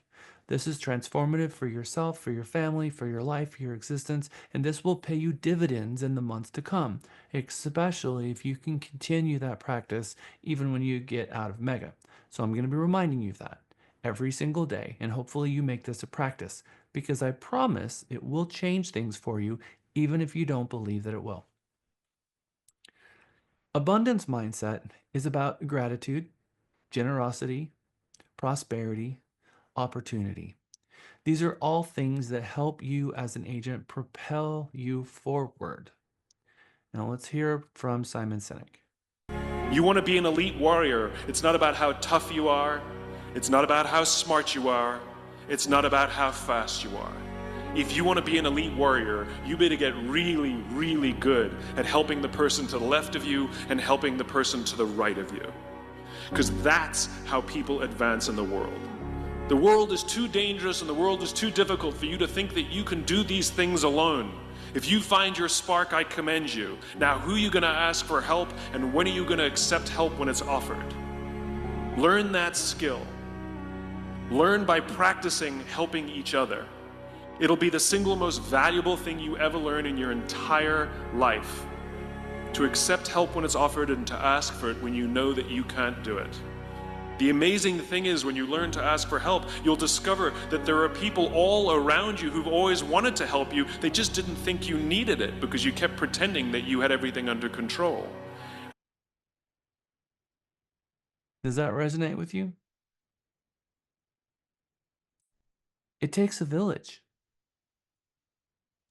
And your village wants to help you, but do you think that you have this under control and you don't need their help? Because I promise that you do. Have you called every single person that you know to specifically tell them that you're in real estate and how thankful and grateful you would be for their business and to refer you to people when they know they're looking to buy, sell, and lease a home. Introspectively ask yourself that question. Have you done that? Raise your hand if you feel like you've successfully gone through every single person that you know and have had that conversation. Now, I'm going to ask you why not. Do you don't feel that you're worth it? Do you feel that you're going to be embarrassed because you're feeling like you're faking it until you make it and that they know that you're not a legitimate agent because you're new or because whatever objection you have in your mind and you're afraid that you're going to expose your failures to them? Why have you not reached out to your village? Now, let me ask you this. If your best friend got a real estate license or someone that you know that got a real estate license, would you be offended if they called you and said, hey, I just got my real estate license? If you know someone looking to buy, sell, lease a home, your business would mean the world to me. Would you be offended by that? Most people say no, I wouldn't be offended by that. The question is, don't you think the very first thing a real estate agent would do is call every single person that they know and let them know that they're in real estate and that they would love to get referrals in their business? Don't you think that is a natural first step? I want to hear from you because you're all way too quiet on this subject. Who's going to share? That's probably because we're all guilty of it. Can you hear me? I put on my headphones. No. So, do you think that a natural first step for a person who gets a real estate license is to call everybody they know and say, hey, I'm in real estate now? Absolutely, yeah. But we haven't done it. Are we going to do it? Yep. Well, guess what's going to happen tomorrow at 9:15? You're all going to get put in groups and you're going to get put in groups with a Realty Texas manager and you're going to actually call for an entire hour from 9:15 until 10 o'clock. And you're going to go through and you're going to call a person after a person after a person using your Realty Texas app. So tonight, you need to be going through your phone and you need to be syncing people into your CXM. So tomorrow they're in your customer list so you can call them because that's going to be one of your homework assignments. My recommendation is that you find at least 10 people to call. I don't care if it's your mom, your brother, your sister, your aunt, your uncle, your third cousin on Uncle Donnie's side. I don't care, but we're going to call them all and we're going to get really comfortable about that. And what's interesting is the first call that the person actually answers the phone, you're all nervous and you think, oh gosh, this is going to be so painful. And then all of a sudden, it's a great conversation. And you walk away thinking, wow, that was really cool. And oftentimes, more often than not, they do want to buy a house. They do want to sell a house. And all of a sudden, you start having conversations regarding real estate and you walk away from that thinking, wow, I had no idea what my diamond mind was worth because I haven't yet tapped into it. So, this is about putting us outside our comfort zone, making the phone calls. And I can tell you that there have been agents in my mega that told me, Jack, I'm not doing it. I'm not doing it. They did it and they lived and they survived and they thrived. And one of them, who was the biggest objector, actually had their very best year they've ever had last year. And I know why that is because they are no longer afraid or shy about asking for the business because you will get everything that you want out of life. Everything that you want out of life if you help enough people get what they want. This is a huge and famous quote. Have you ever heard this quote before? Anybody? That you can get everything that you want in life if you help other people get what they want? It's Zig Ziglar, one of the most famous quotes, one of the famous salespeople, sales trainer of all time. It's his quote. You will get everything that you want out of life helping enough people get what they need. Just like Simon Sinek said, the best lesson you will ever learn for yourself is to ask people for help and to help other people. You have a craft. A lot of you said that you got into business because you wanted, number one, flexibility, and number two, to help people. Well, what a great way to help people that's inside your village who actually needs the help. And if you can get villagers to start giving you leads, it's going to save you a heck of a lot of time and trouble and money, which means you're going to have more flexibility and time. One thing that I like to share with every agent: 20% of people are going to buy this year with you. This is a huge statistic that you all need, and I know you heard it before. 20% of every person that you know is going to transact with you this year. People buy a home once every 5 years. That's what statistically is on average right now. So that means that statistically 20% of your database, or 20% of the people you know, are going to buy and sell this year. And guess what? Some of them might not be in Texas. We're going to talk about that right now as well. But 100% of the people that you know someone that's looking to buy, sell, whether it's their neighbor, a friend at work, a family member, one of their 6 degrees of separation. They know that one person is buying and selling a home that year, and that can be referred to you and close that transaction according to the National Association of Realtors. Now, maybe you talk to them 6 times during the year. One of the times that you talk to them that year, they're going to be able to give you a referral that makes it to the closing table. That is a huge statistic for agents, realizing that, oh, I just moved to Austin 4 months ago and I got my real estate license and I don't know anybody yet. That's okay. You came from somewhere. And wherever that somewhere is, doesn't even need to be in the United States, because we have agreements across the country with every nation to get referrals. The License Act says that you can be paid a referral fee from a real estate agent from licensed in another state. That means that if you're from New York, you can call everyone that you know there. Hey, if you know someone who's looking to buy, sell, or lease a home, please call me and let me know. I got my real estate license here and I'm well connected across the state. I know what it takes to be a good agent. So I know how to find a good agent. If you know someone who's looking to buy, let me do the heavy lifting and find them a really good agent. And then they call you and say, "Hey, my friend was thinking about selling their house." Awesome. Thank you so much. Now you're going to start calling and interviewing real estates, looking up the real estate agents, looking to see if they have the CRS designation, see how fast they answer the phone, look at what the online review says about them, and call them, interview them. And then when you find someone that you know is good, you refer them to your client and you call them on a weekly basis just to check in to see what's going on in that transaction. And then you get a 25% or a 30% referral fee when that transaction closes.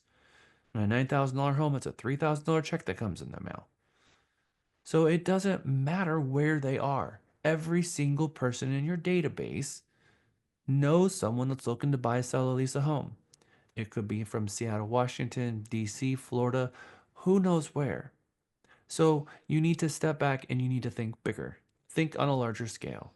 You're not just looking for people who are buying and selling in your neighborhood or in your metro or in Texas. It is global, because you can help find them a good agent.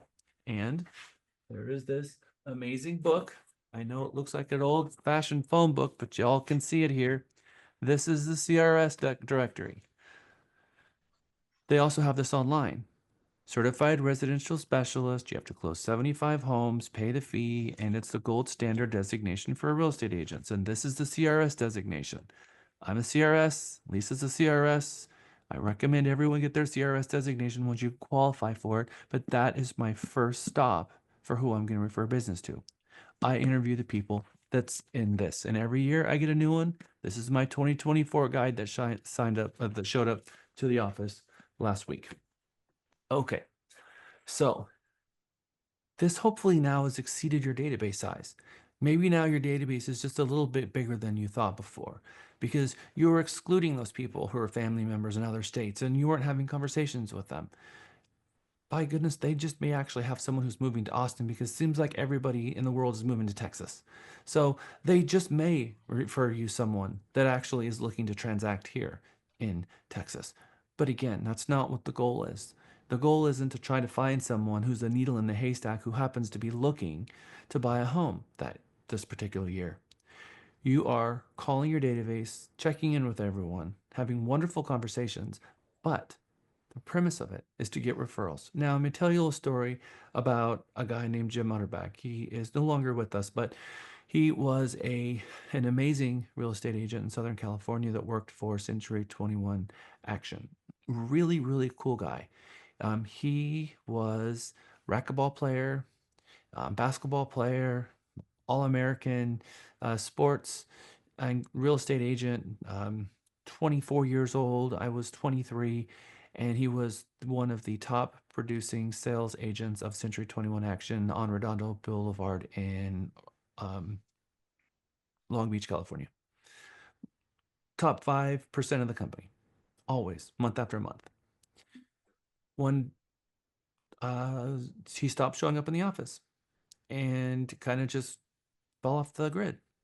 And then we found out about 2 months later that he was in a huge car accident and was in the hospital and was a quadriplegic, lost the use of his hands and his legs. And all of us were really devastated to hear that news because, I mean, just super positive, outgoing, friendly guy, and got hit by a drunk driver.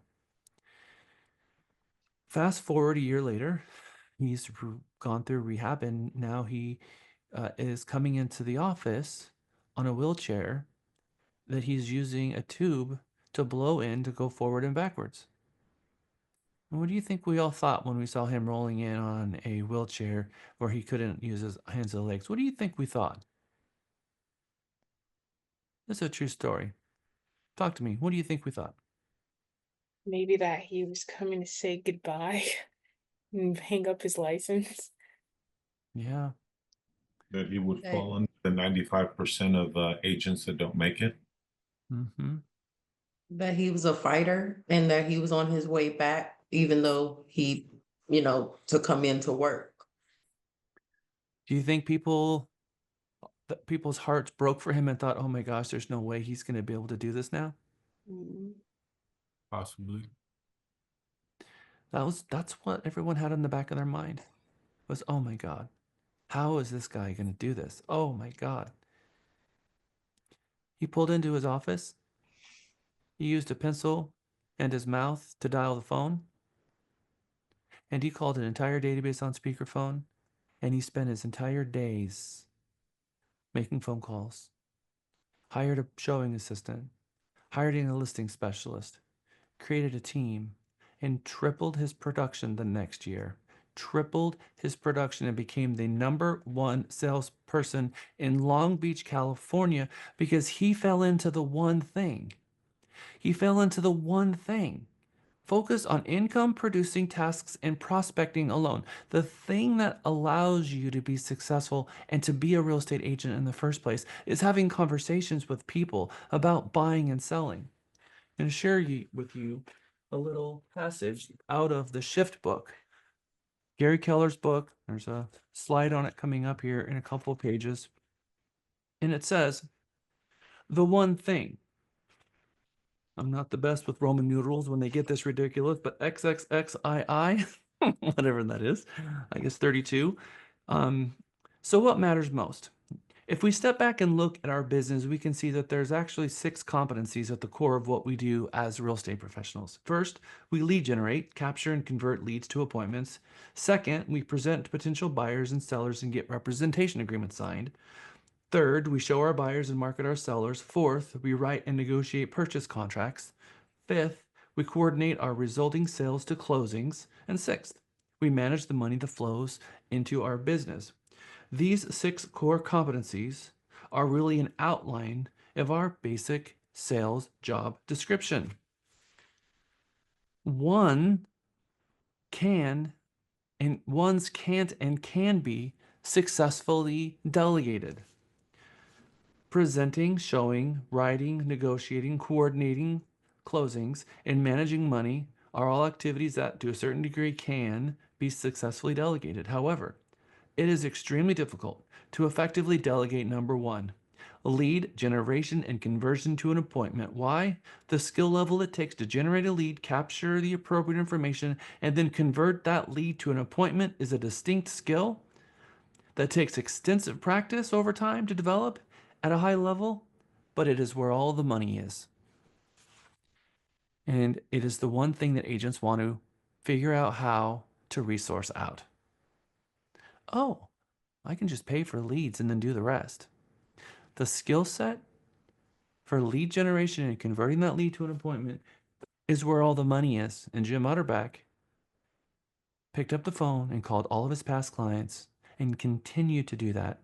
And people loved working with him because he was always available, he was always kind, and he had really good people that he hired to work with. What does that tell you?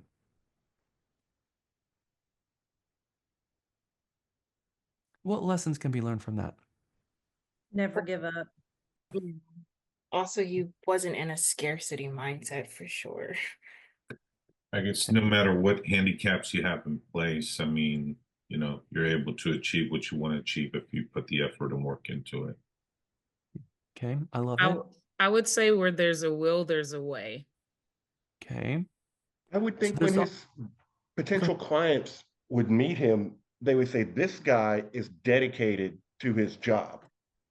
I mean, literally being that disabled and still persevering like that is a mindset that his customers, his clients would be able to see and go, I want this guy working for me because he's he's dedicated. That is dedication.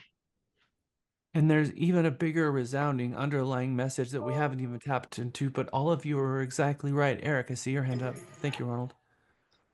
Yeah, I would say the big thing on that is trust the process. I mean, the process is prospecting, you know, so no matter the situation, if you go back to the process, which is in this case, what we're talking about is prospecting and turning those into potential clients, it'll work. So I agree with everything that you all said. It's perseverance, it is dedication, it is persevere, but it's also get rid of the distractions and focus on the core business, which is prospecting, and focus on that one thing. You see, if you look at what $1 million a year is per hour, it's $520 an hour. An assistant is $20 an hour. Can you afford to pay yourself? Can you afford to be your own assistant?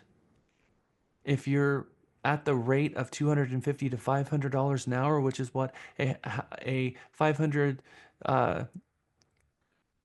thousand to $1 million income generates as a dollar per hour throughout the year, 40 hours a week, you can't afford yourself. So the idea here is that we need to focus on income producing tasks and get rid of all the administrative tasks. Don't be your own assistant. You can't afford yourself.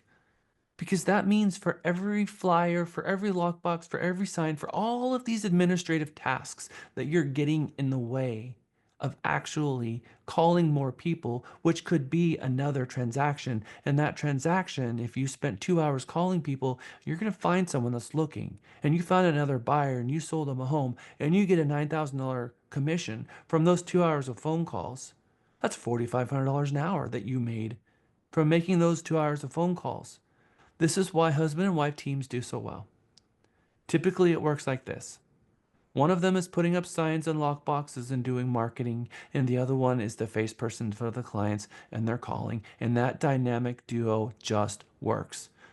Sometimes it's the husband that's the face of the company, and sometimes it's the wife. It's the personalities of the two people.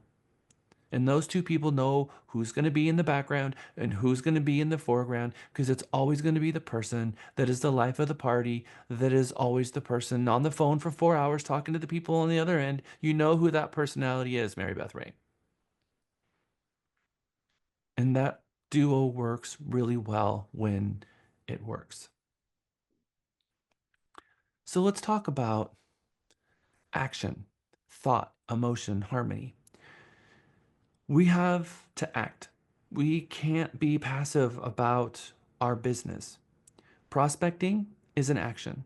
Thought, if others can do this business, if there are other people making $1 million a year, if they can do it, so can I. That thought is also an action.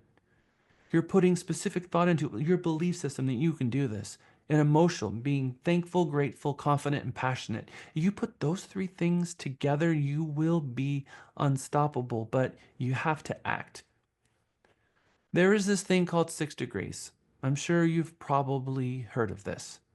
The entire world is connected by 6 people that you know.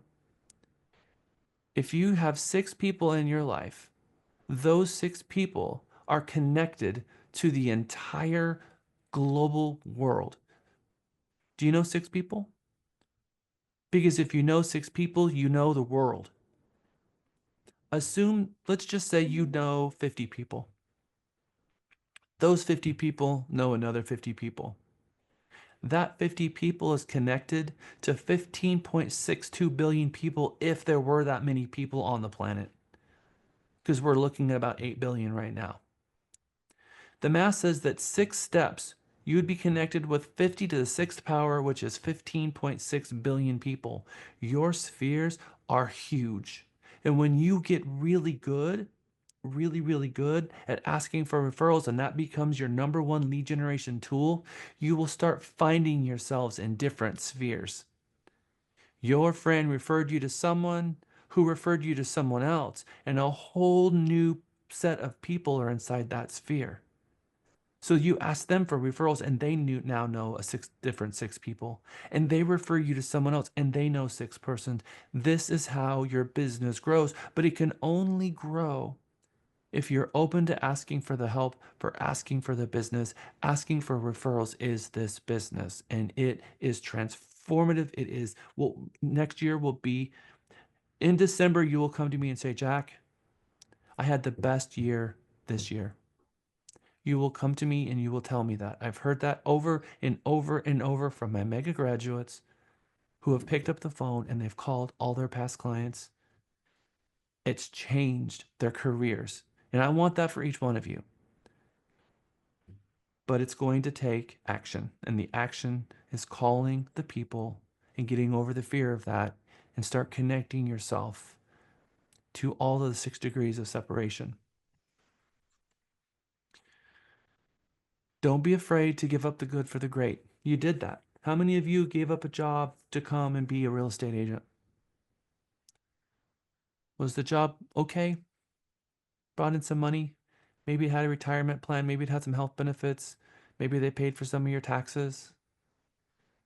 Don't be afraid to give up the good for the great. Now, for you, this year, I want you guys to give up the good for the great. And that means give up whatever it is making you comfortable and step outside that zone and do something that you may have not done before. And that just may be going through every single person on your phone and calling every single one of them to prove to yourself that you can do it. You're not going to skip over this person and skip over that person because we're afraid. We're going to be fearless. On Wednesday, we're going to I'm going to have Janine Solomon come. Janine is our ISA 2. She is an SAE agent. She has made more calls in our sales department than any other agent in the company, in the history of the company. She's made more than 10,000 phone calls and had more than 10,000 conversations. And she is in our ISA weekly sales meeting. And you can hear her phone calls over and over and over again. And she is fearless. I mean, absolutely fearless. And that fearlessness comes from the fact that she has just called everyone. She can pick up the phone number and dial 512-000-0001 and have no problem converting them into a buyer. She is fearless, and I want you to hear from her because when she picked up when she picked up the phone the very first time, she was terrified. And we pushed her, and now she's fearless. Raise your hand if you know Janine. Good. You all already know her really well. We have to set goals for ourselves.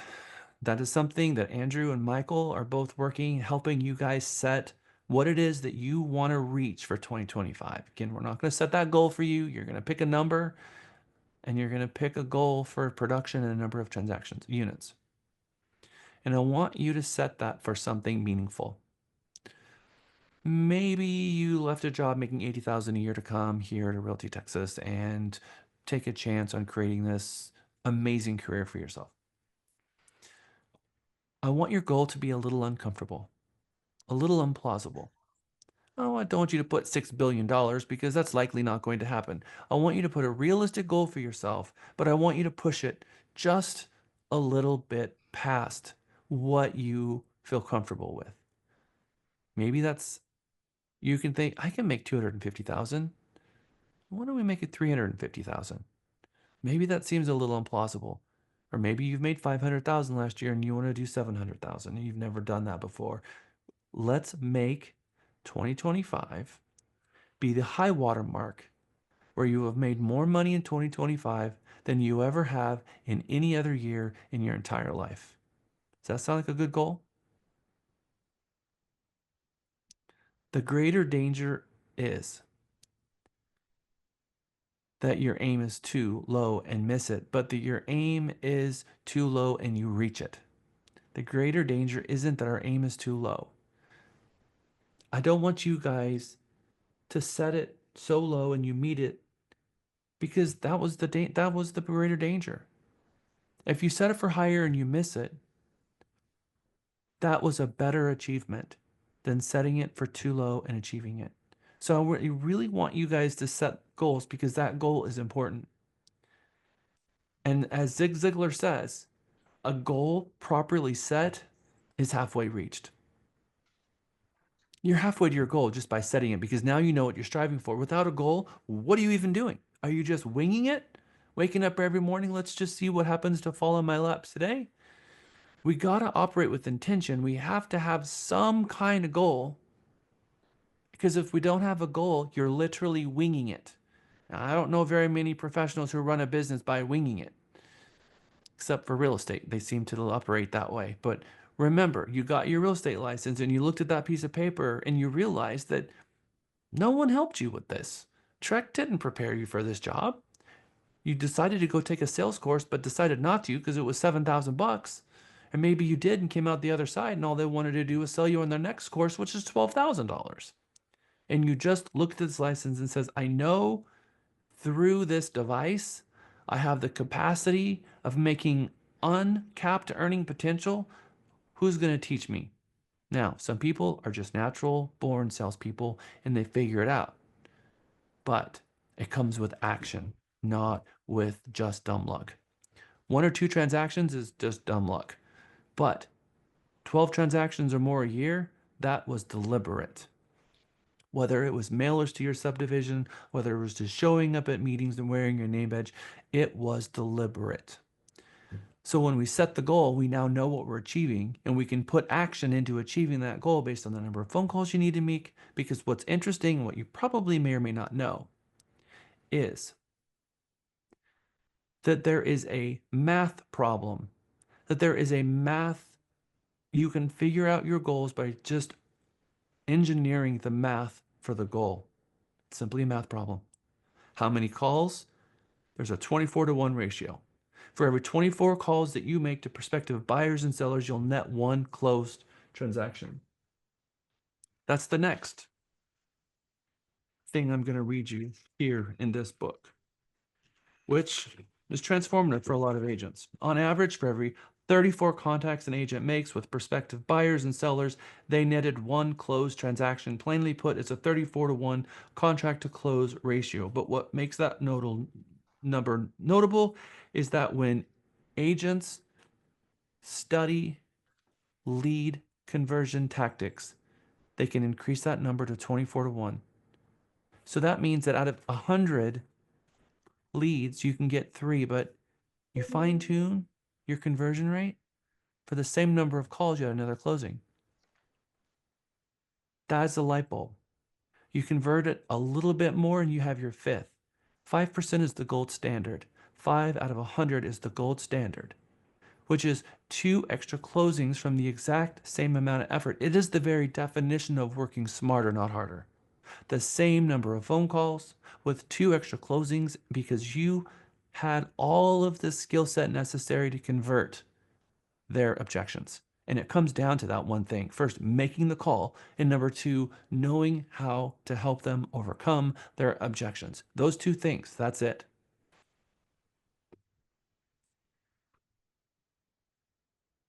When a market reinvents itself, you must reinvent yourself. You simply need to pick the results you want to match the efforts that those require. It will take extra effort in a harder market, and that is just how it works.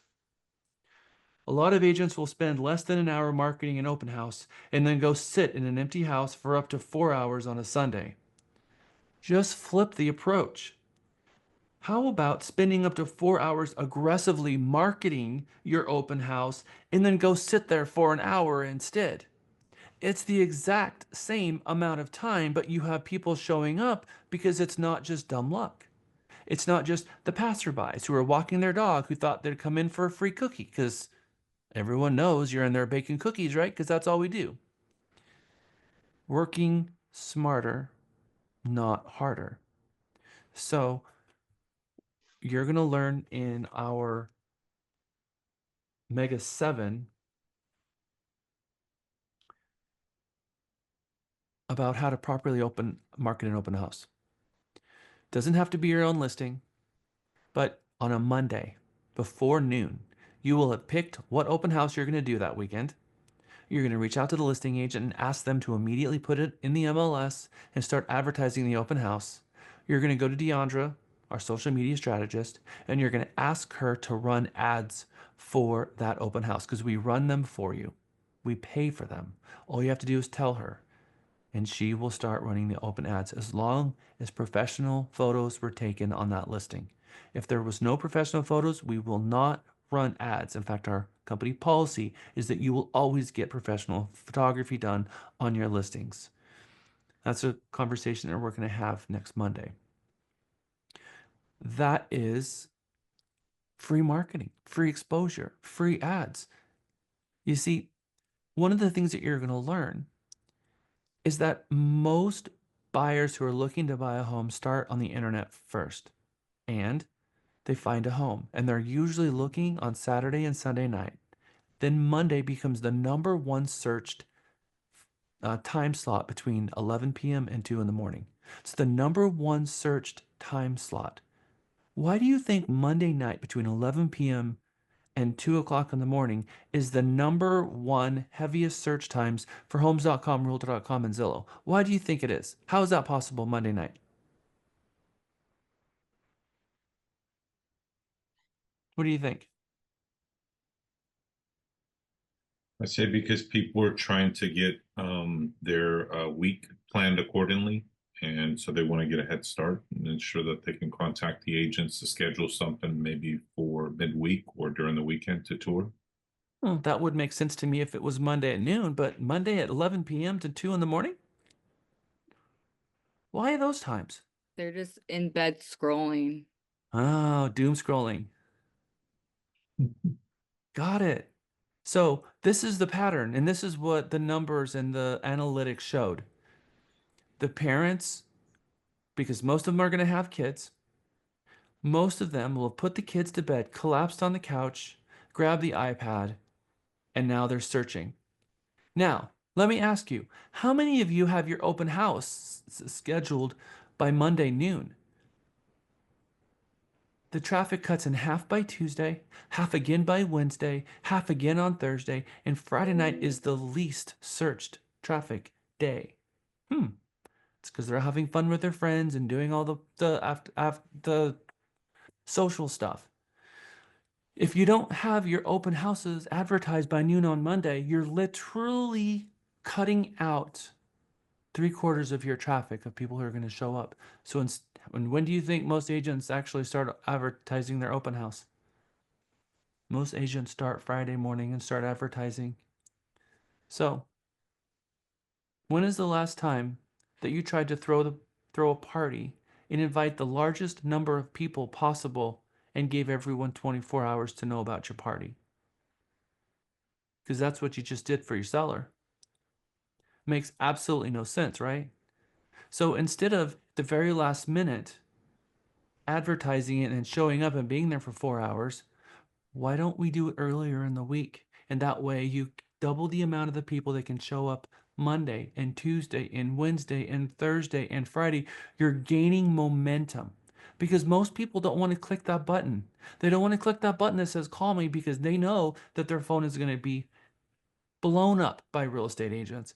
And they don't want to hire a real estate agent yet because they're early in the process. They just want to be able to go and see the home without having to give someone a quart of blood. And so they just see it. It's something that they're interested in. They'll go and look. And remember what I said, 90% of people pick the first agent they meet. You have a higher chance of being hired right there on the spot if you do it right. You can also unhire yourself very easily. So I want you guys to put a lot of thought into what it makes sense for you to be doing with your time. All of this comes down to setting your goals and having your goals on paper so that you can now be going through the year strategically thinking about what your lead generation is going to be, what actions you're going to take to create the number of closings that you've asked for. We already know that it's 24 to 1. There's a math problem there for you right now. So you need to find 24 people for every closing that you're going to have. We do the math accordingly. What is your conversion rate in an open house? What is your conversion rate on just throwing out a bunch of postcards on a 6x6 campaign? And we're going to talk about all of that as well. If you don't have a goal, you're not aiming for anything. And one of my very favorite quotes of all time is from Albert Einstein.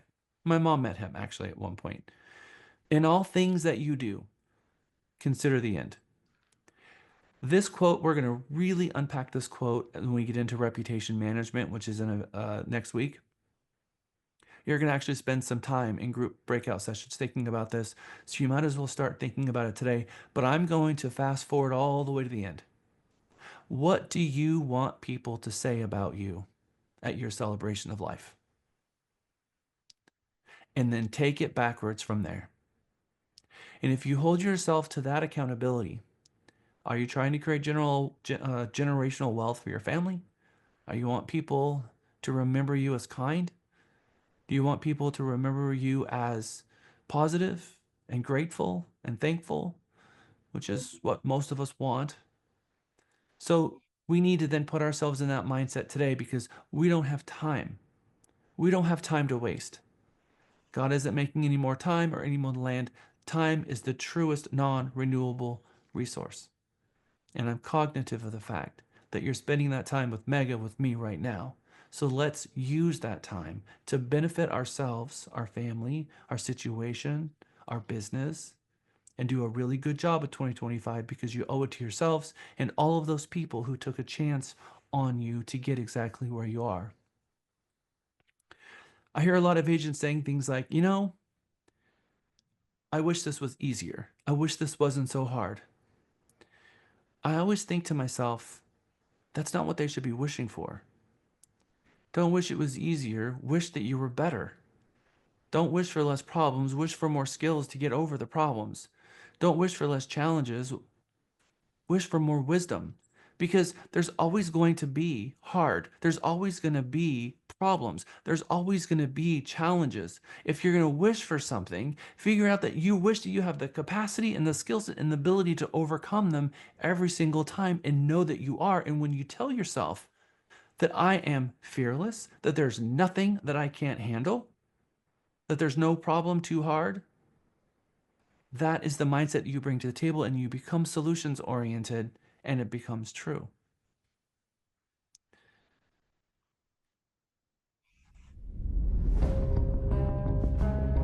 The hardest worker in the room is always going to be the talented guy who doesn't work hard. In the end, maybe not every time, but in the end, hard work always wins. Talent doesn't guarantee you anything in this world. A good education doesn't guarantee you anything in this world. The world is riddled with smart people who have never achieved anything of significance. This world is full of talented individuals that never made it. The world is full of expensively educated kids that are outperformed by high school dropouts. Talent won't get you anywhere if you don't work for it. Talent won't get you anywhere if you have no heart. Talent is nothing if you have no guts.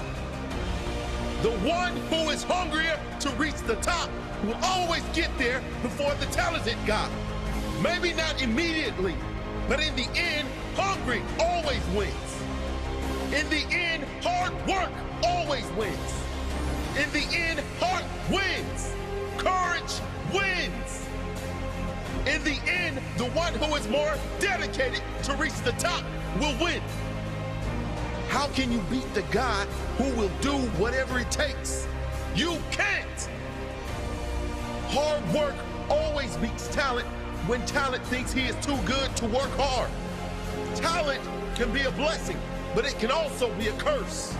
It can make you think you don't need to work as hard as the other guy. And that is a mistake, my friend. Because the other guy is hungry. He is hunting your ass down. I'm gonna give you that one for a homework assignment. It is a 4-minute video. It actually even gets very empowering at the end of that video. It is true that grit is what takes success in this business. It is not how smart you are.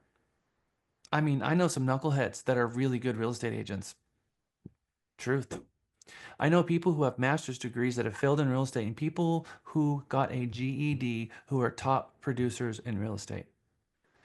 I know we have objections and we put limits on ourselves. There's always objections that we put on ourselves, whether it's our body size or whether it's our age or our race or our sexual orientation or our gender or where we come from, where we were born in this marketplace or not. There's always a limitation that you put on yourself.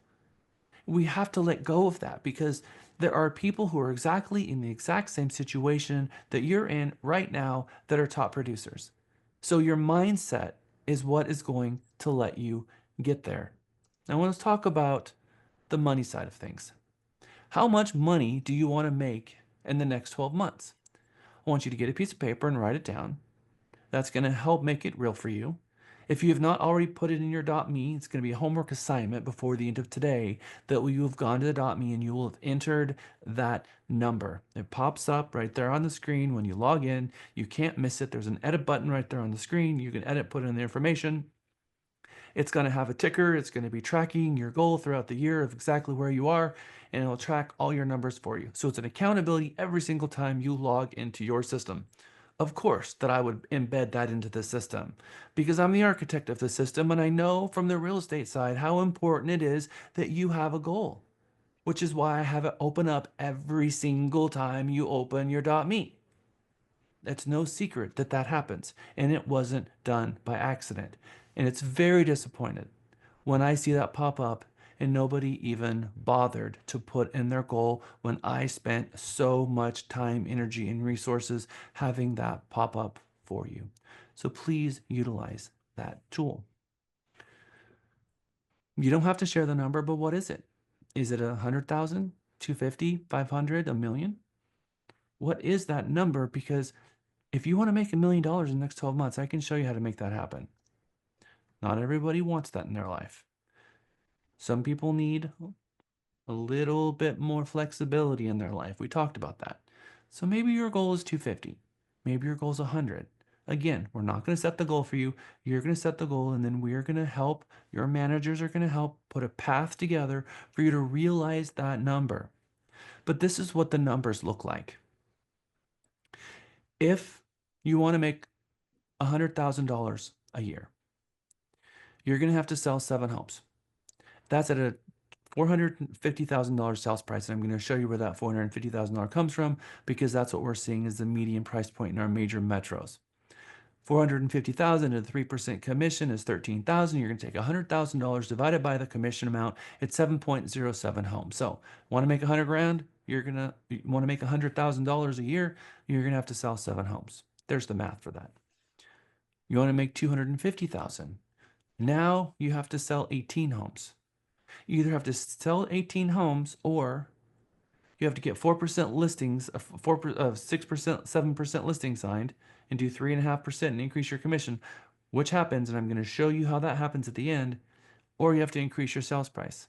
But either increasing your sales price or increasing your commission, either one of those two also is going to decrease the number of homes that you have to sell for the same amount of action.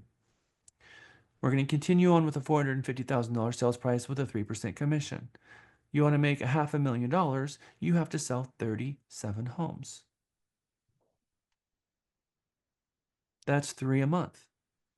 That's 30, basically 36. 12 times 3 is 36. Can you sell 3 homes a month? We have top producers in the market that are selling a house a week. 52 homes. The most homes I've ever sold was 100 as short sales. That was over 18 months, so it wasn't even a year. The most transactions I've sold in 1 year was 65. I sold 65 homes in 1 year. That is the $1 million mark. 74.07 homes at 450 at 3% commission right now is going to net you $1 million.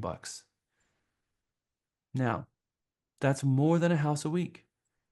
That is very difficult for an agent to do, but you have teams that have 3 or 4 buyer agents on those teams closing 150 homes. It is absolutely possible. It is 100% possible. But this is a lot more likely and palatable for most agents. $500,000 a year, $500,000 in revenue, closing basically 3 homes a month. That is having 3 closings at the end of the month, and I see a lot of you having 3 or 4 closings, and you do that all the time. Maybe you have 3 or 4 closings, and the next month you have none. And then you have 3 or 4 closings again, and the next month you have none. And what you have forgot to not realize is you've created the cyclical cycle, because every time you're closing the 3 transactions, you have stopped prospecting. And you get those all closed, and you arrive back to nothing again. You're like, oh, what am I going to do?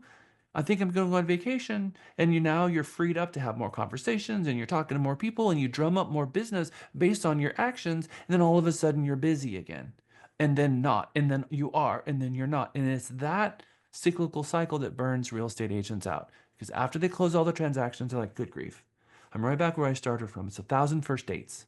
I keep dating a client, and then they move on. I date a client, and they move on. And it's once you close, it's like, yay, but now where's my next client going to come from is a little scary. You can stop the cyclical cycle, and you can have the 3 closings every single month if you just do one thing. For every hour of administrative tasks, you force yourself to do 2 hours of prospecting. But what happens is agents think, I already worked today. I showed 5 properties, and I did this, and I did that, and I did all this stuff. I'm done working for today. I'm done. And they don't do any prospecting. You're gonna feel the effects of that next month. You're going to. It's going to show up in your production. Maybe you don't care. Maybe you've been doing this long enough where that works for you. You're not afraid of it anymore, and so it's fine. You're just going to keep doing that because that's the way you've been doing it all your life or all your career.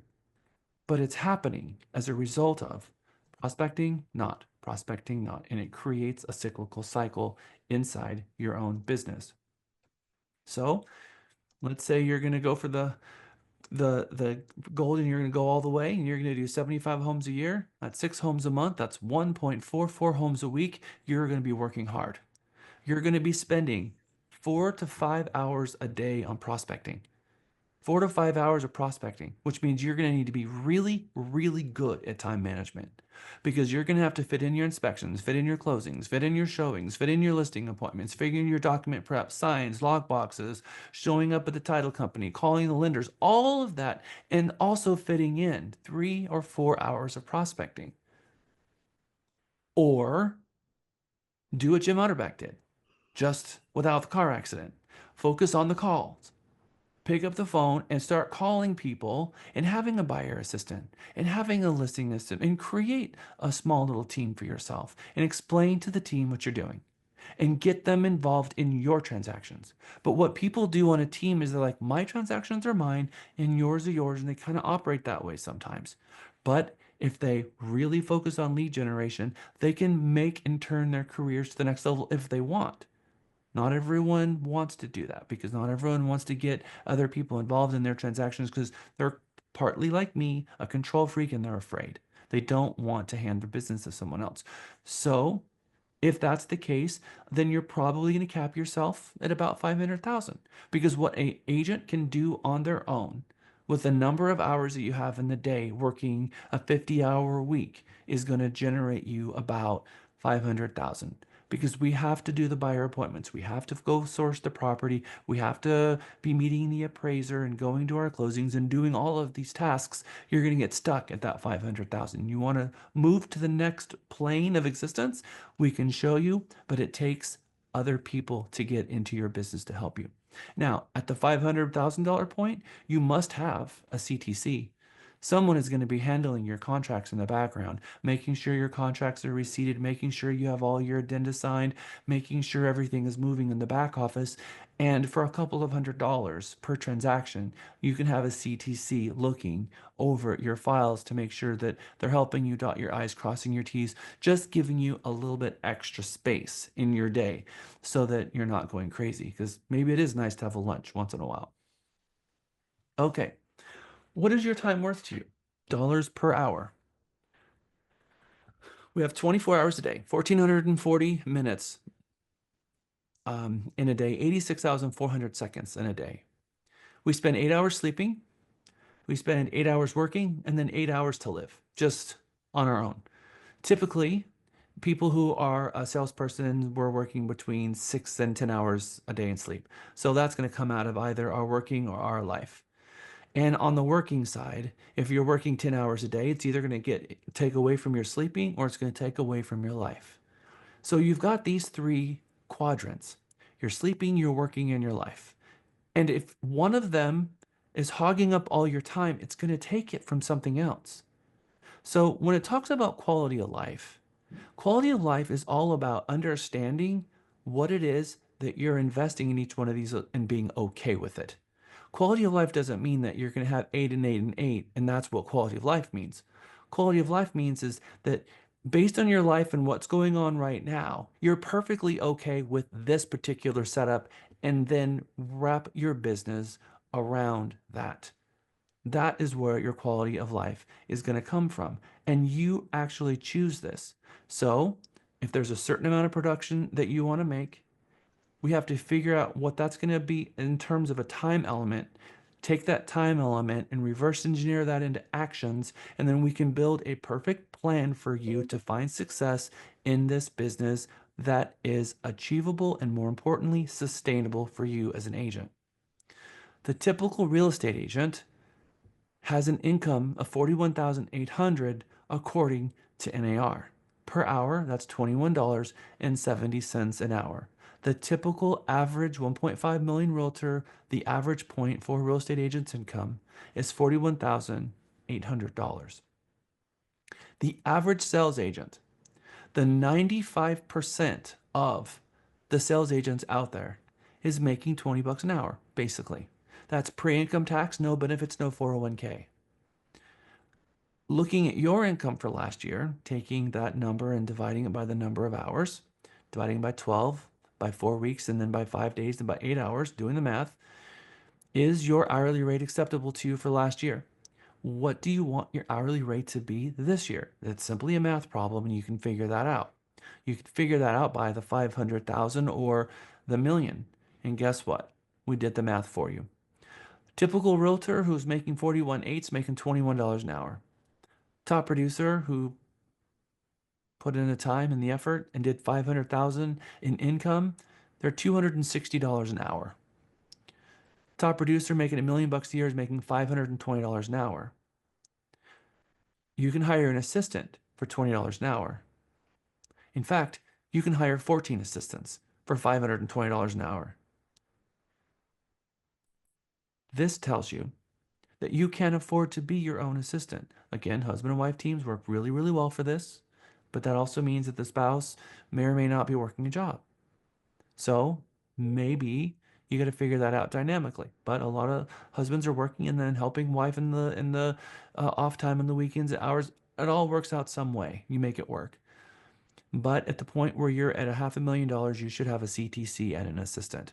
And your assistant should be helping you with every task that is not income producing, that is not going to get in the way, not violate truck rules because they can't be doing licensed activity, but they can be putting up lock boxes for you. They can be putting up signs for you. They can be printing flyers for you. There is a massive amount of things that they can be doing for you to help you with your business. And you should hire an assistant at the point where you're doing 12 transactions a year. At the point you're doing one a month is the point in which you need to take your career to the next level. It's enough money where you're able to sustain yourself doing this full time, making $9,000 a month ish. That's the time for you to hire a assistant and let yourself take yourself to the next level, which is 24 to 36. That is going to be a huge difference, increase in your income. Alexa. Yes. What's the difference between like the income goal and your production goal on the goal and split? So income is dollars amount. How much money do you want to make? Production is the sum of the values of the homes, sales price of the homes. So if you sell three $300,000 homes, then you have a $900,000 production. So when we you're put really- the yeah. you're trying to get about 36 million. I mean, my goal for most new agents is between 4 and 8 million. That's where I would think that most new agents are trying to hit. That is a good first year, a really good first year. You might have a bigger goal and say, you know what, I'm going to blow 10 million. I want my $10 million goal. I'm going to do everything I can to get there.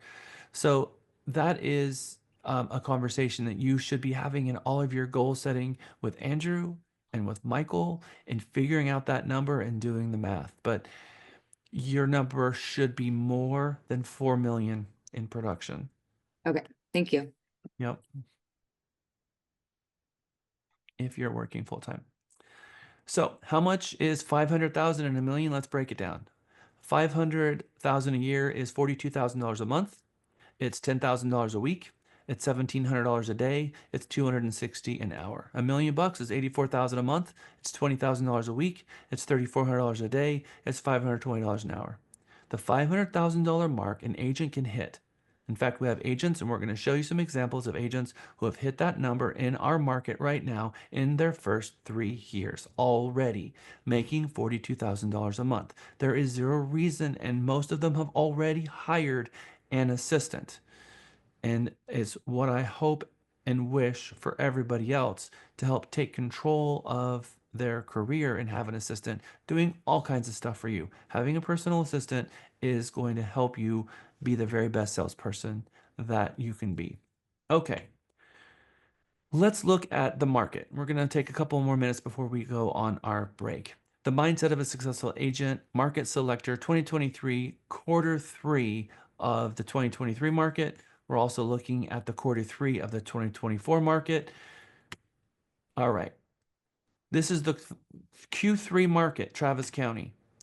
Q3 market, Austin Round Rock. I want you to look.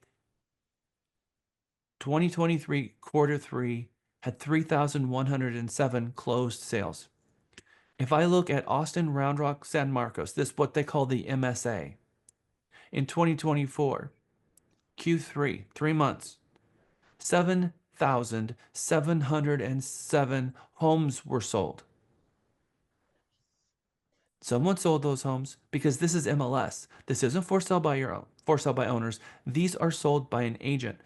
7,707 transactions. Third quarter of 2023, 3,100 homes sold. 2024, 7,707 homes sold. By the way, 7,707, that's 15,414 sides because agents represented the buyer and the seller in that transaction, didn't they? Okay. That's $200 million worth of income that was spread across agents just in the Austin market, just in the market that's up here, 200 million. Don't tell me that there's not opportunity. That's not Waco. That's not New Braunfels. That's not San Antonio, Houston. That's just the Austin MSA for the third quarter. We are in the best nation and the best state and the best metros in the world for selling real estate. And there's multi-billion dollars worth of commissions across the state for you, an opportunity. So you can't tell me that there's not opportunity waiting for you to go and get it, because you're ripe with opportunity. It's massive. You got a license, you're in the right place at the right time. But the rates are too high, right? No one wants to buy. The rates were 13% in the 80s and 18% in the 90s, and I've already explained to you the value of high rates in terms of downward pressure on the purchase price and all of the value proposition and objection handling that you can for rates. But right now we're sitting in the sixes. Statistically, 8.5% is the average rate, and we're sitting under 7 right now. And the 6.875 to 6.9, which is what they were opening up this morning, that is a good rate. That is not a bad rate. The average 30-year mortgage in the United States from 1971 to 2004. 1970s, 12.9% all the way through 79. 1980s was at 18%. 2010, 5.09 and fell to 3.35 to the end of 2012. 2021, 2.65 all the way down to 0. 2024, 7.03. Today, we're just under 7 in the sixes. Imagine what they did in the 70s and the 80s and the 90s with those types of rates. This is where they were on Friday, and they fell a little bit today. I'm going to put a really good, fun website in your chat. I want you to put this in your browser's favorites. This is what lenders use to get the rates of where they are. 30-year fixed, 15-year fixed, 30-year jumbo, an ARM, 30-year FHA, and 30-year VA. What the rates are today. You can share this with your clients too. These are really, really great for you to understand basically what the retail price is, what the client's going to pay. Now, what about this bubble we hear about? Oh, but the prices are so high from COVID, and the prices are still too high, and they need to come down a little bit before clients are going to buy, so we have to wait. Well, is that true? Because here is a very important statistic that I've been tracking, and I tracked it with Cindy Bell since the beginning of COVID, and I believed exactly what was going to come true, and I've been training this since 2019.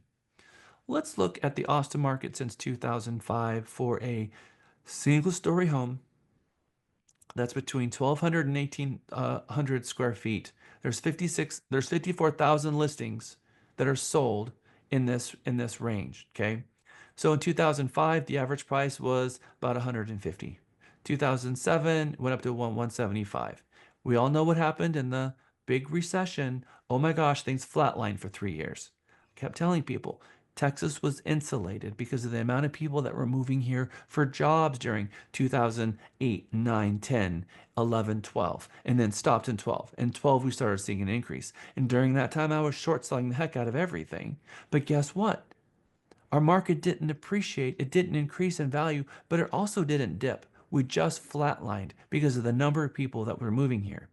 Then we get into 2012, and we see this steady rise. 12, 13, 14, 15, 16, 17, 18, 19, and then we get into 20 right here. 20 is the beginning of COVID. And what did we see? We saw the prices go from 350 to 450 to 550, a $200,000 increase over the course of 2020 to 2021. Now, let's look at this right here. In 2013 was 200. It took all the way here to get to 200 in 2022. A 10-year appreciation gain happened in 2 years because of COVID. And it popped. And when it popped, it's right back down to where the normal appreciation line happened. And we're exactly back to where we were before COVID, but actually a little bit higher. People who are selling right now are selling about $50,000 higher than they would have had this not happened at all. And in fact, if you follow this line, you will see that the trend line has finally met up to where we were before, just like COVID never happened at all. What do you think about that?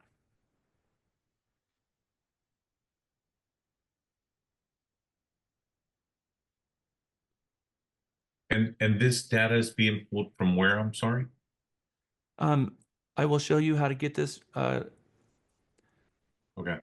Let's do it together. Thank you. All right, so we're going to push you off to break. So you're officially on break. Let's come back at 3:23. For those want to stick around, I will show you how to do that graph right out of the MLS. So I will see you all back in 10 minutes. Again, 3:23. Let's come back. And for those of you sticking around, I will show you how to build that graph for your clients, literally in seconds. Probably not going to take more than 2 minutes to do this graph. So once you have the MLS opened, whether it's CTX MLS, whether it's Waco MLS, whether it's Austin, even HAR, all of them are using Matrix, and they have this same tool. It's called Stats. You're going to click on Stats. You're going to click on the historic sales price trend. You're going to go in and you're going to pick an area. Doesn't matter where the area is. I'm just going to grab Austin. I'm going to have residential and a single family home. I'm going to do 1,200 to 1,800 square feet because I need like product. I need the product to be like itself. And that's pretty close to being like product right there. Okay. Now I'm going to click customize. I'm going to ask it to go back 10 years. Close price median is just fine. And I'm going to say pick on primary year. I'm going to click generate. That's all I got to do. And there you go. Now, you see this trend line here. But what if I change it to Williamson County? Okay. Williamson County. Click the button. You will see the exact same graph. Bubble up, bubble down. These lines are always meeting up to each other. Do it again. Let's pick another territory. We can also use the unlock stats. That's a new option, correct? Yes. Okay. All right.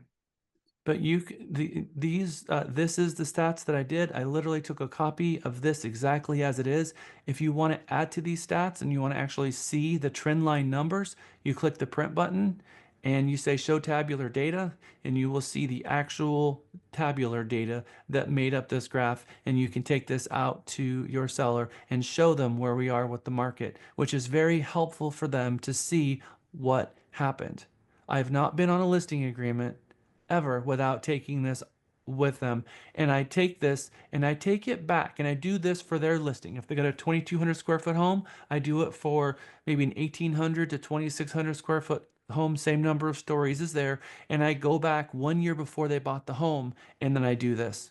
And what's cool about that is that it shows the price of where they were when they bought it in comparison to where the market is and where it is today. And it's a double check with the numbers. It's very, very helpful. And again, I do this every time. So super easy to do, painless.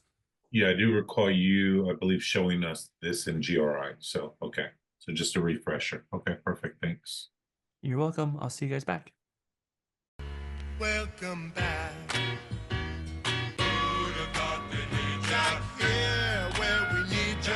Here where we need. Welcome back. Welcome back. Welcome back. Welcome back. Okay, welcome back everyone from your quick break. Last year was overshadowed by a lot of disruption, a lot of confusion. We had changes in practices. We had new contracts being rolled out again and again and again.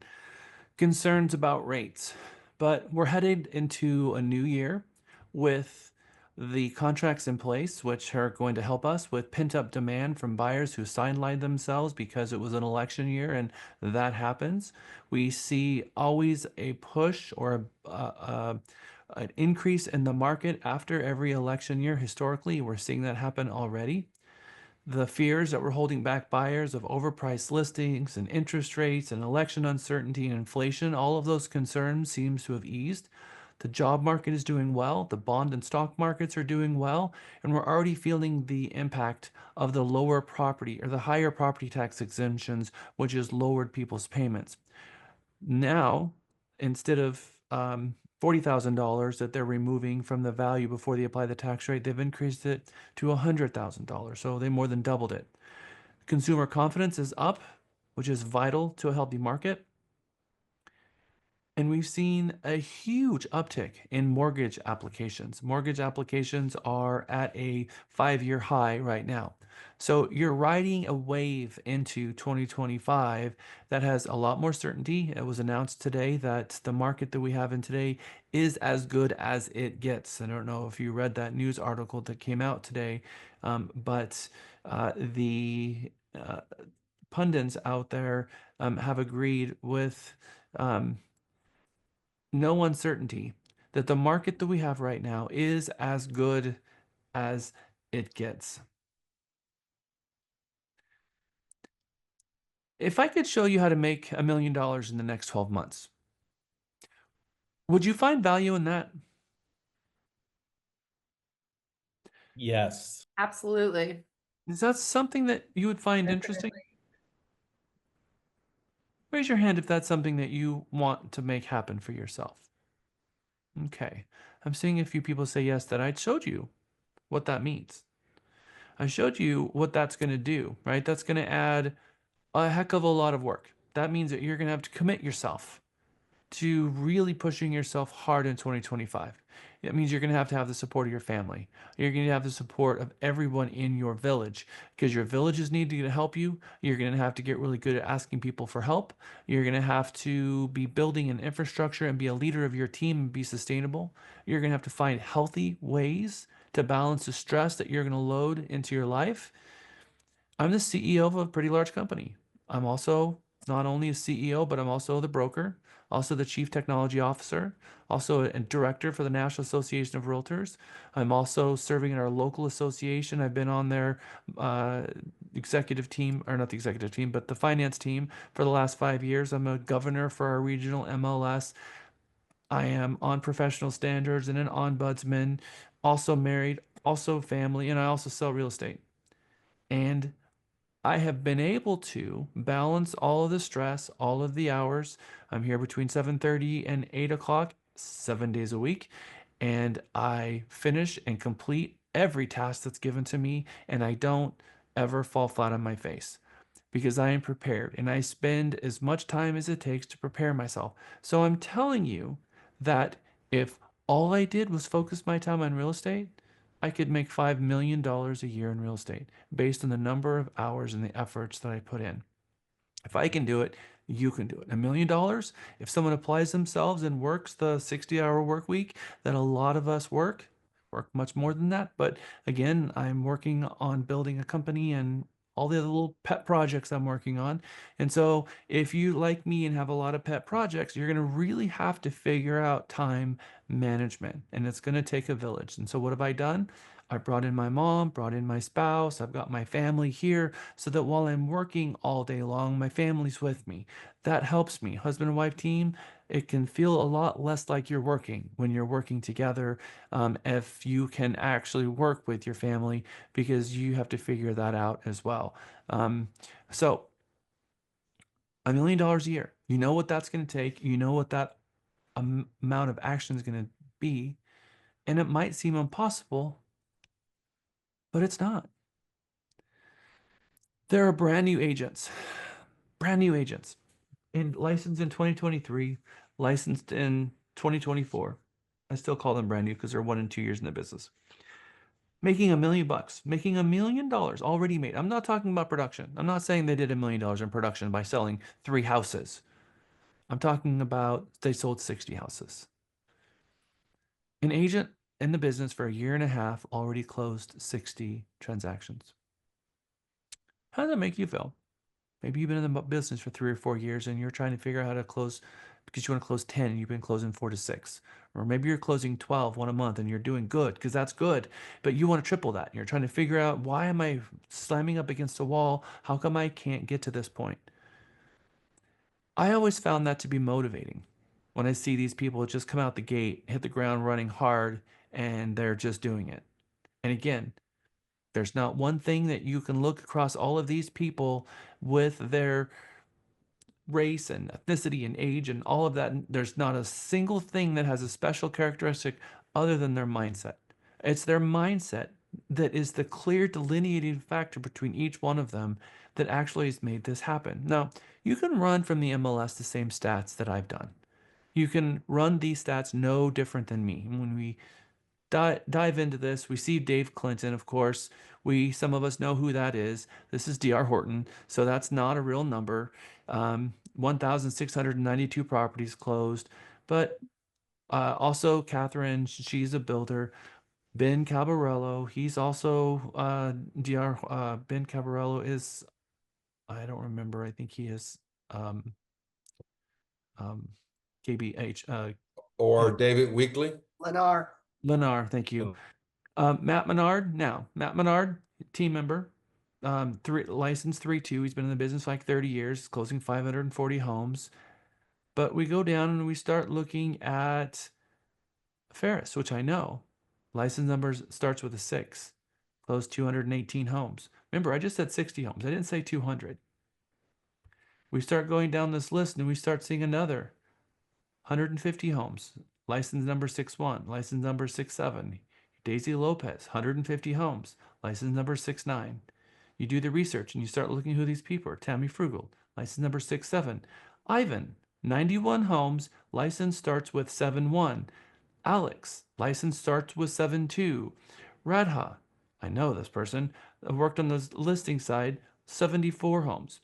So I did the math, I broke it down, I did a research on who these people actually are. And as you look, licensed 2019 made 800,000.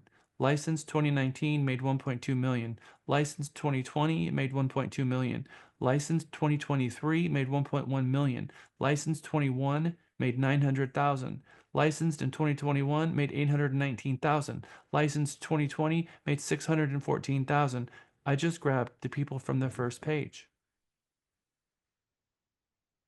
It's possible, guys. This isn't impossible. I'm showing you actual proof.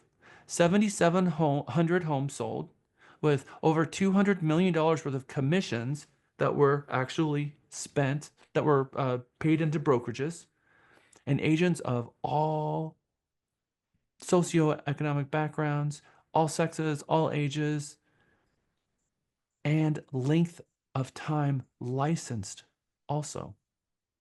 Some people have been in the business for 40 years. Some people have been in the business for 12 months. Some people in the business for 16, 18 months, making more than 500,000 all the way up to about $1.28 million. How does that make you feel? Let's talk about it. Does that fire you up? Does that make you mad? Are you blown away? Are you not surprised? Talk to me. The combination of all those emotions, Jack. I mean, it just, fires me up and upsets me that, I've probably been spending a lot of time in an office where I should have been here. It's mixed emotions. If they I can would do it, agree. I would say I'd love to pick their brain and see what marketing they implemented. What just how they were able to really generate that type of business based on what. Well, Lewis, you've got 5 of them right here in the company, and I've sold over 1,000 myself. Mm-hmm. I'm intimidated. If you turn it Say it around makes me and have optimistic. the abundant mentality of it all, you could take it as you're excited for those people that actually, achieved those numbers, and then also, take that as an opportunity of what can be done, of all the possibilities that you have in your future. Okay, Amonte, thank you, Jessica. Yes, the possibilities are endless. This is proof that this isn't just some pie in the sky thing, that this is grounded in absolute reality. And if you were with me and Lisa at the PT50, you saw agents doing 50, 60, 70 million. That's 80 houses, 150 houses, and they were getting top producer, top 50 agents in Austin making 800, a million, 1.2. You see them in person, you meet them, you know who they are. Some of them are brand new. Rookie of the year, sold 76 houses her first year, and she was licensed in 2023. It is compelling argument. Amonte, you'd raised your hand. I want to hear from some more of you. Yeah, I was thinking if they can do it, why can't I? Or I should be able to do it too. What he said. Cindy Bell. For most, I think 80 to 90% of the agents, we think it's something else to be successful, but it's making the contact with people. We want it to be something else. We want it to be showing homes. We want it to be looking at the MLS. We want it to be running ads. We want it to be something passive. But in actuality, it's actively working your book of business. It's actively finding new people to work with. It's actively finding referrals. That is it. And everybody wants it to be something else. And if you just focus on that one thing, you may not be making that kind of money. You could, I don't know. It depends on how much you want to work and what your bandwidth is. But it is that one thing. It is 100% action. Exactly right. It is having the right mindset, having an abundance mindset, being positive, being out there, figuring out where the opportunity is, being grateful, being thankful, connecting to the sphere, calling every single person that you know. You got a painter, you're calling them. You have a lender, you're calling them. By the way, lender, who are you giving your buyers to? Because I want them. Are you going to give me the next one? You're going to get what you ask for. Who is your electrician? Who do you know that's looking to buy, sell, or lease a home? You start going through the phone book and calling every power washer you can possibly find. Because what are the actions that a lot of homeowners take when they're preparing their home for sale? Well, actually, what I've learned is that people don't power wash the house forever until they sell it. So if you want a marker of someone who's going to actually sell their home, go around and call every single power washer and say, look, I want to give you $500 to market your business. I want you to market to this subdivision and go hand out your cards. And every single time someone offers, tells you that they're selling their home, I will pay for their power wash if they had to do a listing agreement with me. Okay? Very easy. Now you've got a raving fan of power washes out there trying to help find you seller leads. Take the next step. What are some other creative things that you can think of out there that's going to be able to help you get in front of more people? And it has to start with going through your entire phone because your diamond mind is sitting right in front of you. The diamond mind is where all of this opportunity is. And I promise you, these people that we're looking at right now, they tapped into every single person that they know. All of these sales, all of this billions of dollars worth of production, all of the agents are doing the same thing. Now, here we are this year, because the numbers I was showing you were actually the 2023 numbers. We're seeing 1.1 million, 1 million, 1.1 million, 860,000, 900,000, 728,000, 922,000. We're looking at agents that were licensed in 18, 19, 20, 21, 22, and 23. 60 homes, 60 homes, 59 homes, 57, 50, 50, and 50. They're closing 60 homes a year, making $1 million, just exactly like I said. I literally put the slides together, showed you what it takes to sell 60 homes, and found you evidence of people who have actually done it and are doing it. Millionaire agents are making $1 million a year. New agents making $1 million a year. Why not you? And I want you to say this, and I want you to say it loud. Why not me? Because that's the question that you should be asking yourself when you see these stats. Why is this not me? Do you believe in yourself? I'm not seeing head shaking here. Because I really want to see your reactions here, because this is important to me, because I am having a conversation with each one of you, not all of you at the same time. I'm talking to you. Why not me?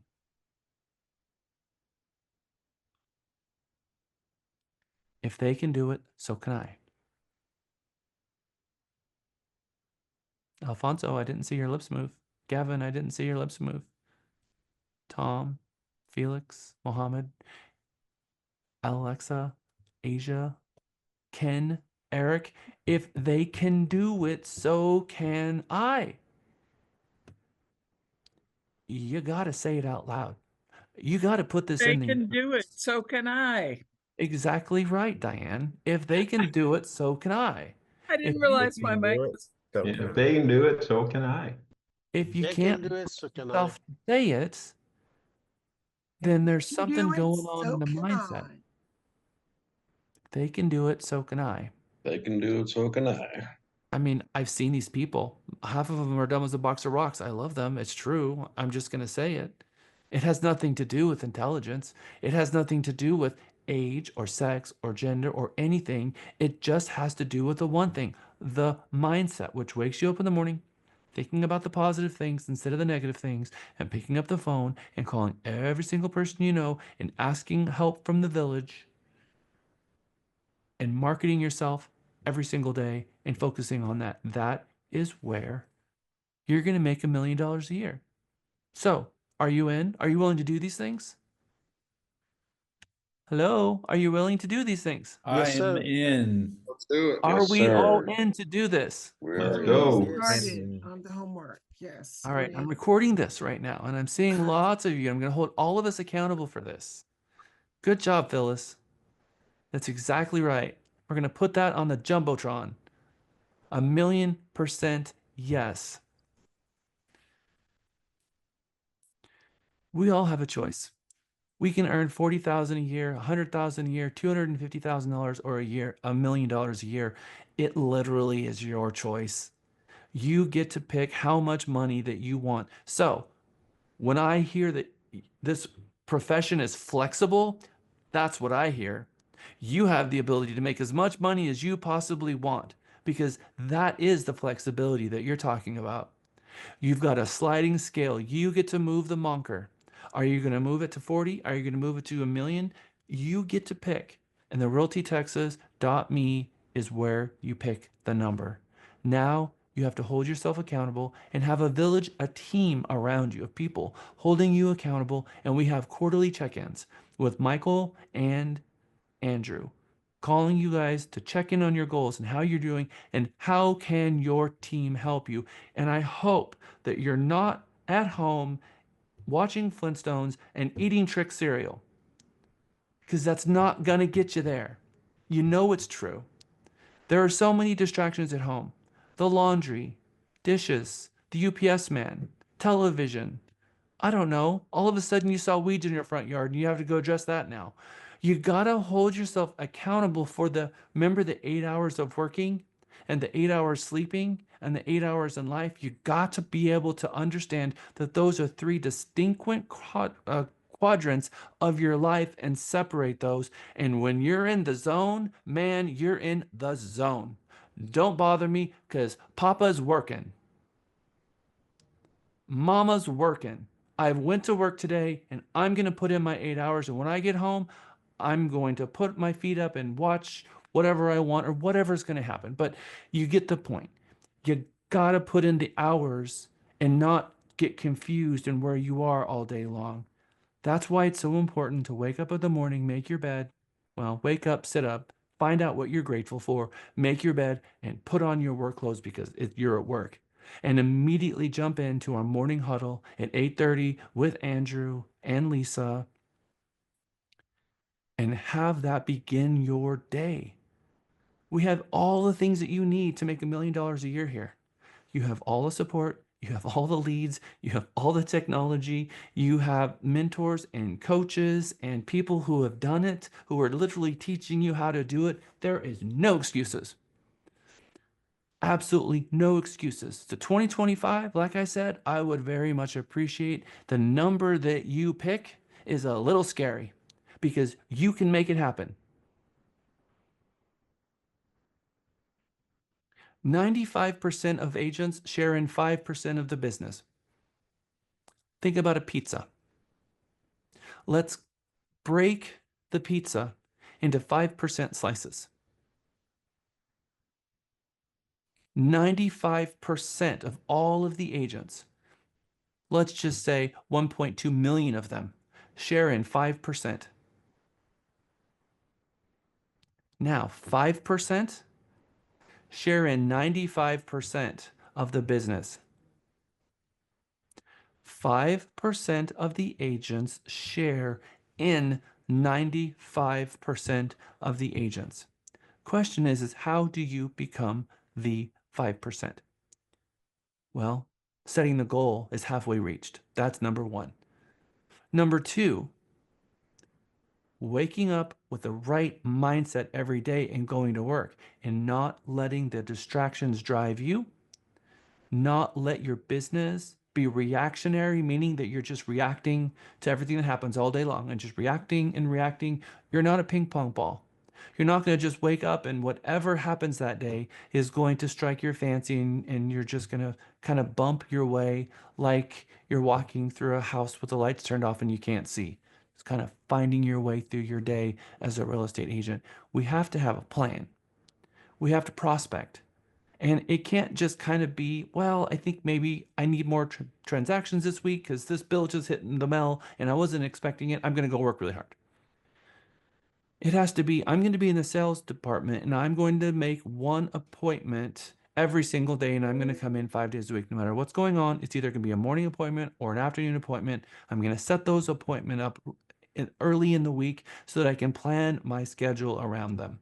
And then I'm going to spend 1 hour calling my own people every single day. That's 4 hours of my day. My calls are done. Check that off. Now, what am I going to do with the other 4 hours? Because I'm going to be doing something. I'm going to be mailing calls. Preparing for open houses. I'm going to be putting mailers out. I'm going to be knocking on doors and in subdivisions. I'm going to go out and drive and go to open house events. I'm going to do my own open house events. I'm going to go visit builders. What are you going to do to spend your time? Sounds like I'm talking about a little mini business plan. Because that's exactly what that is that instead of trying to every single morning build a business plan for that day, which is far too late, by the way, you meet with Michael and you meet with Andrew and you put together a business plan that actually discusses what you're going to focus your time on. That right there is your accountability. And now when you wake up, I know what I'm doing today. I don't have to even think about it. All I got to do is go to work because I already got a plan. Because 99% of it is just that. So, why does 5% of the market share in 95% of the earnings? Because 5% of the market has a plan. I promise you, they're not going through trying to figure out their day with their eyes shut and trying to poke their way through their day. They are operating with a plan. They know exactly what they're doing when they wake up in the morning. In fact, on Monday, they knew what they were doing. Taking me back to this book, I'm going to read another passage, which I think is very important. Successful people annually time block 3 things. Now, time blocking, we're talking about having a commitment to owning your calendar. Time management skills here. First, they make a list of all the vacations and time off they want to take for the year, and they time block them off on their calendar. We're talking about vacation and Christmas and anniversaries and birthdays. That's priority. We don't live to work, we work to live. So our family comes first. In January, right now, by the way, you're going to pull out your 12-month calendar and you're going to put a big red X on anniversary and kids' birthdays and spouse's birthday. And you're going to hard code that off today. Those are dedicated to family. We are a family first organization. And if you want the support of your family, you need to put them first. And if you don't time block, it's a little too late by the time you get there to meaningfully do anything. So that's the first thing successful people do. The second thing, well, I'm going to go on. It says this way, they have guaranteed themselves, their family, and their friends that personal time off comes first. Now, they're simply working in between their time off instead of working all the time and, as a result of that, taking too little time off too late. Time management is key in running a business. You don't have a boss. You have a sales manager and a broker. That's a little different, but you don't have someone holding you accountable for your days except for yourself. The first thing that you must do is begin the time management. want you to find a 12-month calendar. I want you to red X the birthdays and the holidays and get that set for 2025 so you know that it's happening now. Second, they take out their calendar and they time block a few hours every day devoted to nothing but lead generation. Third, they time block an hour each week to plan their week. You want a time block? You got to have a business plan to time block. You literally have to have a commitment to time blocking. So what do you do in January? You block out all the important days. Second, you're going to have a commitment that every single working day in between all of these days, I'm going to put at least 3 hours of the one thing. Not Monday, Wednesday, Friday, not every other Monday, not twice a month, every single day, lead generation. 15 years ago, the lead generation tool was wife gives husband 20 business cards. Don't go home until he's given them all out. Things have evolved since then. Your marketing has to be a little bit different, but it's the same thing. Where are you going to go find 24 people? Because that's what it's going to take. And by the way, you can find 2 accidentally just by driving around new home communities and bumping into someone in a home. Very easy to find people. You just need to be either attracting them and having them come to you. And by the way, where's a place where you can just having people just come to you oddly out of the middle of nowhere? Open house. That's right, in an open house. Wonderful. How many of those can you do a week? Hopefully more than 2, because there was a really smart guy that I knew in Long Beach, California. And every time he had a vacant listing, he literally had an open house there every day. He would show up in the morning and make his calls, put a sign in the front yard that said open house, and that was his office. And he would move from one house to the next every time he had an open house, and he made that his office. His sellers loved it.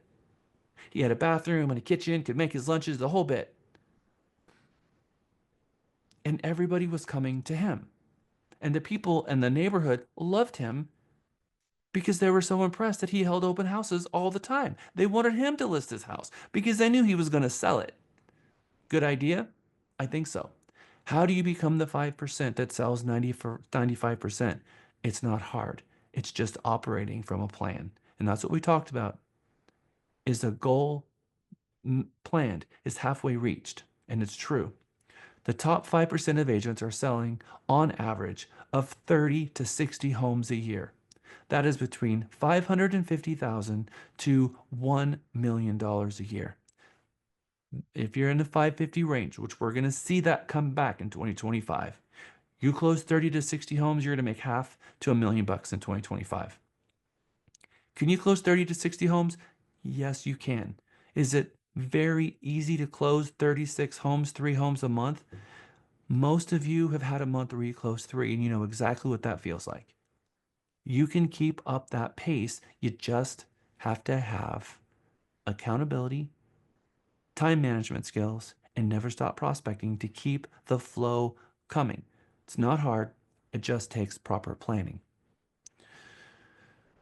25 to 50 closings per year. All right. 450,000, 12 closings, 162,000. 24 closings, 324,000. 52 closings, 702,000. 75 closings, $1 million. And 100 closings is 1.6 million. The top 5% of agents are doing $500,000 to $1 million a year. And no, when you do an open house, you do it at any Realty Texas listing. Kim Dale in Star Ranch, Randrock is begging people to hold her listings open. She has 5 listings and she's begging people. If you go, imagine that someone like me who's so passionate about helping agents make money and literally dedicates an entire month of his time to teach other people how to do what he did, which is become a master salesperson. Do you think that I might create a dashboard where you could go and see a whole list of open house opportunities and all you have to do is click, okay, I want to do this one, and poof, it's done? We did that for you and it's there. Go to your open house signups on our dashboard. That opportunity, I mean, you literally have unlimited opportunity at open houses, but sometimes they're completely unclaimed. And I just don't get it. I just don't get it. If I were sitting where you are right now, I would be doing 4 open houses a week. Kim Dale would be my best friend. She already is. I would be bringing her coffee. I would be bringing her donuts. I would be loving on her. And I would be telling her, I want to be the person that gets to do your grand open houses. I want to do them all. And then she would start getting a little intimidated by me because she's going to think that I'm trying to take over her neighborhood. And that's not it. I want clients. Joetta Houghton.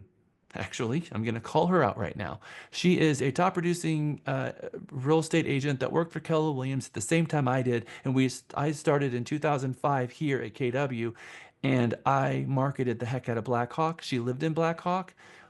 I ended up getting a listing from doing an open house on her property. A seller walked in, said, I want to list my house.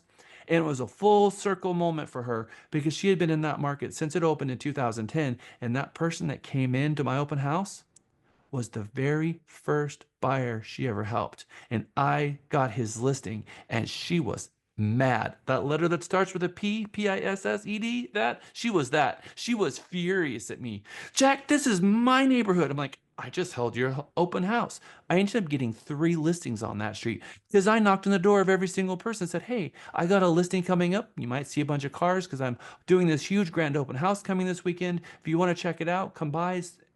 I got 2 other listings, so I'm knocking on everyone's door. And this was back when we were doing property tours weekly.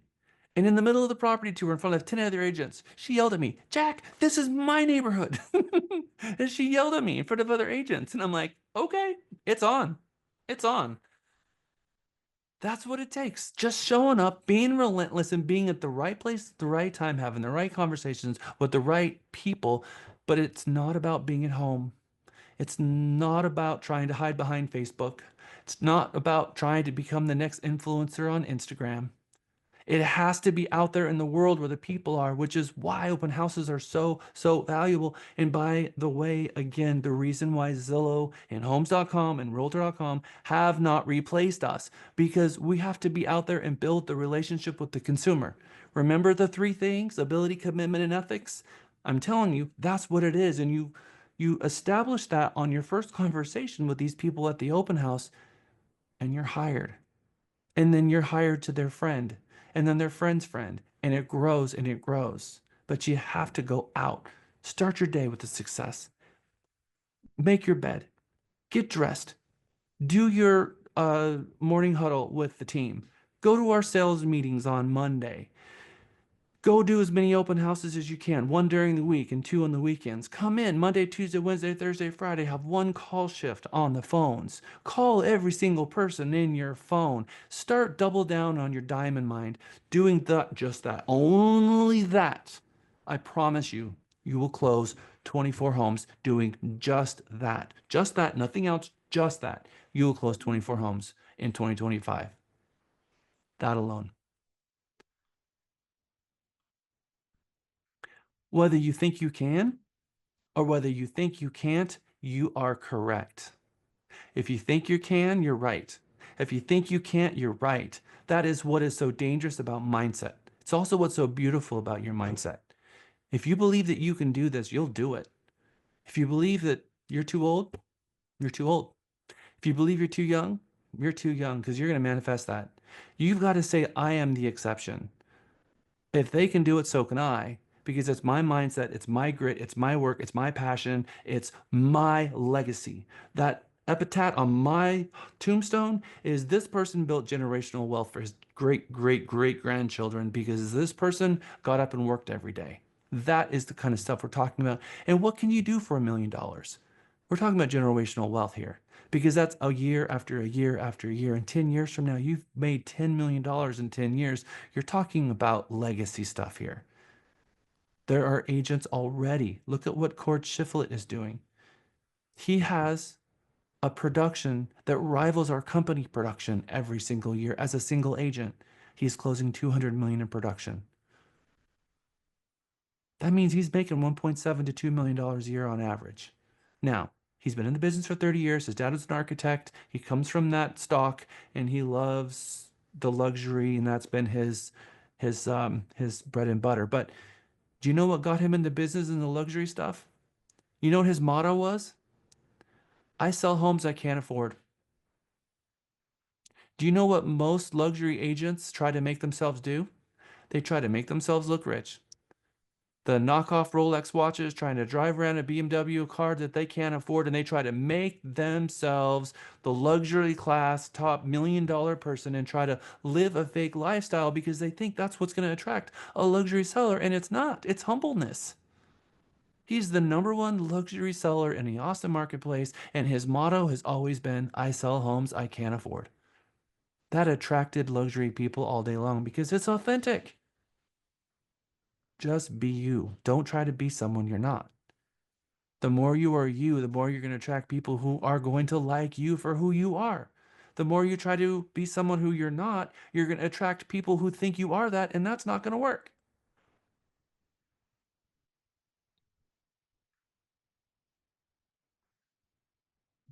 Page 30, I think. I'm not good with Roman numerals. We've already established this. Page XXX in the shift book. Someday I'll take a numerals class because that just hasn't happened yet. You'd think, right? Master objection handling and learn your scripts. Then, for every 24 contacts you make with a prospective buyer and seller, you will net 1 closed transaction on average. Plainly put, that's a 24-to-1 contract to close ratio. I read it to you right out of the book. Connecting with 10 people requires an average of 25 calls each day. So, you would need to make approximately 60 calls to connect with 24 people. 20, 20, 200. We're going to talk about that premise. It's a test question at 4:45. 20 people, you're going to call 20 people a day. You're going to call leads that come in within 20 seconds, and you're going to build your database to 200. If you focus on those 3 things, I'm going to call leads back that come in within 20 seconds. That means they're still in the mindset of where they were when they pushed that button. So you're going to connect them with a different mindset. You call them back 4 or 5 minutes later, they're already doom scrolled onto something else and probably not even remembering that they pushed a button online. You call them within 20 seconds and they're still in that frame of mind. You call 20 people a day, 24-to-1 ratio. You should have someone who's interested in buying. That's enough to get you to the 4 closings or 3 closings that you're looking for that month. And you build your database to 200. All you're doing is calling your database. You're not calling any new leads anymore. And you're making $1 million a year, by the way, from those 200 people. That is the recipe to success in real estate. 20, 20, 200. Average sales price $450 to 3% commission is $13,500 commission. If your goal is $1 million, that's $13,500. That's 74 closings. 74 contracts per year divided by 12 is 6 contracts per month. That is a lot. That you're going to need an assistant for. 6 contracts per month times 24 leads for each one. That means you need to figure out where you're going to come up with 144 leads that month. Again, this is only a math problem. Now you have to figure out, where am I going to get the leads? I'm going to get the leads at open houses. I'm going to get the leads knocking on doors. I'm going to get the leads sending out postcards. I'm going to go tour neighborhoods and go to new home construction. I'm going to come in here, call leads. I'm going to call the pond. I'm going to call people I know. I'm going to become, in 2025, a lead machine. Lead generation. All the money, the 5% that's sharing in 95% of the business, they're focusing on lead generation and converting that lead to an appointment. That is a skill set that most agents try to farm out and have someone else do for them, but that's where all the money is. If you have a goal to make $1 million in the next 12 months, you must prospect to create 150 leads a month. I am part of a coaching program called Core, and they gave us a token. It's a challenge token. And it says, I can generate 100 leads a month. Their whole thing is about generating 100 leads a month. You generate 100 leads a month, that's 4 closings. There you go. There's your $1 million. Generate 100 leads a month. Now, that's someone who has a 5% conversion rate and really doubled down learning their scripts and their objection handling, and you continue following up with those people, and maybe one of those 100 people you close next year, because it's going to have a long tail, sometimes 18 months, which is why you put them in our CRM, you apply our action plans, and it's going to be reminding you. And every morning when you wake up, you have more and more people in your database, more and more reminder calls to make. I built you an app. That app has reminders built into it. It has smart plans and action plans built into it. All you got to do is open the app and make the calls. It's going to automatically send the auto text messages. It's going to automatically send the auto emails. Thousands of hours have been put into having excellent smart plans, excellent scripts, all of the smart plan and action plans were very well thought out, and we're continually making them. My motto, better and better. All you got to do is use the tools we gave you that you're not paying for. This just comes part of you being an agent. And the reason we're giving it to you is because I want you to use it, because that I know that it works. All you got to do is schedule to show up and follow the plans. But you got to be relentless. And that's what our action plans do, in contacting them, in converting them, in closing them, and then following up. And following up is all about what our system is designed to do, a follow-up plan. That's the lead life cycle. Then your goal is to work hard and ultimately close 200 clients. And once you've closed 200 clients, you have a fully 100% autonomous referral-based business. From that point forward, you don't need anything from outside. Everything is inside your business. Your business is locked down. You're going to protect your database at all costs. You're not going to give your database to Zillow, because that's what happens when you take the off-the-shelf CRMs and put your data in them. It has been proven. You use Follow Up Boss. You've given your leads to Zillow, and Zillow is sending them messages, putting them back to their website. And then guess what happens? That person clicks a button, another real estate agent calls them. The agents aren't calling their database, and Zillow knows, and they're losing their clients because Zillow already knows that agents aren't calling their people, which is mind-blowing to me, that an agent would pay Zillow to give them their clients and then pay for leads to get them back. You want to be a millionaire agent? I just gave you the secret sauce. And I think that you inherently know that what I just told you from beginning to end is 100% true. The question is, you know it's going to take work, it's going to take change, it's going to take sending off some edges, and it's going to take some effort. The question is, are you going to put in the hours? Because that's wholly uniquely you.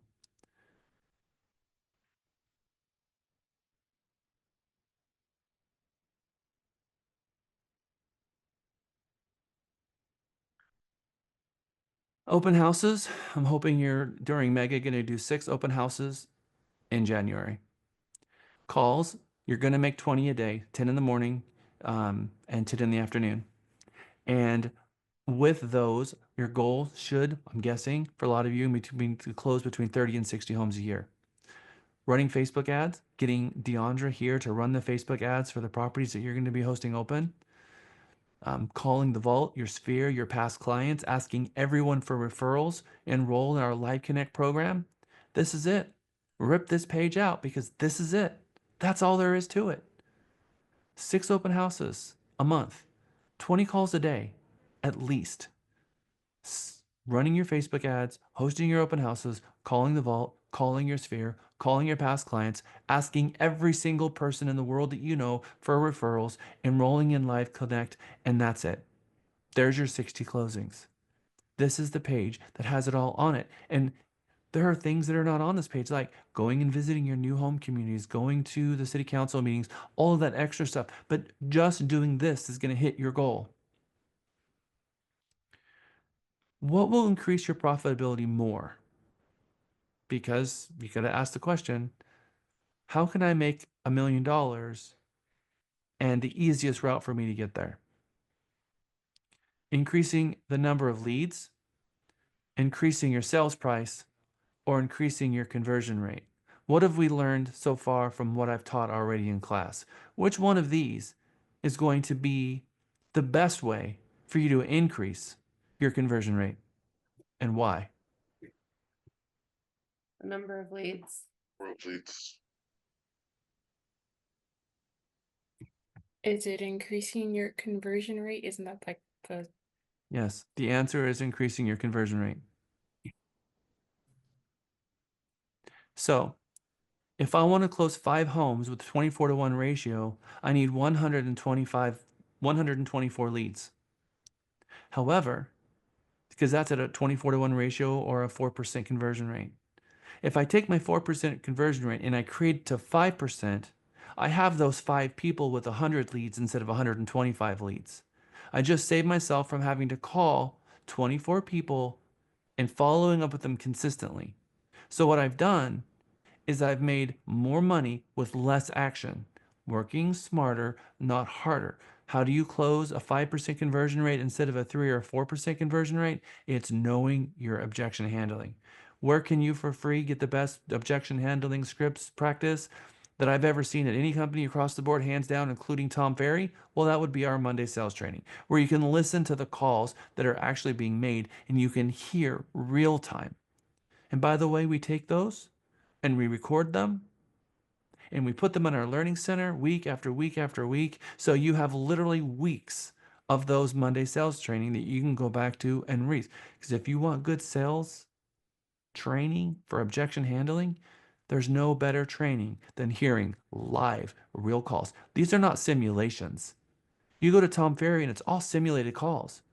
It's all just make believe. It's not real calls. These are actual real calls with real consumers with real needs, and you're seeing and hearing the real results. That is priceless. So increase your conversion rate, increases the number of leads you need, which means that you're working at a higher tempo. You're being more productive because you're getting more out of the leads. So you need fewer leads to make more money. Your focus should be, how do I increase my skill set so that I can sell more properties to the database that I already have? I gave you a few scripts on the interest rates.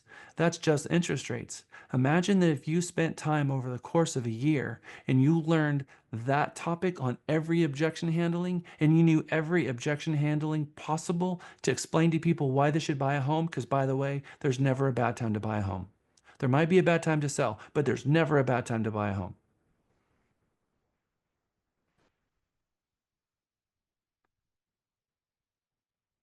All right. Who absolutely must have a break, because I am behind by about 10 slides and we're going to start our test at 4:45, which is 30 minutes. Jack, actually, you have a quick, I think, Zoom meeting, unless you want Miguel to. I want Miguel to do it. Okay, I'll go tell him. Yeah, it's Tanvir, our app guy, wants to do a video and I don't have time for that right now, but I can do it tomorrow. Okay, this is the example of the working smarter, not harder thing, because at the bottom here, want to earn more and work less, 4% conversion rate. So 60 leads, you're going to have 2.4 closings. But if you have a 5% out of the 60 leads, you're going to have 3. 6% conversion rate out of the 60, you're going to have 3.6. 7% conversion rate, the 60, you're going to have 4.2 closings. So you can see the 4% is going to make you 475,000. The 5%, 594,000. The 6% conversion rate, meaning that you're going to close 6 out of the 24 leads, is going to be 712,000. 7%, 831,000. It's better to learn your scripts and learn the business so that you are able to guide people in the right direction. I sold a home recently to someone who was very, very concerned about the rates. And we went round and round and round. And I told him, look, buy the property, because the price right now, you're able to get your closing costs paid. You're able to get them to buy down a rate. On top of it, they're not only paying your closing costs, but they did a rate buy down and you got $5,000 off the price of the home. Now you can refinance the property later. But as soon as those rates goes down, that price is going to balloon. You can refinance it later. And right now that rate is tax deductible. There's no reason to wait, because the longer you wait, the more expensive it's going to be. And if you wait for 2 more years to buy, that's 2 more years it's going to take you to pay off that house. Okay.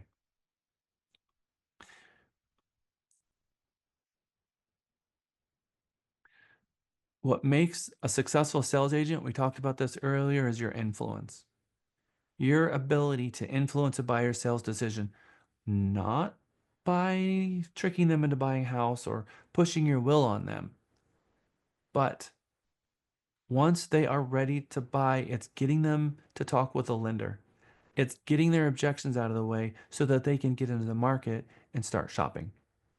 At that point, I found out what they're looking for. I know what their max price is. I'm letting them pick the home, and we're going out there and we're shopping and we're letting them pick a home that's going to be great for them. I've listened to them. I know if one story or a two story is important to them. I know if the primary bedroom upstairs or downstairs is important to them. I know how many bedrooms they need. I know how many bathrooms they need versus how many they would like. I know if they need a 2-car or 3-car garage. I know if they're looking for a condo, where they're looking, all of that. And I have it in the MLS. It's sending them listings, and I'm going out and I told them, let's go see everything that matches your criteria in the market. And then you can make an informed decision at that point. And I might show them 10 homes. I might show them 15 homes. My average is about 8 to 10, sometimes fewer. We've got more inventory now, so 8 to 10, maybe 12 before they pick. And sometimes they've got an A plus, an A, another A, and an A minus. And I showed them 10 homes, and there's 3 of them that popped up into that A minus range. Whenever I leave a property after they've seen it, I ask both of them, grade this property A, B, or C. And then every one that was an A, we go back that same day and look at again, weeding out the ones they don't like and compare them against each other. It helps them make a decision. I don't sell people homes. I get them to trust the market because they should always buy a home. There's no reason not to. I believe that intrinsically true. I sell real estate for a living. I understand the value of real estate over time as always goes up. Over time, real estate always goes in one direction up. If you're really concerned about the day-to-day, if you're a day trader and you're worried about the day value of your home, you're looking at this wrong. It's going to take you 15 years. You should hold this asset for 15 years and then sell it. Maybe long, but you should keep it for at least 15 years in my mind and continue to buy more and more.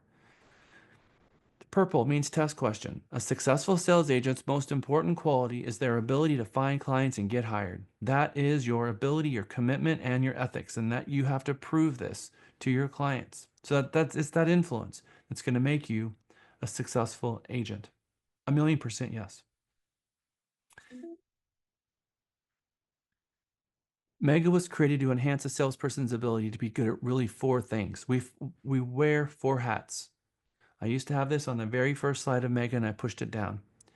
There are 4 things that you have to be good at. Number 1, prospecting, pulling leads into your business. Number 2, convert. That means you're taking that prospect and you're converting them into a representation agreement, you get hired. That's what convert means. 3, close. This means you get them to the closing table and you settle. They close, they buy the house, they sell the house, whatever it is that they were looking to do. 4 is your follow-up game. So you have to have time devoted to each one of these 4 quadrants, what I call the 4 corners of your business. Prospect, convert, close, and follow up. And you should know in your database at any given time exactly who is in what quadrant. Prospects, we're trying to figure out their timeline, trying to qualify them. Are they ready, willing, and able? Your convert, these are people who have representation agreements. We're trying to get their home under contract if they're selling it. We are trying to get them to find a home that they're going to go under contract. Those are my conversions. Close, get them closed, get them to the closing table. Get the receipted contract closed and settled. And then that person, I'm trying to get referrals from them every year. I'm going to call them 3 or 4 times a year to try and get as many opportunities as you can. And Tom, get with Lisa about that, because it's not about us finding open house opportunities for you, because there are builders, there are other agents, there's massive amount of opportunity. So you can find the listings. So get with Lisa. She will be able to help you with that, because I see that you just posted that in the group. As a real estate agent, you have to go and find the opportunity. You have to figure it out and be relentless. So if there's an objection, you need to be thinking of 10 ways that you can overcome that objection. Whether it's something in the way of you being successful, you have to root it out. And don't stop and wait and let someone else try to figure it out for you. We got to figure it out. So if I was a new agent in San Antonio and I didn't have any open house opportunities, I would go to every single open house, every single new home community I could find, and I would become friends with every single new home sales counselor. Because guess what? They've got huge billboards all over town pointing people directly to their house, and they have buyers who are not interested in buying in their neighborhood, and they are lead magnets. Bring them donuts, bring them coffee, ask them if you can do open houses at their community, and be someone who is reliable. Don't say you're going to do an open house and get a buyer and then just completely ghost them. You've lost the relationship. I have on sites that have sent me buyers, who have closed transactions for, who continually send us buyers. Make those relationships. There's just too much opportunity out there. The 4 quadrants, the 4 corners is your prospect, your close, your prospects, convert, close, and your follow-up. And try to have fun while you're doing this. Because if your task is to make $500,000 or $1 million, you can have a whole lot of fun doing just this one thing and nothing else. It is a very rewarding career. You just have to get over the part about being a salesperson because so many agents reject it. They think, you know, I got my real estate license because I love to see homes and I love homes and I love houses. A salesperson doesn't care what they sell. That's the mark of a salesperson. You can go to AT&T, you can go to medical grade pharmaceuticals, whatever it is. It is the connection with the people. It is understanding and learning your product and selling it and become a master salesperson and learning as much about your product, in your case, the services that you provide, so your representation services, learn the craft as well as you possibly can so that you can overcome any single objection and talk as many people that would be a potential client for you and get as many leads as you possibly can. That is the mark of a salesperson. And if you can double down on being a salesperson, you've got a long, long, industrious career in this business. So those 4 things. I love this. One of my favorite videos of all time. So there was a group of people that did this research project where they chose a community of homes. They went to this community, they knocked on every home, talked to every homeowner, and asked them the question, who's the #1 real estate agent here? And after they got through, they had a myriad of different answers. So it was a bunch of different agents. Not one single agent was dominant. They came back and they created a fake real estate agent profile, fake picture, fake contact information, and completed an 8x8 campaign, which is 1 postcard a week for 8 straight weeks to this community. After the 8x8 campaign was complete, they went back to the same community, knocked on the same doors, talked to the same homeowners, asked the same question. Who's the #1 real estate agent in this community? The majority of homeowners chose the fake real estate agent. Think about that for a second. This agent has never sold a home, doesn't even exist, but is being chosen as the #1 real estate agent in that community. Why? Because sometimes it's not about being the best, it's about being the most known. I'm also going to give you another idea of why that is true. Because 95% of the people leave the business, which means their client is just kind of out there sitting there because you abandoned your client because you left the business. There's that. There's also a lot of new home communities where people bought directly from the builder.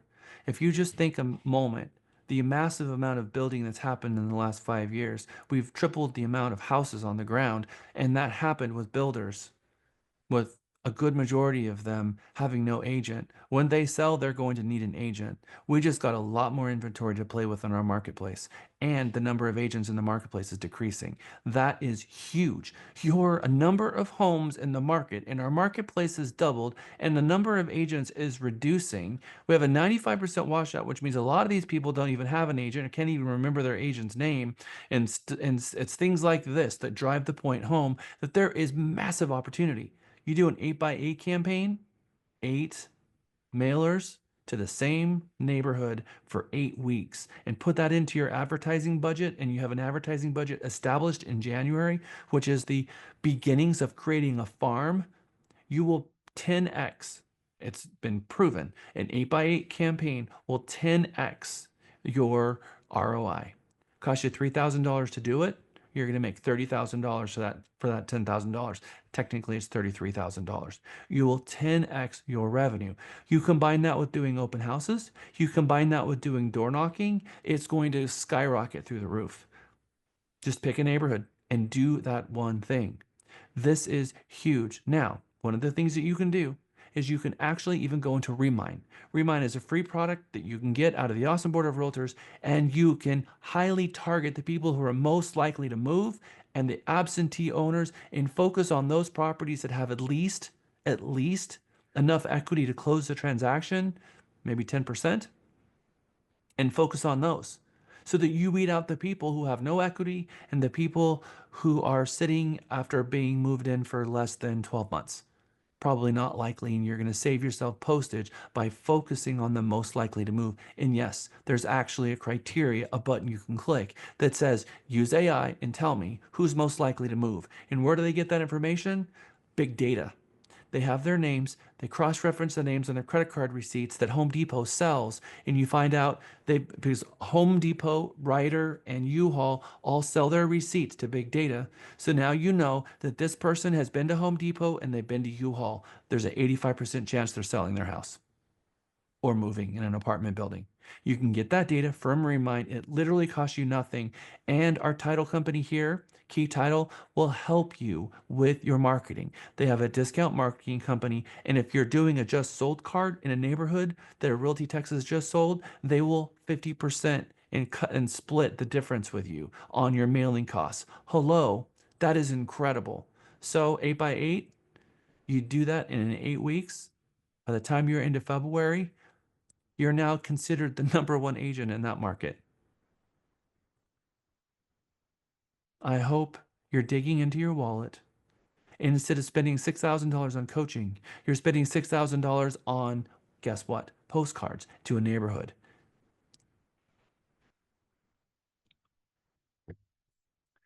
$20, 200. It's a test question. 20 sphere calls a day, 10 in the morning, 10 in the afternoon.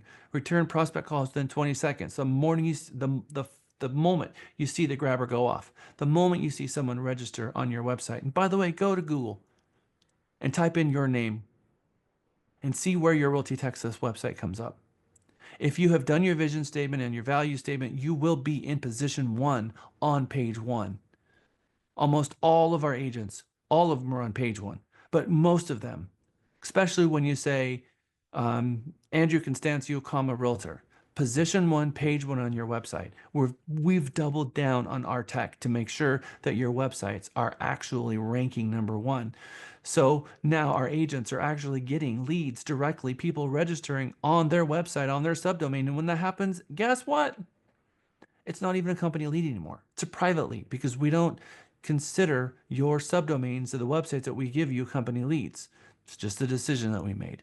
Guess what we found? 90% of the leads that are coming into our agents' websites have never been called by our agent. Do you know how crazy that makes me? We have Lisa now in a position now where she's helping the agents make sure. But now you get an app. And on that app, you get a notification when someone registers. And you'll see it immediately upon registering. But I'll bet you if you go to your CRM and you go into CXM and look, there's probably people there. You're like, huh, where did that person come from? Oh, it's a website register for 3 months ago. I didn't even know because you didn't check your email. You weren't checking your notifications. Just know that the people are registering on our website continually nonstop. So don't let those go. I'm sorry, question. Should we at least be listed on the first page as far as under our realty.me? No, realtytexas.com. Your realty.me is a hidden site away from consumers. Sorry, Realtytexas.com is our public site. yeah, for our own page, I'm sorry, is what I meant. Your subdomain, yes, Lewis Caron dot real comma realtor or just your name. So type that in, and yes, if it's not, get with Miguel because it means that you did not put in your company bio. But I continually every single week track where our agents are, and out of the 350 agents, over 300 of them are ranking on position 1, page 1. So if you're finding that not, and that happens within 48 hours of their site going live, by the way, because we're submitting them directly to Google. So guys, find out where you are. It would Okay. Planning your day, your week, your month, your year. Planning your day, your week, your month, your year. We talked about that in the Red Book. Call leads within 20 seconds, 20 outbound calls, begin planning your open houses on Monday, work to figure out how to get as many people in your database from your phone as possible, apply the SMART plans, do a yoga class a week, bi-weekly, show up to the sales meetings on Monday, dog ear this and get familiar with this because this is the Realty Texas action plans. These are the SMART plans that are applied to the leads if you turn them on. So you put you get a new lead registered from the website, poof, day 0, they'll be sent an auto text message and an auto email immediately upon registration. and then your app will show a immediate call that you're going to make a call, and then there's a call task there. And then it follows these smart plans, and all it does is keep asking you to call. So day one, you're going to call at 10 a.m. and another call at 4 p.m. And then day two, a call at 10. Day three, a call at 10. Day four, a call at 10. Day five, a call at 10. Day six, a call at 10 and a call at 4. Day seven, a call at 10 and then a voice call at 4 p.m. Those smart plans are automatically rolling. So yes, you're calling them twice. You're calling them sometimes twice a day, once a day for that first 7 days. By the seventh call, you have a 90% chance of getting them on the phone. So there are even scripts of exactly what you're going to tell them when you're leaving their voicemail box, when you're leaving them voicemails. Core business activities, remember, you got 3 things you're focused on: admin tasks, income producing tasks, and prospecting. For every admin task, you've got to supplement that by at least an hour of prospecting. This entire business is based on prospecting, and you're starting to get that. I broke down in the list here of what is an admin task versus what is an income producing task versus a prospecting task. Income producing task, that's something like going to a closing, receiving contracts. Administrative tasks, lock boxes, doing mailers, everything that's just purely admin. And the prospecting, that is conversations with people. Facebook ads, not prospecting. Doing a video for online is not prospecting. Having a conversation with someone is prospecting. Sending out cards to people, that would be considered prospecting, especially more prospecting when you get them on the phone. The true prospecting idea is having conversations with people who you can have a conversation with and convert. So leads come in, that was lead generation. That's different than prospecting. A lead generation comes in, you call them, now you're prospecting when you call them. So know what the difference of these things are, because if you're spending all your time doing lead generation and you think that that's prospecting, that's not prospecting. Prospecting is the phone calls that you're making with them, trying to convert them, and when you convert them, that's your conversion. Get them under contract, that's your close. Now we're going to try to follow up with them and get leads from them forever. And then they'll transact with you probably in 4 to 5 more years. So for each hour of admin tasks, 2 hours of prospecting. Who is the most influential person in your family? I want you to think of a name and write it down. Who is the most influential person in your friend group? I want you to write down that name. And who is the most influential person you can remember from the past that's still alive, from a school or a last job? Some influencer that you could think of. This is going to be a homework assignment. And you're going to bring this back. Because guess what? The most influential people in your life are also influential to other people. And those are the people who people are going to go to and say, hey, do you know a good real estate agent? And you need to have conversations with them and ask them for their business. Our newest generation, they are looking to influencers for their decisions. They're not using Google to find a real estate agent. They're not looking Zillow. They're going to influencers, grandparents, parents, for referrals. So those people who they trust, that's who they're going to. And that is going back to something that we saw in the 50s and 60s. It is a full circle moment right now, which means that your spheres are more important now than they've ever been before. I want you to write them down. We're going to call each one of them. You're going to reestablish a relationship with them. And you're going to start with them and you're going to ask them for the business.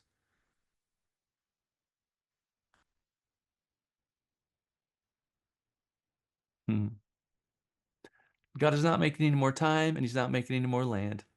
Both are our most precious resource. I need you guys to be building a business with a plan.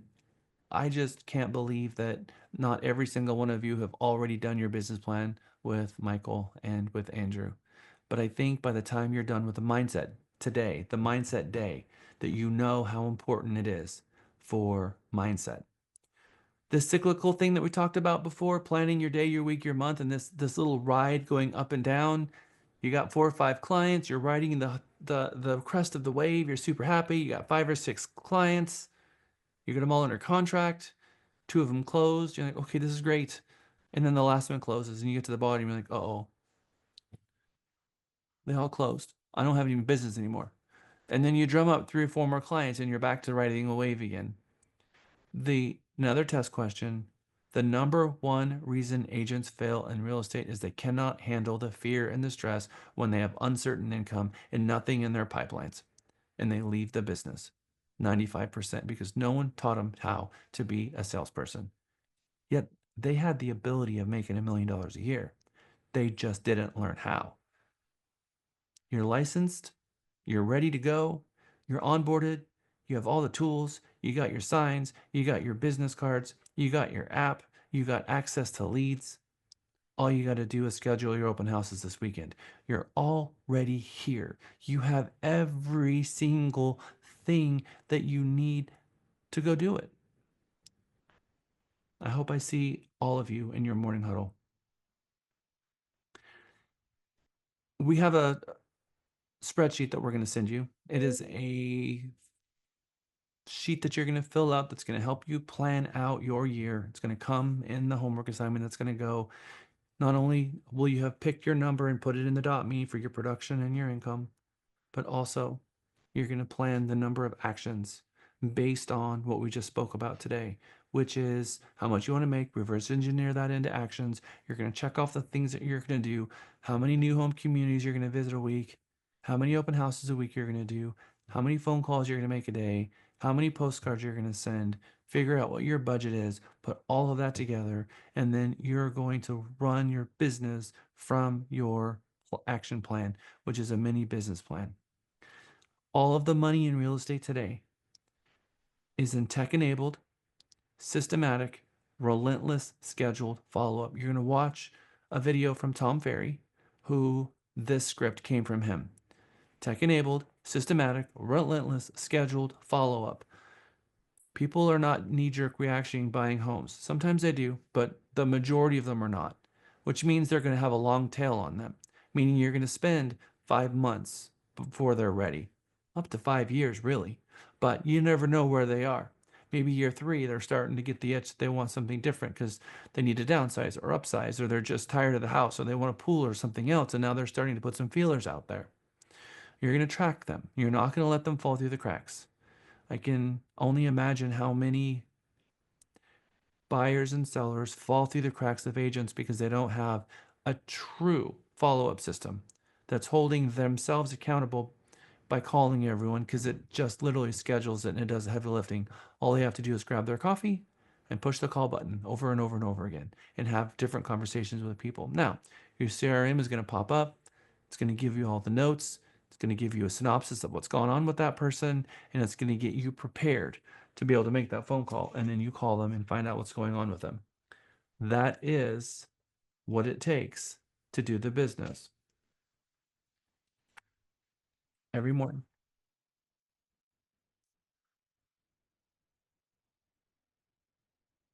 We're not doing that one. This is a breakdown of the opportunity, all the money, tech enabled, systematic, relentless, scheduled follow-up. What authority? This is an important one, and we're going to spend the last 10 minutes on this. What authority do real estate agents have? I think this is really important for each of us, and so we're going to spend about 10 minutes on this. Does a sales agent have the authority to sign buyer rep and listing agreements? If so, what gives them the authority? How quickly must an agent send newly signed agreements to the broker? Can sales agents sign cancellations or terminate rep agreements of listings? If so, what gives them authority? How can an agent determine what areas they can sell in? Does simply having MLS access qualify them to sell in different areas? How can an agent determine what type of real estate they may practice? List 7 different types of practice areas. Where can you find more? Where are all the practice areas at? How do you even know what a practice area is? Trek requires what of agents performing services for the very first time? Is there a minimum or maximum number? We're going to answer all of these questions. Let's see what the independent contractor agreement says, because that's where all of this exists.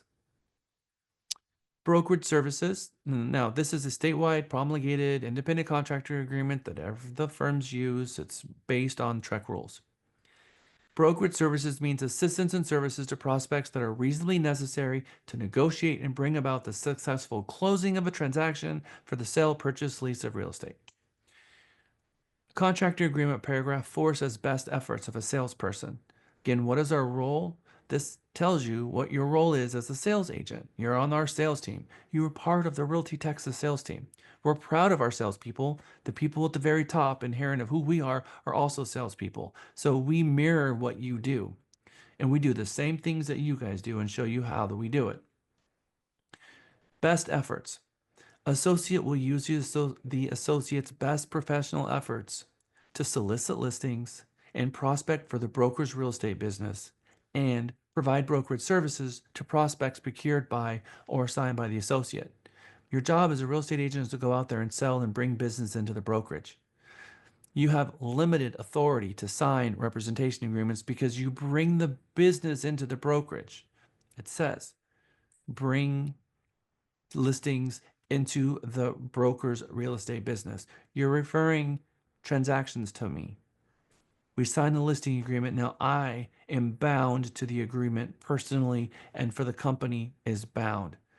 Now it's my job by TREC to make sure that you're competent, that if you don't yet have a mentor, that I am regulatorily required to get you the mentor to make sure that you're not cutting your teeth and learning at the expense of the consumer. So I have duties I have to perform per TREC for every single agent. And when agents break the rules, I've broken the rules. So it's so important for a sales agent to know that they are a sales agent and understand what agreement they've signed so they know what they can do and what they can't do. I know we kind of go over the independent contractor agreement, but every single sales agent should know their listing agreement, their buyer rep agreement, the independent contractor agreement, and their contract. And they should know these things like the back of their hand because it is the framework in which you work. Number 5, exclusive association. Associate will perform the services contemplated by the agreement exclusively for the broker. Associate may not engage in brokerage or business or in the management of property without broker's knowledge or written consent, even if it's listing your own property. You're using your real estate license, you can't do anything without the broker's consent. The broker is bound to everything you do, and they are responsible for everything that you do because you are the tentacles of the brokerage. So at the heart of that is the brokerage who is responsible for all the tentacles going out there and doing all this amazing work. But you have to remember the heart of the company is the brokerage that's responsible for your actions. Signing a brokerage service agreements. Associate may sign listing agreements, buyer or tenant representation agreements, and commission agreements on broker's behalf, provided that the associate complies with paragraph 6 and any standards and policy broker adopts with respect to signing such agreements. So what gives you the right to sign a buyer rep agreement for the broker and a listing agreement for the broker? Because it's right here in paper. This is what gives you the authority. Submission of agreements. You have 24 hours to get any agreement signed to the brokerage. That is required. Paragraph C, cancellation or termination of brokerage service agreements. Associate may not cancel, terminate, or compromise any agreement to which broker is a party without broker's written approval. If you sign a termination agreement on behalf of the broker as a sales agent, it's a Class C misdemeanor. I know that seems crazy. I know that seems impossible, but there is TREC rules, which I am going to bring up to you, and it's 1101-652, grounds for suspension or revocation of a license. It says that one of the grounds for revocation of a license is inducing or attempts to induce a party to a contract of sale, lease to break the contract. And what is a criminal penalty for breaking the rules of TREC? A person commits an offense if the person willfully violates or fails to comply with the commission or Chapman commission order. An offense under this section is the Class A misdemeanor.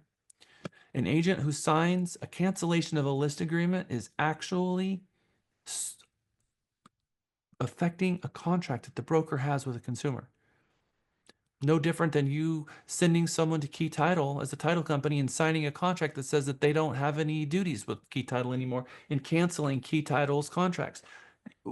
There's no authority to do such a thing, and it's actually a criminal act.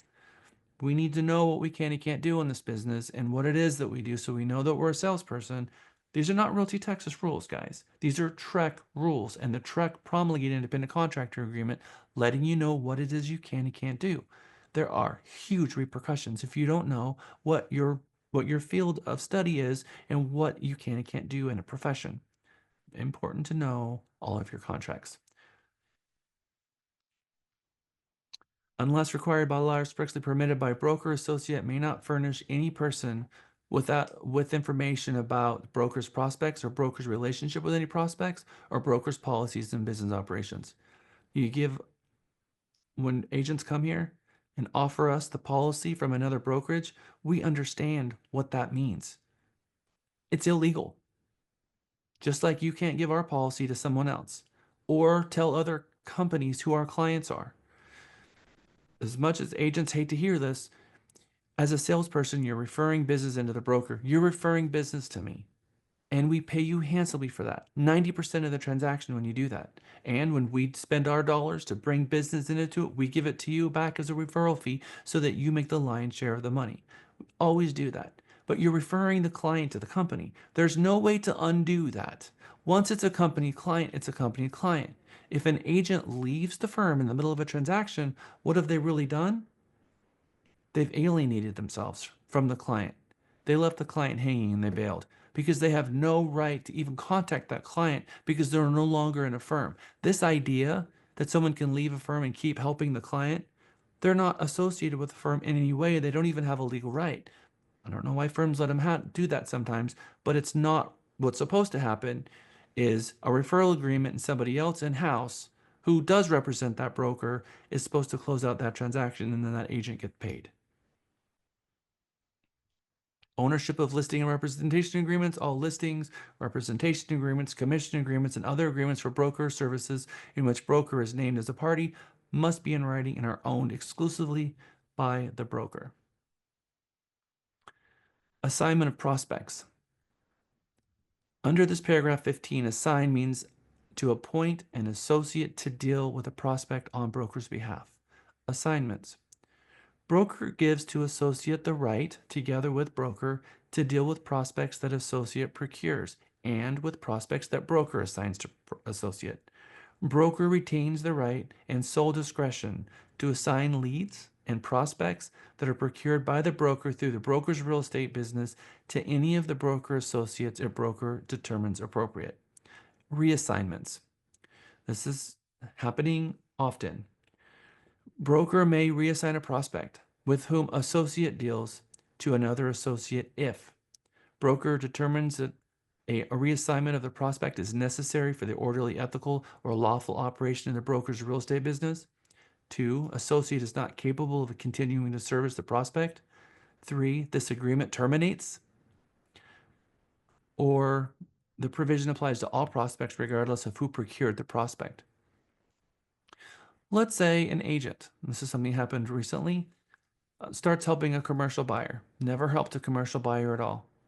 We get all the way to them doing an LOI and found out that that agent has never closed a transaction and they've just gone rogue and they're doing it. Well, we put that agent in the passenger seat. We assign that prospect to a commercial agent who has that capacity to close it because too much has already not been done. It's probably no CMA, all of that. We need to make sure that our consumer is protected.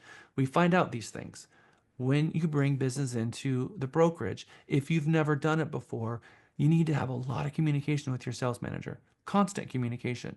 Your sales manager is your best friend at a real estate brokerage. They're going to keep you out of trouble. They're going to answer all your questions. They're going to help you with your business. They're going to help you keep your compass north, keep you doing the right things and keep you compliant and help you sell more transactions. And when things go bad and parties aren't behaving, help you save your deal. 100%. That's what they're here to do. So get your sales manager involved all the time because that's their job. Their job is to make sure that they know what's going on with the entire company and all of your clients. This should not be a thing that we find out about closings at the closing table. That's not how it's supposed to work, because you're referring it to the broker. You're bringing it in-house. We have duties that we have to provide. So we need to know about it within 24 hours of you getting a contract signed, a rep agreement signed, and that we can get our room set up, making sure that the appropriate packets are installed, the appropriate disclosures have been sent and signed, and that everyone knows exactly what you're doing. And if you go on vacation or something happens to you, you end up in the hospital. We've had 5 agents die so far at Realty Texas, and every single time these types of things happen, we can go into our room system, we can see the information, we've got the phone numbers, the emails, we can pick up where the agent left off, and we can help the consumer get to the closing table. And then when the agent comes back from whatever calamity or disaster happened, we actually even pay them for that transaction, even though somebody else closed it. And what happens upon termination? Termination means that the agent no longer is here, but service to prospects upon termination of the agreement, all negotiations and other brokerage services with prospects commenced by associate before termination will be assumed by the broker. Associate will cooperate with the broker to provide for an orderly transition and assumption of such services by broker.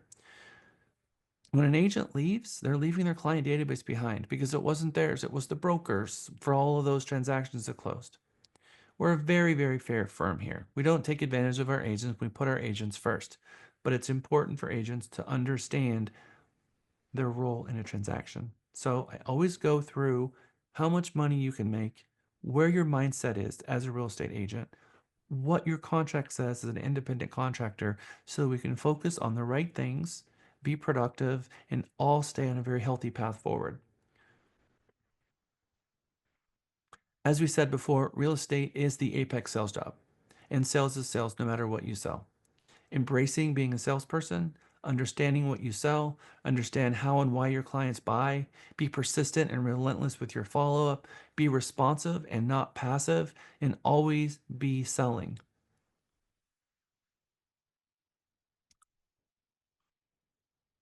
Okay. There is 2 slides that we're going to jump to.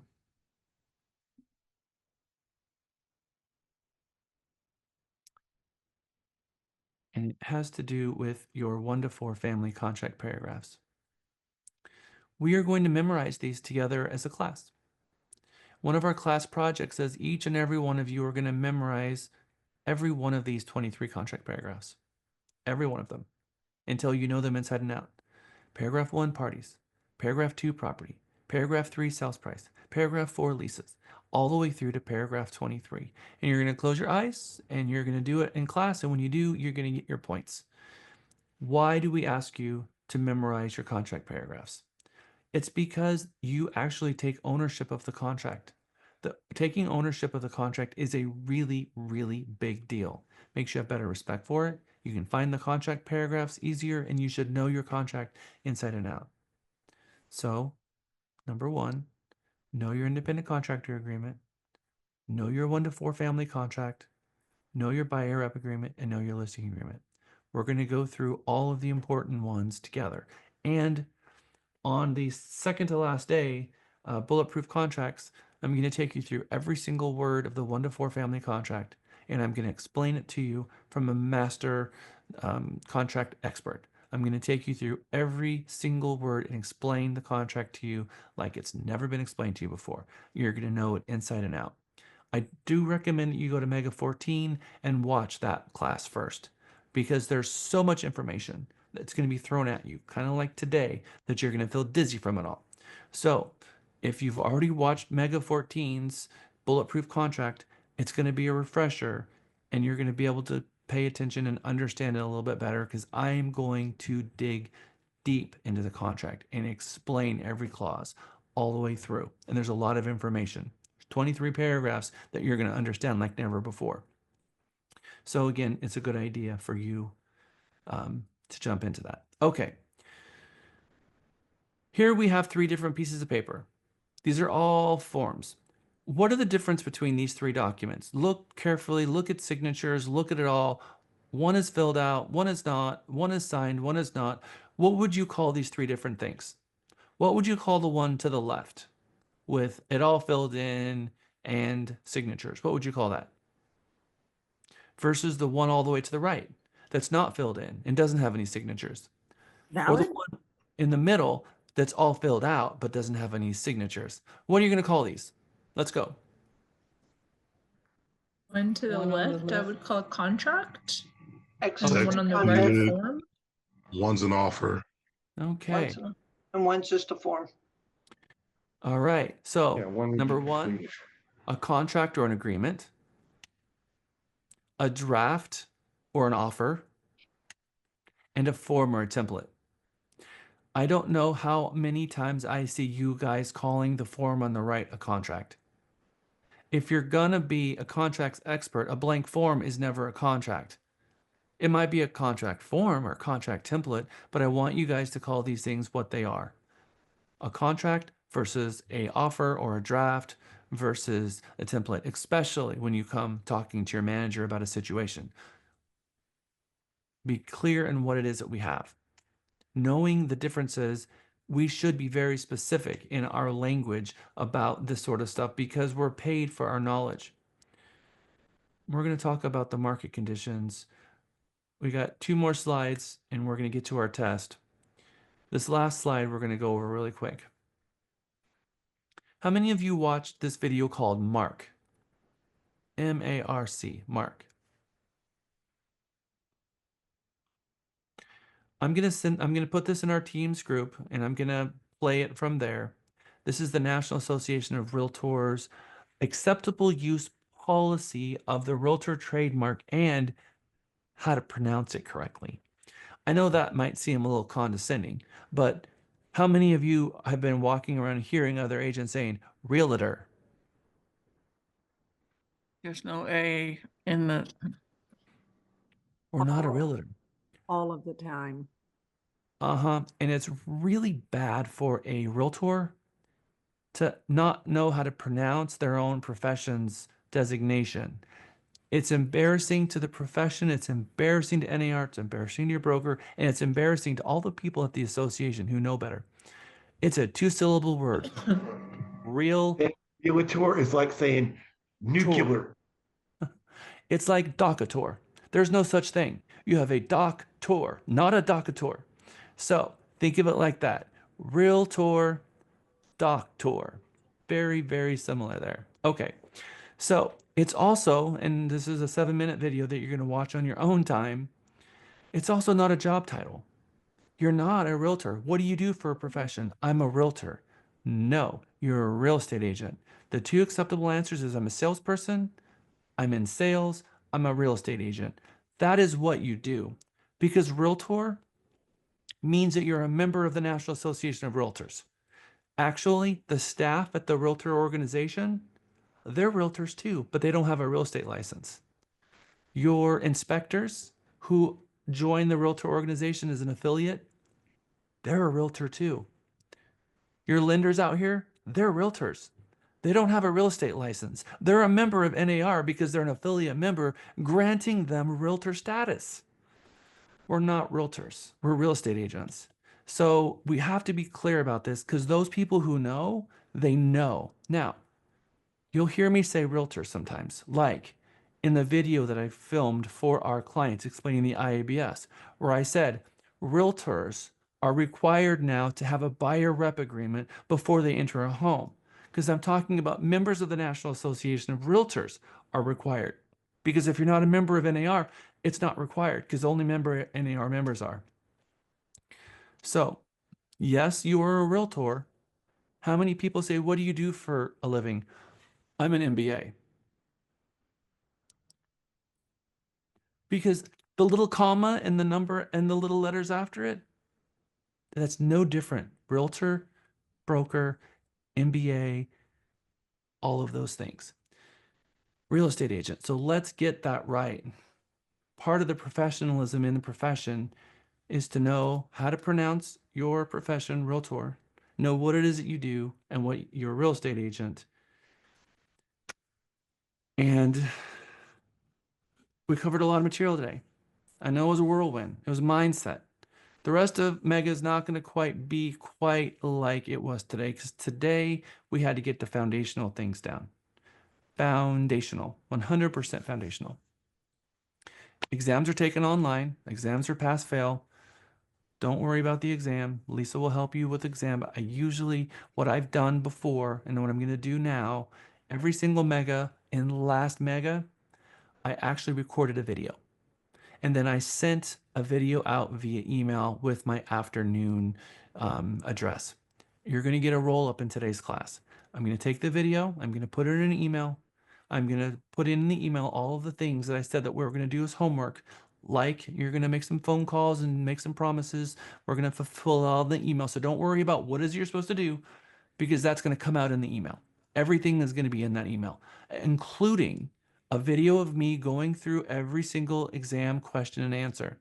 Because at least if I film the video and you watch the whole video, you'll understand the question and the answer. And these are things that I want everyone to walk away from this class having a baseline of information. And so that's why there's 30 questions. I'm going to, though, share my screen. I'm going to show you how to get to the exam for those people who want to go ahead and take it ahead of time. If you were in the entire class today, I've told you every single exam question. Or you can wait for the video and you can go through and take the exam at the same time as you go through the video. Although I don't think that's necessary, a lot of people do, and we need you to take the exam tonight. When you log into your .me, you will see the Learning Center. The Learning Center has two tabs. One of the tabs is our videos, and one of the tabs is our exam system. So click the Learning Center. You'll see three tabs up here. Videos, which is our Help Center, Exams, and Credit. Click the Exams tab. Click the green button. Everybody seems to miss this, and they come looking for the exam that's in this list. These are our exams, and I keep throwing exams in here showing you guys how to do it. This is not the exams that you will take. These are exams that you've already taken. To add a new exam to this, you click the green button, Add Exam. Pop-up comes in. You're going to grab Mega, and you're going to take the Mega 1 class. It's in this list somewhere. I may have already added it to my list.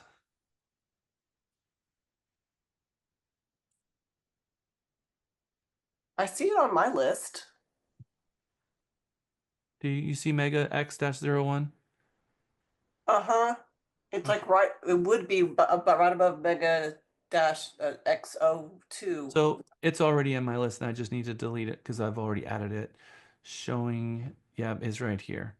So I've already passed it, so I don't get to do it again. So if you've already taken Mega, you will see the exam already there. If you've never taken Mega, then you'll see it in that list, and then it goes away if you've already passed the exam. So where else did you see the exam?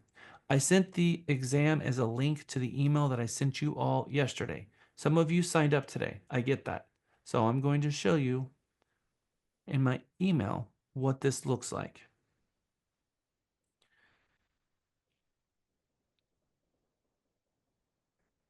Yesterday, I sent out this email. It went into, if you click on, where is it? The groups here, and you click on Mega 15, all of the emails that have been sent to Mega 15 will be in this group. Teeny tiny bit, but not too bad at all. Okay. When you click on the link, you will see slides and exam. This is the PDF version of the exam, so you can actually see what the questions and answers are. And I'm going to send this exam to you before every single class. So you'll have a copy of it and you'll see all 30 questions. As well, that didn't actually open. I guess it opened in my PDF browser. Let me open that instead. This. You'll see all 30 questions here in the email. And then the second link in the email was the slides. And then it opens up like this, where you'll have all of the mega slides. So you have the mega slides and you have the mega exam right here. So you can go to the Learning Center. You can take the exam. If you go now to Teams, I'm going to now share my screen to the Teams. and we find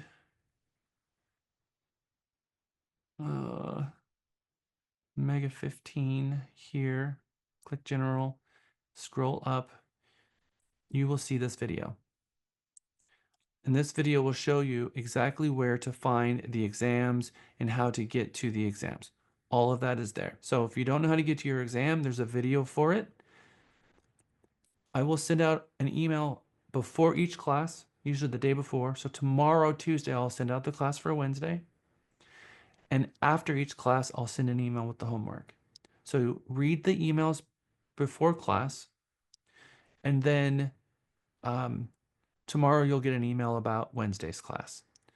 Tonight, you'll get an email about today's class. If you missed anything, you can watch the video because it'll be uploaded by midnight tonight, and everything that you need is there. And the exams, again, in the slides are always in purple. I always make sure I hit 3 or 4 times. So sometimes you'll hear me talking about a topic more than once. It's because it's one of the exam questions. But I will be filming a video regarding the exam and sending that out. So that's all I got. I'm officially done. I'm going to turn it over to Lisa Ormsby. Lisa? And I do want you to, when you get the email from Jack after each class, it will say recap on it. So it's pretty easy to keep everything organized.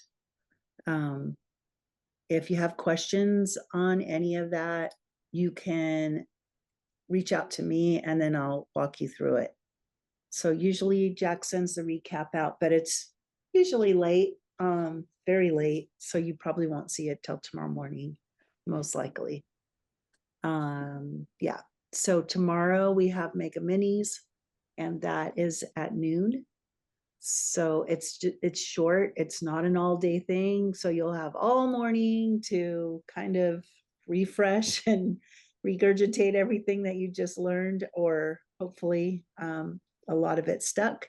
But that's what Mega Minis is for. And we will have your homework. I'm going to be checking the homework. So make sure you drop it into the teams, and then we can talk about that more at length tomorrow. So if you have trouble getting your homework in there, if you're going for the point system and you want to graduate, it's all about the points. The homework will help immensely.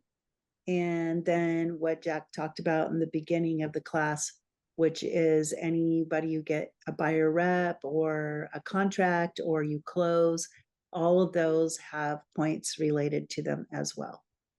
So any questions for me for Mega Minis for tomorrow? The homework has to be done by tomorrow morning, by the time we meet up with you tomorrow. Is that what you're saying? Yeah, I keep track of all your homework, so I know what you've done and haven't done. So I keep and you also drop it in.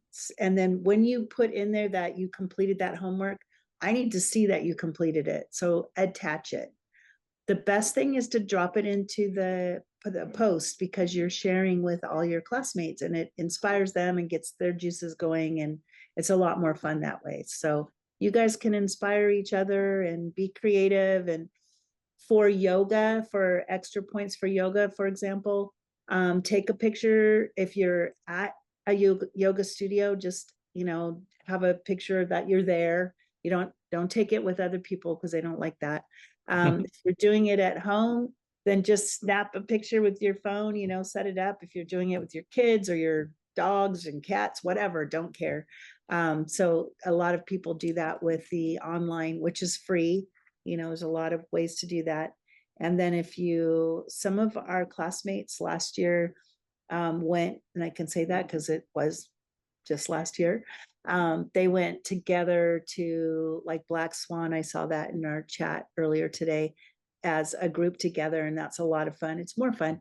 And if I can get a yoga instructor to come in, we also had a yoga instructor come in before class on One of our mega students, actually. Yeah, it was. We had 2 students that were yoga instructors. So if I can get that, you can come in and do yoga in the morning, and you are welcome to come in to the building and do mega. You just have to bring your laptop and your earphones.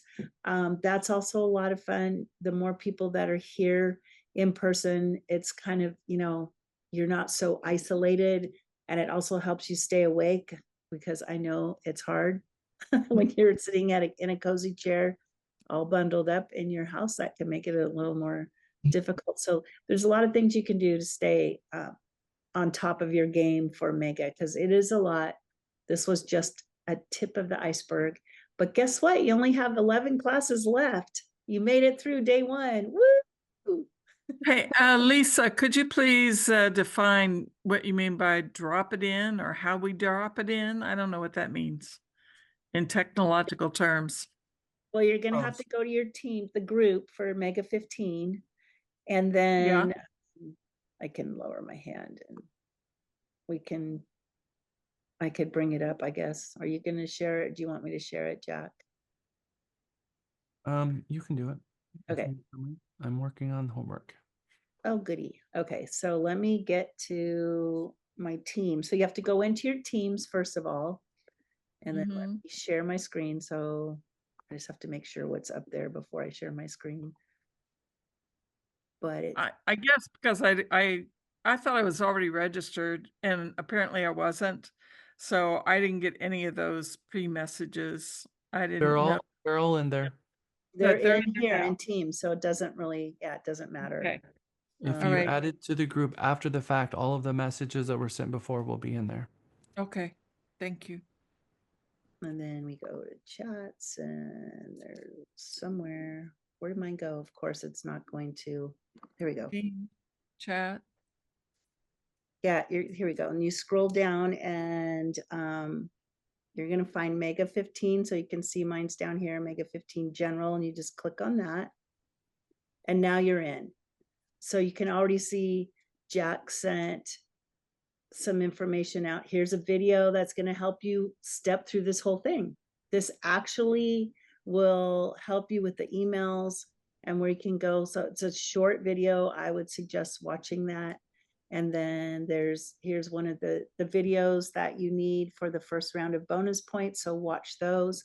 And then at the top up here somewhere, this is the post. Here's your files. If he drops anything in there, your notes that you can add as well here. And then here's your point tracker. You see this Mega 15 point tracker? That's where I'm talking about and what he's talking about. So you're going to go in here and so like Alexis said, 250 completed. So she watched those. That's fine, but then I need to know what, so there's nothing either attached. Here's where you can do an attachment for your yoga picture, for example. If you're answering the questions for the points, I need to see that the answers are either in your notes or back on the post. I prefer you to do it in the post because that's where everybody shares. So you can see here, Alexa put her notes here for both videos, and Kamei did too. So that gives you an idea. Does that make sense? So I just make a post. Is that what you're saying? Yeah, you just about and don't respond. Like here, somebody did a post and then they responded. It's harder to go back and find what you've done. Start a new post. Every time you post something, start a new post. And you can add the subject like homework for day one, make it, and then you can answer your questions or drop in whatever you want. Okay, thank you. Yeah, you're welcome. Do we need to attach that also to the, if we post it, we don't need to attach it to No. the mega point? Okay. Yeah, because I can search it in here. So cool. Yep. And it's going to get real exciting. Okay, and just keep in mind, everyone, for those of people who are still here working on your exams, that the first day of Mega is mindset. So again, it's going to feel a little bit all over the place. We've gone through a lot of things, but we just talked about foundational things. Now we're going to start getting more into the weeds of things as we get into Wednesday's class and Friday's class. So coming out of Mega, you probably are still not going to be clear about everything that's going on. Bring your questions into Mega Mini tomorrow. But the email that I send out this afternoon will make it very clear on what we're asking of you to do. And if you follow, like Elisa said, the recap email after mega and the email that comes before each mega, and if you read both those emails, you will not get lost. Everything will make perfect sense. Just keep reading those emails coming to mega, and then Lisa will run the mega minis and help you with your memorization and all of that. And you just show up and read the emails. Again, an email before class and after class. You read those two emails, everything is going to make perfect sense.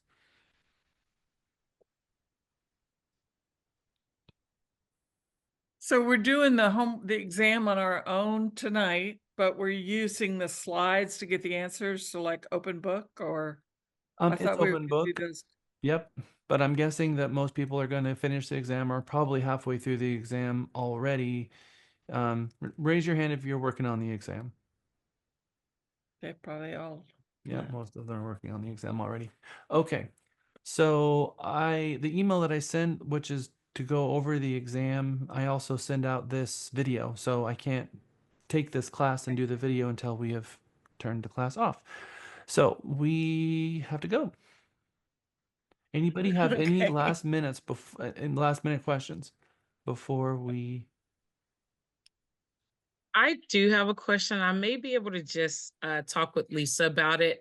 I know you kind of covered it, but so I'm a new agent and I don't necessarily need the CE credit. However, I would like to take the code of ethics. So I only need that. I will go ahead and do like, attend as much as possible. I guess I'm just trying to figure out like, aside from receiving the graduate credit, is there in learning the information, is there any other benefit to um I guess like trying to get all the credit, doing all the Yes. homework, making the calls? Well, Sorry, that makes sense. the benefit of getting the hours is going to help you because agents are going to look you up on track and they're going to want to know your education history. More education you have, the more they're going to respect who you are. They see those hours and they're going to be like, oh, this agent just does a bare minimum. They probably don't know anything. Then all of a sudden they start seeing 80 extra hours of education. They're going to be like, okay, well, what's going on? There's something unique going on here. So first of all, there's that. As you get later into your career, you're going to realize you need 900 hours worth of education to get your broker's license. There will come a point in which you'll probably want to get your broker's license. There's a bunch of people here that have their broker's license, and I'm a huge advocate for that. That 80 hours is a huge part of that, which is, I mean, imagine having to take an extra 80 hours to get your broker's license when all you had to have done is pay for the classes here and had those 80 hours. So in the future, these 80 hours are going to mean a whole lot to you, more so in the future than they will right now. Making the calls, that's going to help you with your business. So that really depends on how much money you want to make this year. Because as you all have heard today, the amount of money you make in 2025 is in direct proportion to how many phone calls you make, how many actions you take, and how many how many referrals you can extract from your diamond mine, from all those people who know you. So the question is what are the benefits? Well, helps you get your broker's license with the hours, and your calls and the actions and graduation is all tasks. The only tasks I give you are tasks that are designed to put you in the right mindset, to have you going out and doing the right tasks, to help you increase and make the most of your business. There's not a single task that I'm going to ask you to do that doesn't have some foundational thing in helping you become a better agent and make more money. So if you do everything I asked, it's going to make a master salesperson of yourself. And if you're looking to become a master salesperson, take as much effort as you can and put as much effort as you can into this class, because when you graduate, you're going to have a completely different frame of mind, self-confidence, and pride for the profession. And you'll come out completely different agent than you came in. So if you're asking me what the value is, that would be my answer. I thought she was asking, could she just take the code of ethics for CE credit and not take the rest of the class for CE? And that was one of my questions too, but So there's a worksheet that was sent out, and that worksheet has check boxes, and you can check okay. off whatever classes that you want credit for. And you get that to Miguel today, and Miguel will process that in the process that on the credit card side, and then you'll be ready to get credit for those classes. So yes, if you want credit for any of the different modules, just check off on that form and send it to Miguel, and he will process it. Thank you. And There's we a only have 5 people that said they wanted CE, so make sure you get that to him ASAP. Well, I was behind because I didn't get the worksheet, but that's because I didn't get on the list fast enough. Gotcha. Quick question. If I would like the credits, but I've already done my code of ethics course, am I still in compliant with graduating Mega as the master salesperson if I don't pay for the code of ethics? Yes. Okay. Those are not synonymous. The payment is strictly for the CE credit. Gotcha. You can take this whole class and still graduate, but you have to be present and your video has to be on and you have to be participating and you have to get the points. So your homework and all that, right? Right. That's what is going to help you graduate with your class and get that certification. Perfect. So I hate to keep this going, and I hate to be that guy that asks that, kind of clarify this. I just joined with you guys, brand new, and so I'm like on the early stages of everything. Also transitioning from the military, so I already had a kind of laid out schedule of events for retirement. But I also wanted to jump into this, so I already know that there's going to be 2, maybe 3 days of the mega classes that I'm not going to be able to attend. So that tells me, if I understand correctly, one, by missing one of those days and not being live, I'm not going to get the credit regardless of whether I pay or not. Not this time around, but we teach it twice a year. And like I said, I keep track of everything. So the classes that you already took, then the next time around, you can, finish it up. Okay. And so then that means that I could just go ahead and pay the money for the few that I will be able to attend and just get that credit specifically. Yep. And yes. Then the other. Okay. Got it. I was just kind of wanting to clarify that. Thank you so much. You're welcome. And welcome to Realty Texas. Thank you. Welcome to our family. And thank you It's for your been service. so far. Thank you. Anything else? The worksheet that delineates what you're attempting to accomplish, is that a separate email or? Yes, that was. And I can. Cheyenne, did you sign up at the last minute too? Yes. I can send that. Actually, can just drop it. I don't know if it's in the Mega 15 group or not, but we can drop it there for you. I'll post it as soon as we get off. I'll post that so you have it. Awesome, thanks. So you all have it. It will be in Teams, right?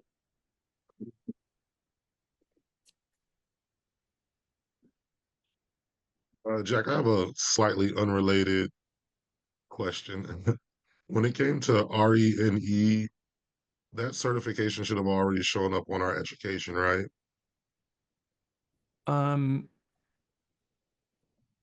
RE&E has class mentors. I think it already showed up. If it was paid and the student was here, that happens between Miguel and Lisa. So I believe the information has already been submitted. I have that's administrative behind me. I have no idea what staff does with all of that stuff.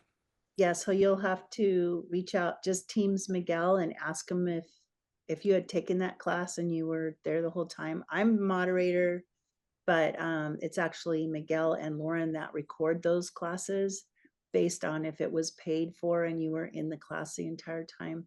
So just reach out to Miguel. Okay. We have sponsors sometimes, and sometimes they make a mistake. So we don't know until you tell us that happened. So just let us know. Awesome. Thank you so much.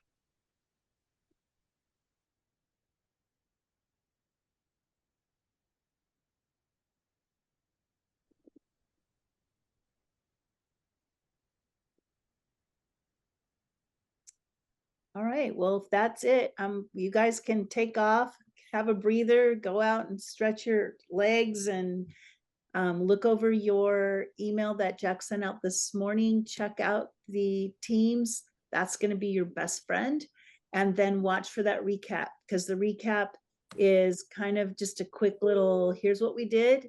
Here's what, here's the homework. He calls them Easter eggs. So you want to look for those. Those are the ones that will get you the extra points. And otherwise, I will see you tomorrow, and I'll answer all the other questions that you're going to come up with the minute you lay down on your pillow tonight and be like, oh, I should have asked that question. So write them down and we'll go over those tomorrow. We'll see all of you in morning huddle tomorrow. And morning huddle, yeah. 6 a.m. Whoop, whoop. All right. Thanks, guys. All right. See y'all later. Thank you. Thank you. Bye.